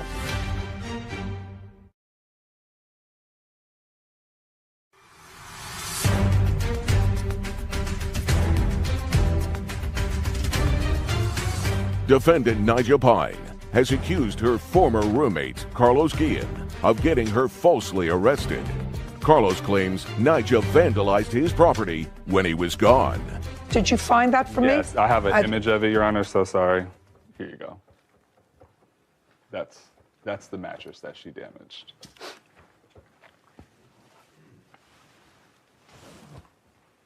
So you had a queen and you bought a split king, is that what you're telling me? Yes, I bought a Cow King, yes. Okay, so that was $3,000. Yeah. Okay. And you left this bed here, or what did you do with it? I had some people clean it, so. You had what people clean it? I called my maintenance people who helps out with the house and stuff, and he got some of his crew, and they cleaned out and cleared out the whole apartment, Your Honor. Cleaned out the whole apartment? Yes. What did they do with the bed? I believe they trashed it, Your Honor. I'm not sure. You don't know. Do you have a bill from them? From them, no, Your Honor. You don't have anything. I mean, what is it that you have? You don't have a bill for a new bed. Yeah. You have a bed that you say is comparable. You don't have a bill from the people who cleaned out the apartment, because I assume somebody had to clean this apartment. Right. If you were moving out. Right. Well, right. I know I'm right. All right. I'm getting more disgusted with this case at every turn. Strike $10,000. Tell me about your tires. When did you find your tires So the tampered 27th, with? after the police left, after we agreed to peace, I went upstairs to go to sleep. He was still in the house? Yes, Your Honor. On the 27th? And when I woke up, I was getting ready to go to work. I noticed the electricity was off, which in those papers I gave you, he stated he turned off the electricity. Yes. Electricity was off. Everything was gone as well. Like, not everything, but like weird random things, like the microwave was gone. It was like a PS4 and like some like game setup thing that was gone. Okay. Like all of the valuables were gone. So he had taken some of his stuff out because he was Right. moving. Mm-hmm. Well, he moved. Are you telling me he didn't move? Didn't move? Not yet. No. Oh, he's still there. He was still there. But I mean, today, now. Is he there now? Oh, no, Your Honor. But he was still there. Like, his things were still there. Some of his things were still there, but he took some things with him. He took. When he left on the 27th. With the things he claimed was valuable. Anyway, so I go downstairs and I go to my car to go to work because, like I said, I didn't think this would go any further, to be honest with you. And all 4 of my tires were flat and bolts were missing out of my tires. You have photographs of that? Yes, Your Honor. I'd like to take a look at it. Are these repeats? Oh, this is one with the timestamp. Thank you.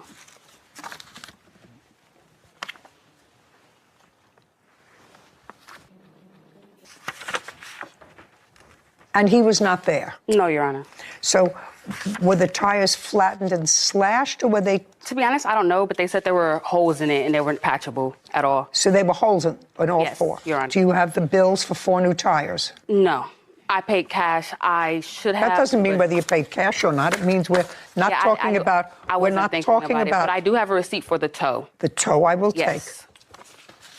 Which I ended up having. So we used Gallo's AAA, and it was his 4th tow, so he wasn't going to be able to get another one after that. So I ended up paying him for the extra tow, which is $90. And then I bought 4 new tires. Well, I can't help you with the 4 new tires because okay. what you Come come from here for is to prove to me any element of your claim. Right now, the plaintiff has not proven all the elements to his claim for $10,000. I believe he had to buy a new bed because that bed was destroyed. And I've already indicated who I believe is responsible for that. I do believe that he or somebody acting at his bequest, because I don't believe in serendipity and coincidence. This is far too coincidental. The damage to the home was far too coincidental to your argument with him, and the damage to your car is far too coincidental for me to be comfortable with. So I would, if you had a receipt, and we're not talking about years ago, we're talking about recently that you say you had to buy 4 new tires.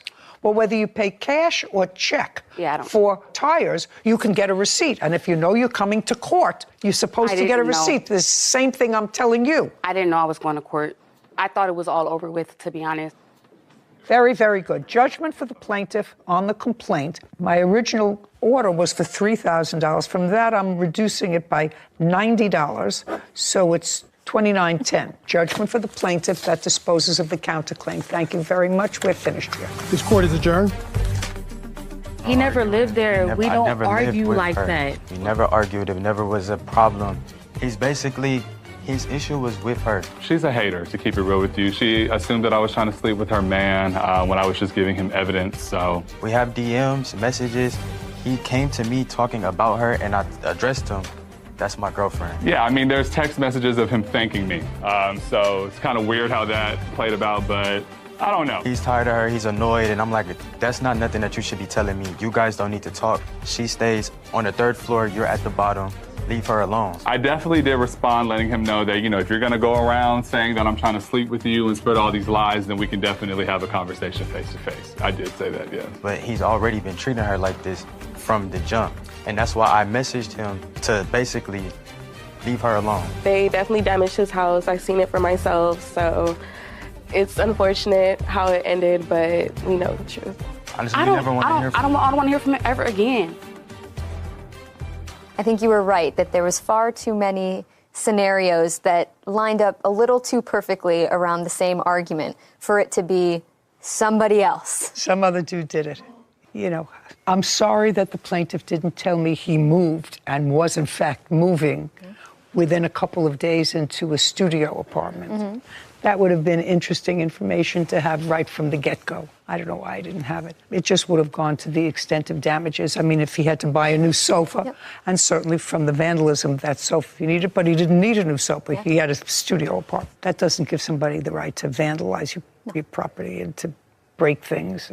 But the law is allowed to use common sense in determining damages. And I think your final ruling on canceling out the defendant's countersuit with the plaintiff's too large of an ask for damages was the right call. You think so? I think so. You know. I wish she had the receipt for tires. You could put two and two together that, okay, clearly. Oh, I saw the photographs. The tires were clearly flattened, but you don't know if they were flattened as a result of somebody taking the plugs off them and just letting the air go out of them. And without a receipt or without a mechanic's note. Really don't know. And this all happened 2 months ago, so she should have the bills. Anyway, you tried to use common sense. And when the physical evidence isn't there of who done it, you sort of try to piece together a scenario that makes sense. Unfortunately, now you have some text messages and you have emails that assist in that.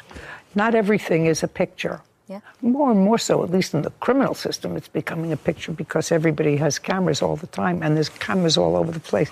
But in these civil actions, very often there are. Vanessa Howard is suing her former friend, Ontrell Brooks, for a car loan. Court come to order. All rise. Have a seat, everyone.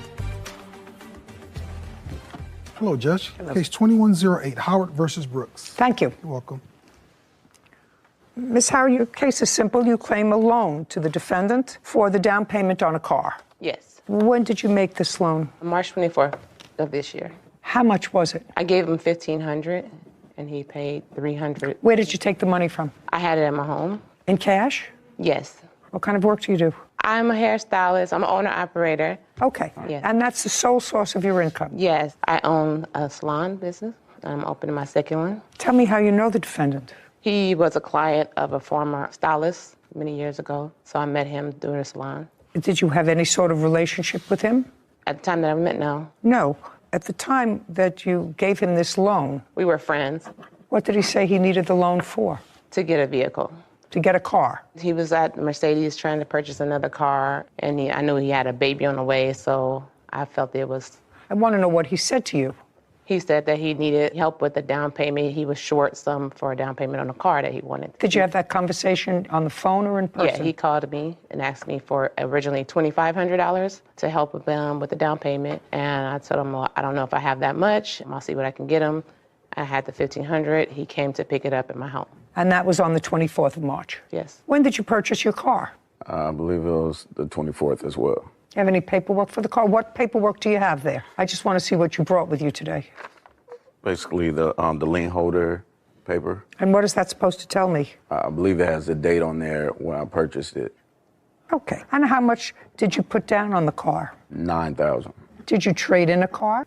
No. Why did you need $2,500 from her? I actually didn't ask for it. I just mentioned to her that I No, well, needed just a it. second. I asked you a question. Okay. Why did you need extra money towards the down payment? Did it affect the payments? Did it affect the insurance? Did it affect the yes. premium? Basically, the car, it was like $74,000. So if I was to put down a lower payment, like you were saying, the payment would be higher for the monthly. So if I put down a little more, it dropped it down a little bit. Yeah. Yeah. Yeah. So she gave you $1,500, not $25,000. Yes. But she gave you $1,500. Yeah. And she gave that to you around the same time that you purchased the car. Were you current in your insurance payments on the car? Yes. And then you crashed the car. Yes. And the insurance company paid the lien holder on the car. Yes. Made the payout. Yes. So you didn't get any money from the insurance. No. So now you have no car, right? I don't know if you have a car now. I have a car, yes. Well, you got another car. Yes. What kind of car did you buy? Tesla. A Tesla. And how much did you pay for the Tesla? I put down like $8,000. Where'd you get the $8,000 from? I work. I have a place where I hold traveling nurses. Did you take the money out of a bank or did you have it in cash? I had it in cash. The $8,000. Yeah. How much money do you make from this business that you have? It varies depending on how many nurses I have staying there. So you own the property? Or do you manage the property? I manage the property. So it's basically housing nurses or people that travel for business. And how long have you had that business? I've been doing that for maybe a couple years now. That's how you support yourself? That, and I do training as well, fitness training. Okay, so now you paid back $300 of the $15, right?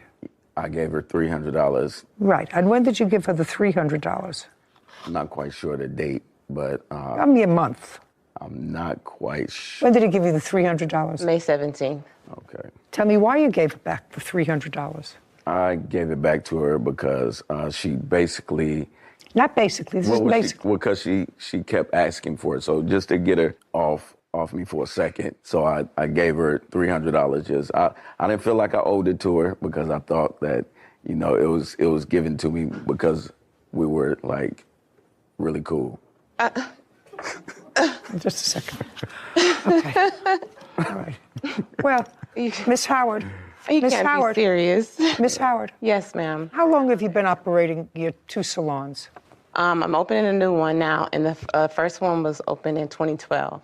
Do you live with anyone? My children. How many kids do you have? I have 3. How old are they? I have a 17, 18, and 21-year-old. Big kids? Yeah, college and high school, yes. Who supports them? I do. From Their your father work? helps too, yes. From your work. Do you live with their father? No. No. But he also helps. Yes, with he them. does. And you sound like a really intelligent, put-together woman who's had her own business, who's got 3 kids, or college kids. Yes. Moving forward. Yes. Why? Why do you think, you know, I know that you work, because if you're a hairdresser and that's your source of income, you work really hard. It takes a long time to accumulate $1,500. You know, I'm sure you get some tips and stuff. That's the cash that you keep. Yeah. So you work hard and you've got 3 kids who need money. He wants to buy an uber expensive car and he wants his payments to be lower. So he says to you, not that he needs it. See, he doesn't need it to get a car. He wants it to make his payments lower. That's not how he presented it to me. How did he present it to you? He said he needs help. He needs the money for the down payment. And I knew, he told me that, you know, the situation, his car got taken away or whatever. And his car got what? His previous vehicle was taken from him. From how?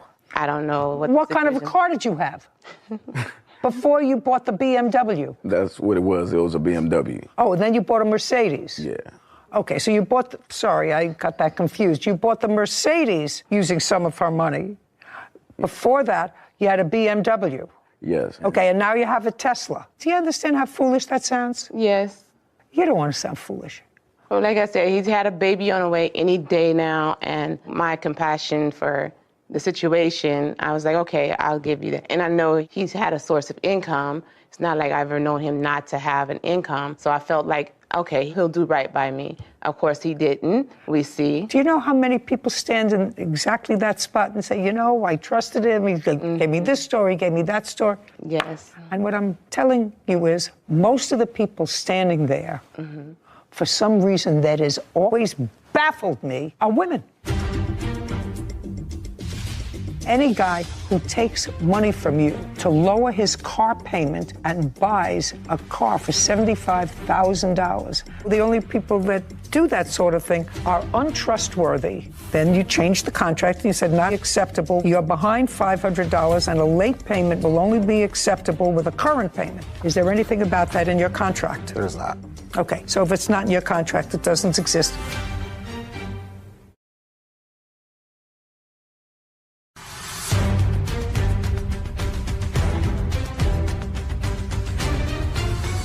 Van Hess Howard claims her former friend, Ontrell Brooks, owes for a car loan. Most of the people standing there, for some reason that has always baffled me, are women. Yeah. Very rarely do I have guys standing there and say, you know, she asked me for this, and so I knew she had a baby on the way, and I felt sorry for it, so I gave them money. Right. Most of the time, they say goodbye, which is what you should have said. And Absolutely. You appear to be much too fine a lady and Thank you. a hardworking lady. Don't give anybody, No more. any guy who takes money from you to lower his car payment and buys a car for $75,000 and asks you for $1,000 or $2,000, knowing that you're a working gal and that he didn't need it to buy a car. He could have bought a car for $50,000. He could have bought a car for $30,000. Right. Likes to drive fancy cars with somebody else's money, okay? Yes. So the only people that do that sort of thing are untrustworthy, usually, as my great-grandmother would call them, bums. So I would suggest that you be smart in the future. You're a hardworking lady. Hold on to your money. If you want to invest in anything, invest in your children's future. We're done here. Judge complaint. This court is adjourned. Mr. Brooks took my money with no intentions of paying back. I thought it was, she gave it to me. Oh, car crashed, my tires got slashed. I thought it was a gift because she really liked me. Don't let men borrow money. Lovely woman, hardworking woman. She's going to have a chain, as Dolly Parton would say, have a chain. Going to have a second salon. On the other side, you have somebody with zero judgment. He's well versed in other people's money. Why a perfectly sensible, bright woman would take money that she worked really hard for and give it to somebody that she hardly knows. Women have to be smarter. The women have to be smarter, worry about themselves. Yeah. Case 2113, Pickett versus Glick. All parties, please step forward. William Pickett is suing his former friend, Clinton Gick, for unpaid car payments and vehicle damage. Mr. Pickett, you and the defendant, according to what I've read, were friends. You knew each other. Yes. You had a car that you were interested in selling. The defendant was interested in purchasing the car. Your car was 10 or 11-year-old vehicle, Correct. Is that correct? Yes. When had you purchased it? I purchased it about a year or so prior. So you only had the car for a year. You were not an Sure original enough, owner. Yeah. Did you pay cash? I did. How much did you pay for the car? Roughly $10,000, $10,000. No, I want to know. I mean, you came to court today, not a roughly. Today we know the numbers. We're not talking about something that happened 20 years ago, something that happened a year ago.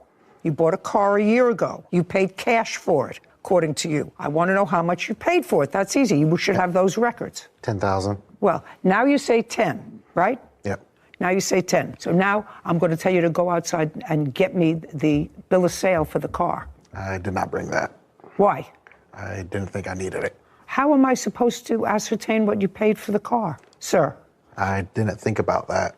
Should have thought about it. I thought about it right off the bat. You had the car for 1 year. And when did you sell it to the defendant? 3/18 of 22. For how much? $10,000. Well, then you're a genius businessman, because unless this 10, 11-year-old car, Mr. Pickett, had something really unusual about it, most cars depreciate the moment you drive them out of a lot. You bought this car from a company, which means you paid more for it than if you purchased it through a private person. You understand that? Yes. Of course. So there was clearly a markup. Sarah, take a look at a 2012 Dodge Charger with 148,000 miles. I got it. Between 7,500 and 10,000 for a private party sale. Okay, so as I thought, the value of the car went down from when you bought it, but you sold it to him for $10,000 because he was making payments, I assume, because he was making payments. Did you have a written contract? I did. I'd like to take a look at it.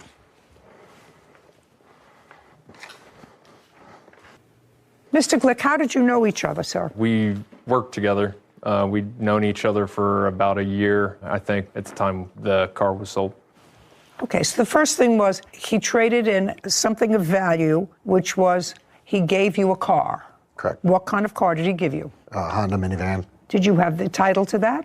Yes, I did. Did he turn over the title to you? He did. What did you do with the Honda minivan? I sold it. To whom? Someone off of Facebook Marketplace. Okay, when did you sell it? A few weeks afterwards. How much did you sell it for? How much did you say you sold it for? $1,000, $1,200. Let's get specific, Mr. Pickett. $1,000. I'm not exactly sure what he sold it for, but clearly acknowledges at least $1,000. So this is what the lawsuit is about, and I've read your contract. According to the contract that you have here, you listed the dates, the schedule of payments, and you marked off when he paid and when he didn't. But we're going to go through the dates, and your lawsuit seeks damages to the car, repo fees, the unpaid contract price of the car, because you repossessed it, and you want him to continue until he's finished paying for it, right? That's what you want. Yes, ma'am. And the defendant has a counterclaim. And his counterclaim, in effect, although he doesn't articulate it in legalese, the basis of his countersuit is that there was never any meaningful breach of the contract, and that he tried to make his payments pursuant to the contract, and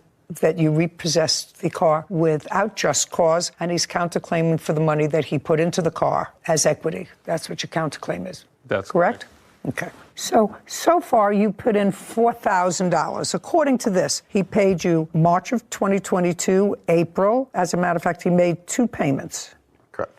Payment schedules for every 2 weeks. 6/17, he made a partial payment, but made that up on 7/1, so he was up to date. Then you say on the 15th of July, he missed a payment. Did you miss a payment the 15th of July? Yes, I did, Your Honor. Tell me why. At that point, the plaintiff had already threatened to repossess the car several times before I'd ever missed a payment on the car. Because you made a partial payment once in June. Yeah, and also... But then made it up again within 2 weeks. Yes, exactly. Okay, so you had already said to him, you missed payments, I'm going to repossess the car. I informed, I didn't threaten to repossess it. No. Yeah, yes. Yeah. Yes. Okay, so you missed a payment on July 15th. Yes, and I informed him when I missed the payment that the reason for missing it, he had just filed for bankruptcy, and with his bankruptcy and the threats to repossess the car, I had decided that I wanted to miss, as it states in the contract, that I could miss 2 consecutive payments before repossession. I wanted to talk to a lawyer and make sure that I wasn't going to be putting even more money into a car that you weren't going to have equity in. Exactly. Okay, so that's why you missed July 15th. Yes, that's okay. correct. And it's the 29th of July, also missed. Yes. So I attempted to give Mr. Pickett a $500 payment on the 29th. He refused to accept that payment, and I have that in text. I'd like to see it. Text messages. I'd like to see it. Do you acknowledge that he attempted to give you a payment on the 29th? Yeah, he attempted to make a partial payment. He attempted to give you $500. Correct. And tell me why you didn't accept the $500. He missed the payment on the 15th. I informed him on the 16th that I would not accept a late payment unless it's in conjunction with the current payment. You can't change the contract, sir. You can't change a written contract. There was a loan on this car. Yeah, there's a title loan on it. Oh, you didn't tell me that. That adds a different wrinkle to this whole thing, because you told me you paid cash for the car, so I assume there was not a problem.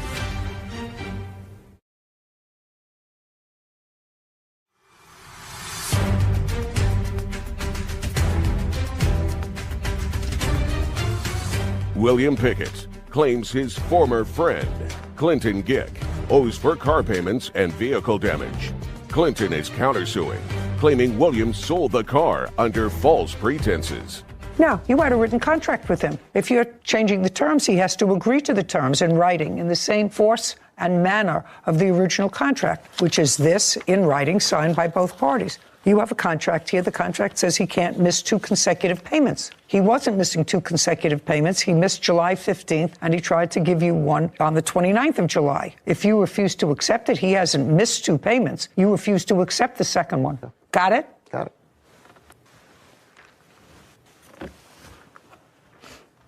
Okay, well, I see the interchange, Mr. Pickett, and the interchange clearly says you're paying your $1,000 today or returning my car. He says, I'll be giving you my $500 payment that's due today. Then you changed the contract and you said, not acceptable. You're behind $500 and a late payment will only be acceptable with a current payment. Is there anything about that in your contract? There's not.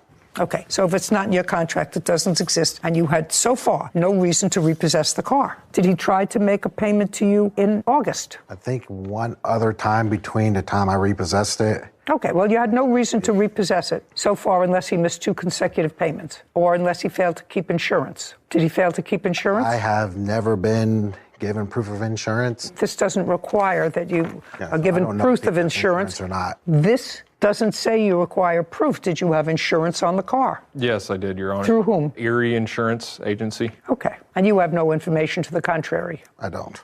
Okay, fine. So at the time you repossessed the car so far, Mr. Pickett, you didn't have basis under your contract to repossess the car. There was also other terms that I believed he had violated. Well, let's hear them. So far, he didn't miss 2 consecutive payments. Had you filed for bankruptcy? I had started filing for bankruptcy, yeah. Is that completed? Still hasn't been discharged yet. I think I have another month or so. Was this the first time you filed for bankruptcy? Yes, buyer misses 2 or more consecutive payments. Buyer fails to maintain full coverage under insurance. Any significant damage to the vehicle that is not repaired in 30 days. Did you notify Mr. Glick of any damage to the car? Give him notice and say, pursuant to the contract, it has to be fixed in 30 days? We had talked about it when he came to drop off one of his payments, and he said... Well, give me a month. It was... A month and a year. It was in June. June of 2022, he came over to drop off a payment, and that would have either been on June 3rd or June 17th. Correct. Okay, and tell me about the conversation. I said, hey, there's a dent in the front now. He said he'll get taken care of. At that point, I didn't really inspect the car. Because I don't care what you didn't do. Yeah. I want to know what you did. Yeah, I told him, it needs to be fixed. And he said he'll get taken care of. Okay, and? When I repossessed it, it was still there, as well as more damage. Okay. Did he talk to you about the dent in the front? I don't recall that conversation ever happening. There was text messages sent to me about damage to the car. The car had dents and dings all over it when I got the car. I mean, the front bumper even had significant damage to it. You repossessed the car at the end of August. Where is the car now? At my house. What's it doing at your house? I was just sitting there for the moment. Well, what's your intention to do with the car? Give it up in my bankruptcy or repair it and keep it and pay it off. Who has the title? The title loan company. So there was a loan on this car? Yeah, there's a title loan on it. Oh, you didn't tell me that. That adds a different wrinkle to this whole thing. Because you told me you paid cash for the car, so I assume there was not a problem. When did you take out a title loan on the car? I took out the title loan. Month and year? One of them was in December of 21. Did you know that there was a title loan taken out on this car? I knew that there was one. I didn't know that there were multiple. I don't know if, but yeah, I did know there was a title loan. Did you know in what amount? No, I was never. Well, that's pretty dumb of you. Yeah, I agree. Well, because if you're buying something free and clear that he owes nothing on, that's one thing. How much was the title loan? Roughly $6,000 is what was owed on it still at that point when he bought it. How much did you pay off? A few thousand by that point. It's super high interest. Okie dokie. Mr. Pickett, your claim against the defendant is dismissed. I'm now entertaining his counterclaim. Do you understand? Yes, ma'am. You get stuck with this car. Now, problem is, you drove this car. Yes, was it your primary source of driving the car? Yes, it was. Okay. For 1, 2, 3, 4, 5, 6, 7, 8, 9, 10 months. Right? Yes. Okay, so, Mr. Glick, this was your primary vehicle. How much do you think it would cost you to rent a car per month? Per month. Give me a figure. To rent a car? Yeah. Per month, I would say $900 a month, probably something like that. $900,000 a month, maybe. Okay. Based upon what you told me, it's not so egregious because you had the use of the car for 10 months. I actually don't think that an 11-year-old car would cost that much to rent. $900 a month, considering that you also paid for your own insurance. Correct. And if you rented a car, that the insurance would, of necessity, come with a car. Sarah, could you look up for me best deals on leasing a Dodge Charger? I don't know what that is.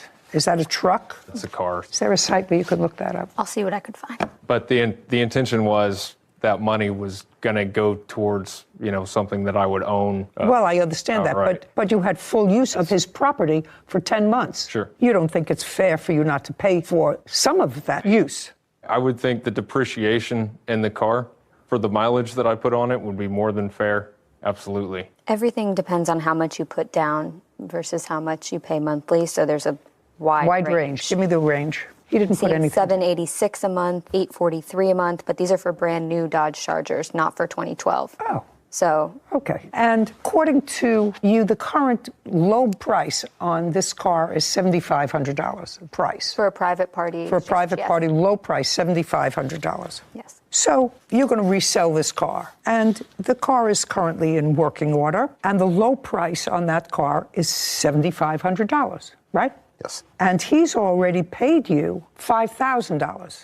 Yes. In order to break even, if you sold that car, all you need is $2,500. Correct. So I think that it's more than fair to give you credit for the $2,500 from what you paid. Okay. You paid $5. Half of that seems to be a more than reasonable figure to have full use of his property, and he repossessed the car. I don't think he had any basis to repossess the car, which is why he dismissed his case. And you certainly don't want to get involved with bankruptcies and payments, so you don't want this car back, because getting this car back will be more trouble for you than anything else. Exactly. I absolutely understand that, because then you're dealing with his creditors and whatever. I'm not trusting that whole situation. In any event, I don't think that you paying $2,500 towards the rental of the car over a 10-month period is unreasonable. And then he's whole. Then if he wants to spend money to have the car spruced up before he sells it, well, maybe he can get $8,500 for it, and then he's whole. So now everybody's happy. Judgment on the counterclaim for $2,500. We're finished. Thank you very much. Thank you, Your Honor. This court is adjourned. I'm very happy. You needed a car, I had a car. I don't think it was an honest transaction on his part. I'll keep buying and selling. So yeah, I think he was just trying to get a quick payday. So I just want to make sure I have this right. The defendant was paying the plaintiff $1,000 a month towards the vehicle that the plaintiff had a title loan out on, but instead of paying off the title loan so the defendant would have the car free and clear, right, he decided to keep the payments and not pay off the title loan. Correct. Which means that even after he completed the payments, which he was halfway finished with, he could not have gotten clear title. Yeah. Because the title is with the loan company. And he's filed for bankruptcy, so you can't come against him. Slick. Yeah, sticky situation. Yeah. Is suing her nephew, Noah Tiarina, for the cost of a Toyota 4Runner. Court come to order. All rise. Have a seat, please. Hello, Judge. Thank you. Case 2160, Canellas versus Tiarina. Thank you. Ms. Canellas, is this your son? Yes, ma'am. And his name is Chris? Yes. Okay. This case is about a truck Toyota 4Runner, yes, ma'am. that was titled in your name, about 21, 22 years old, but was in the possession of your son, Chris. Yes, ma'am. And then Chris went to jail. Yes. And your great-nephew moved into that house. Yes, ma'am, correct. And you moved into that house with your wife, girlfriend? Fiance. Fiance. When are you getting married? So we're waiting on our second daughter in February, so after February. Okay, well, that's not the way we usually did it 100 years ago in the Stone Age, but I understand that that's the way a lot of people do it these days. Anyway, you moved on to the property. When you moved on to the property, in addition to some other things, there was this truck. When did you give your son the truck? In what year? It's always been his truck, but I titled it over to him in 2021. Okay, so you signed over a title to him. Yes, ma'am. So it's not your truck anymore. So what are you doing here, suing for it? He was never able to go and transfer the title or go and register it, so... Because there was not one. If you say that again, it won't be good for you. We don't shout out here. I run a very organized shop. Got it? Yes, ma'am. Okay, so you acknowledge that it's always been his truck. Did you buy it new? I bought it used for When? graduation in 2005. What's the value of it? Just between $3,000 to $5,000, but that's based on 100,000 miles and good condition. So okay, Chris, stand up, please. On what date did you go to jail? April 20th, 2022. How long were you there? Till July 11th. What were you there for? Drug charge. Is that still pending? No, ma'am. When you were arrested or when you were incarcerated, was there an engine in this truck? Be very careful in your answer. Was the truck running? Yes, ma'am. How many miles did the truck have on it? Roughly 220,000. And you were in the house and you disposed of the truck. Amongst other things, yes, ma'am. All we're talking about here is the truck. Okay.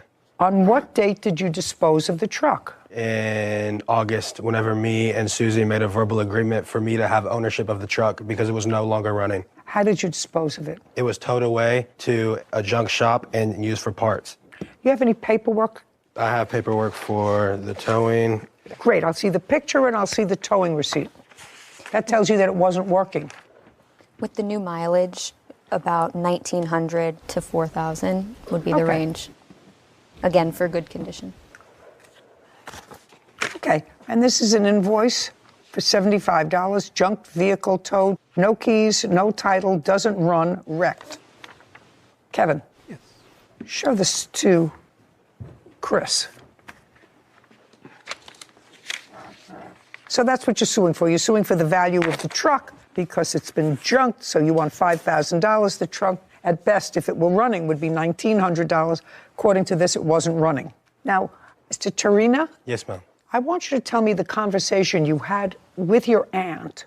Her son was now out of jail because if this happened in August, you got out of jail July 11th. Yes, ma'am. Where did you go? I went to my mother's house. And that was before the truck was towed. Yes, Your Honor.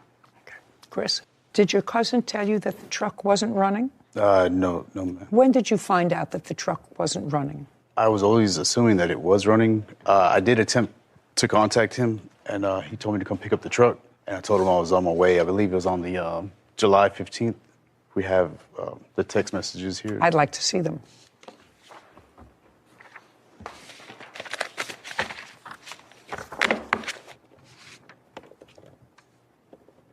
Okay, so this all sounds very civilized. Yes, ma'am. Okay. Chris, when did it become uncivilized? It really never became uncivilized. We just, whenever I went to go get it that day, I think something happened and... Yeah. I'm not following you. Okay. We were all over the place. This all sounds very civilized. He's living in the house now. You were not. Right. Some of your stuff was still there. Correct. You know each other a long time. Mm-hmm. He said, some stuff I'll throw away. You said, okay, but the other stuff I've got in the house, come by and pick it up. Okay. Yes. At that time, he had to have told you that the truck was not running because he said the truck is at the exact same spot where you parked it. Right. Well, I just assumed they didn't have the key because a lot of my belongings got thrown away. Well, they didn't have the key because the tow people said that there was no key. Right. That's just why I assumed the truck was still in the same spot. Okay. Now you find out that the truck is not running, right? Because you went there to pick up some of your stuff. Come on. Yes, ma'am. Yes, and that was in July because you said you were coming over July 15th. Yes, ma'am. So you came to his house where your truck was sitting. Yes, ma'am. What did you find out about the truck? The truck was still in the same spot and it wasn't running. Same spot? Same spot. Did anybody prevent you from taking the truck when you came? No, ma'am. Then why didn't you take it? Just simply for the key. I didn't have the key to turn it on. Just a second. April, May, June, and July. So the car had not been touched in 4 months. That's what you're telling me. While you were incarcerated, and if you just said to me the car was in the same spot from the time you left now, and there was no key. So you had no idea whether the truck was running or not, right? Well, I just assumed that it wasn't running because of the key, the no key. If you were that interested, you would have found out. You would have called a mechanic. They would have come. They would have jump-started the truck, and somebody would have made you a new key. Then you could have taken the truck. He doesn't have to keep your truck on his property. Well, first of all, my family member said that they were evicted. They had not been evicted. What evicted? What does that have to do with the truck? At the time, Your Honor, he, of course, was incarcerated. No, he wasn't incarcerated. He wasn't incarcerated when you gave him the truck. No, he was not. No, I see. I have the dates here that you told me. He wasn't incarcerated. He wasn't incarcerated for a year, and he didn't transfer the title. I asked my family member if I was able to go into the house and remove all his items and look for the key and the title so I can have the vehicle removed, and everything was thrown out of the house. So when he came to pick it up, it was gone the next day. I have text messages right here saying that she doesn't like being lied to and she's gonna go the court route. I had an officer knock on my door at 8 o'clock in the morning and serve me papers, try to give me a grand theft auto charge and have a felony on my name. Can I see the text message that she sent to you afterwards? Later. He says you didn't make any payments. I never said I was gonna pay him that back. Well, you told me that you asked him if you could borrow some money. That's what you A couple said. times I asked to borrow money, but the entirety of that, all that, like I didn't say I was gonna pay that back. And he should know he was just being nice.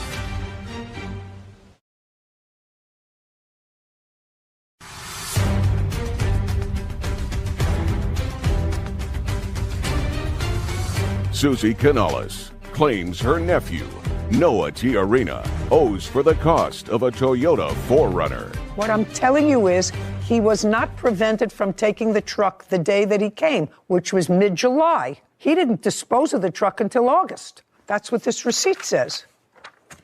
I think. Now, this invoice was prepared 2 days ago. Yes, ma'am. Well, this doesn't say when they took the truck.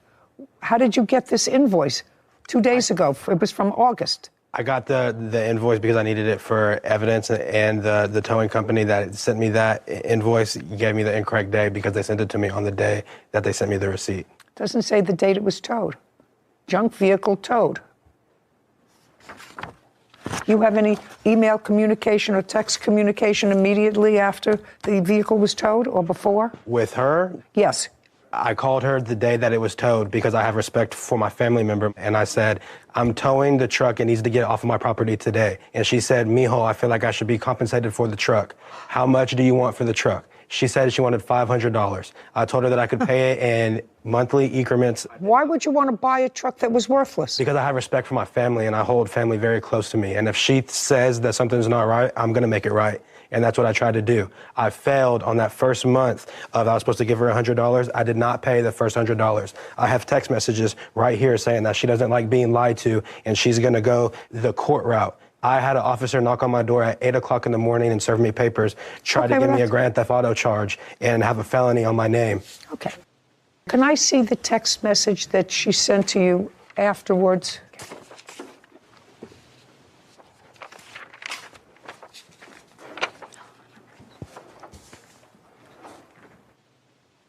Did you recall, Ms. Canales, having a conversation with your nephew about $500 for the truck? No, ma'am, I do not. My witness does. Shh.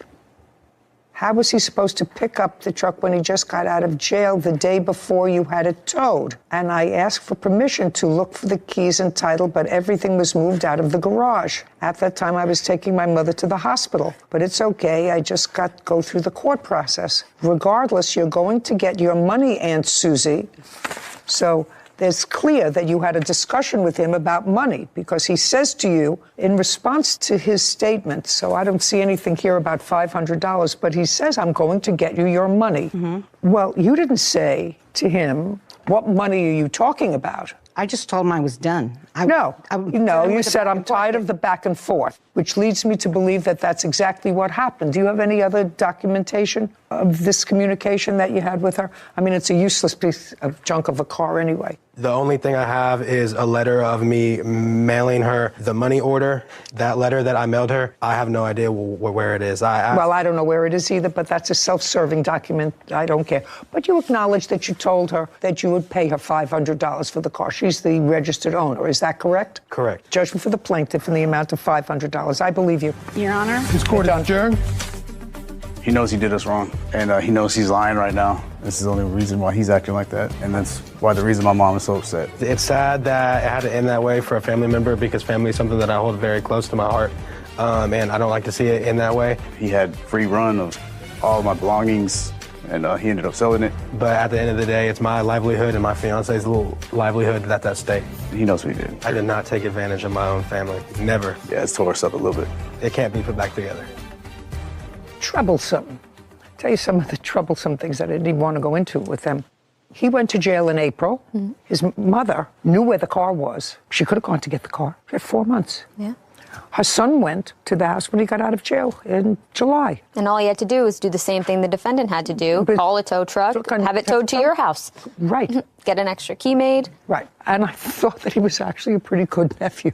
Yeah, I did too. He didn't have to pay for the car, but he felt for his aunt and the situation that she was in. And well, he was just trying to be respectful and probably keep the peace. Exactly. Between everybody. Well, again, no good deed goes unpunished. I was just about to say that. Case 2123, Valenzuela versus Jenkins. All parties, please step forward.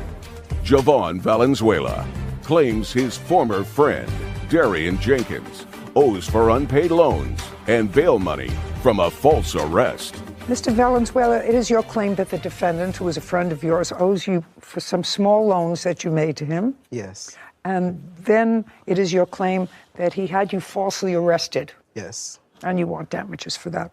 You've known him for a while, according to your complaint. You knew him, you were friendly with him, and then he moved out of state and then moved back. Where did you move to, sir? To Colorado. And you moved to Colorado from where? From Texas. And in Texas is where you knew the plaintiff? Yes. In what year did you move to Colorado? 2019. And in what year did you move back to Texas? This year, 2022. And why did you move back? Why did I move back? You moved to Colorado for what? My family was up there, yeah. And then my family went back to Texas. Oh, so you moved with your family? Yeah. How old are you? I'm 29. Did you live with your family in Colorado? No, we didn't all live together, no. The reason you say you came back to Texas was because your family came back? Yeah. Did you have a job? Yes, I did. Where? I worked from home.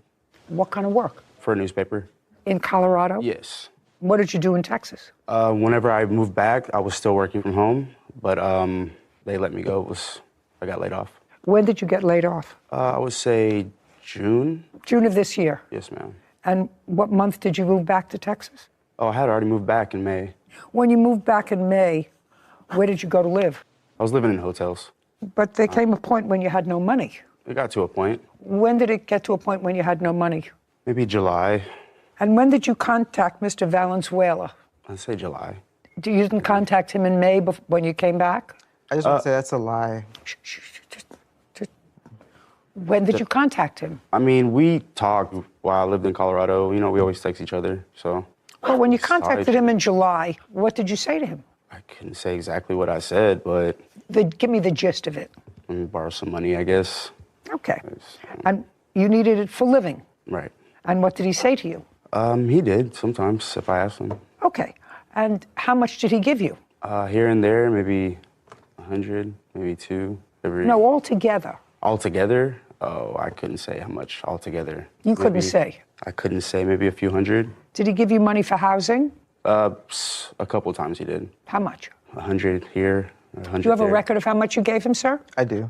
Okay, because he's already said, and would you read that back to me, Whitney, please, about borrowing? Said, let me borrow some money. Right. Okay, let me borrow some money. So tell me how much money you let him borrow. $1,200. Show me. Okay, now tell me what that is that you're giving him, all those papers that you expect me to read. These are screenshots of every time I sent him money. Oh, can I see it, please? Okay, get ready, Sarah Rose. Anybody who came could see that your lip was bloody. You say he fell, must have fallen outside. You don't know how that happened. But if you both are alleging that there was a fight, police would look at you and say, well, he's injured. They wouldn't have arrested you unless you had a warrant, right?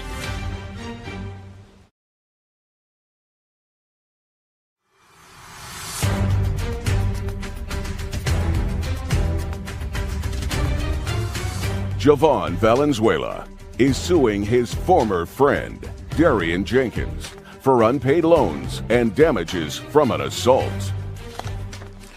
So every time you gave him money... He agreed to pay me back. No, he's already told me that he called you and asked if he could borrow some money, and you said yes, and he said, I don't know how much it was. So if he doesn't know how much it was, you have screenshots of it, and Sarah is going to add them all up. Okay. Of all the money that you said that you borrowed from him, how much did you pay back? 120. Good guess. Did he give you back $120? No. Did he give you back anything? No. Nothing ever? No. Okay. So while Sarah is adding that up, there came a point when you left the hotel. Is that right? Yes. And Mr. Valenzuela probably got tired of giving you money and said that you could stay in a spare room in his house. For the most part, yes. And you moved in August of 2022, the end of August. Yes. And then in September, you had a fight. I don't care what the fight was about. It became physical? He was physical, yes. No, I wasn't, Your Honor. No, I wasn't. Let's say you had an argument that spilled out into the street, because this becomes very important, because there's the other charge is false arrest. And it was a false arrest, you claim, based on his statement to the police that you assaulted him. Right. Right. He says, yes, you had an argument, but you weren't arrested on his allegation that you assaulted him, but you were arrested and held on an outstanding warrant. When the police responded, they found that there was an outstanding warrant. So now I want you to tell me, in September of 2022, did you have an outstanding warrant? That's either a yes or a no. Well, it was on a payment plan. I don't care what it was. Did you have an outstanding warrant? Yes. And the outstanding warrant was for a what? Traffic tickets. What kind of traffic ticket? I think I was speeding and I didn't have my license either. So speeding, driving without a license. What else? You have insurance? I think it was insurance. Not think. Speeding, driving without a license, and no insurance. And no tags. And no tags. And for that, you got fined. Yes. And you didn't pay the fine. I was paying it. Well, there wasn't a warrant outstanding because you were cooperating and paying the fines. The county that I'm in, they said, the police officer said, it doesn't matter if you're on a payment plan. They'll arrest you if they want to. Mr. Valenzuela, did you miss payments on your fine? Yes. Perfect. And so when the police responded to this kerfuffle that was out in the street, when they ran both your names, your name came up with an active warrant. Yes.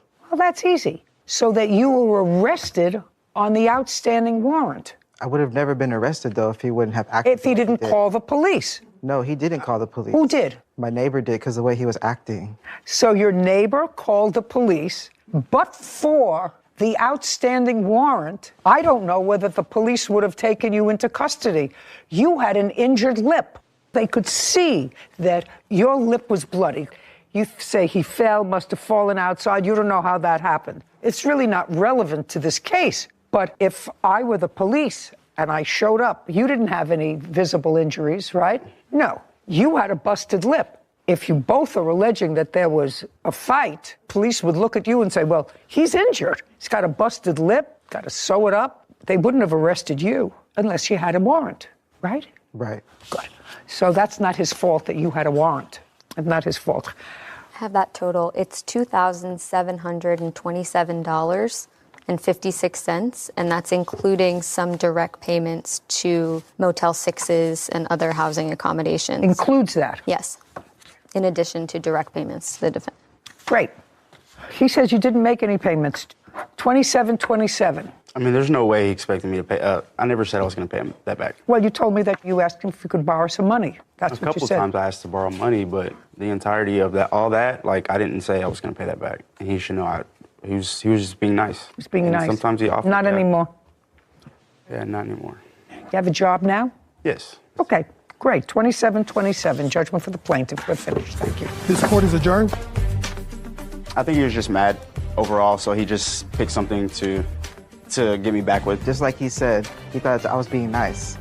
Why would you say you're going to pay me back, but then not pay me back? He was screaming. Yeah, he was screaming. Just screaming, cussing, like, embarrassing. He was acting crazy, and because he was acting crazy, woke up the whole neighborhood. Well, he was drunk, going crazy outside, running around the apartment complex, so she called the cops on him. That's what made my neighbor call the cops, and that's why they came. Oh, no, there's no friendship. It's gone. Yeah. Don't have friends like that, but also don't bite the hand that feeds you. Nothing comes good out of it, so. Just something funny from the receipts that I was looking at. Some of them say, you know, the price really big on Venmo or Cash App, and then it just says completed at the bottom. On some of them, though, you could see heart emojis that the defendant sent thanking him, basically acknowledging that he received the money payment, sent a red heart emoji, and some of them were at very odd hours of the night, like 1, 2 o'clock in the morning.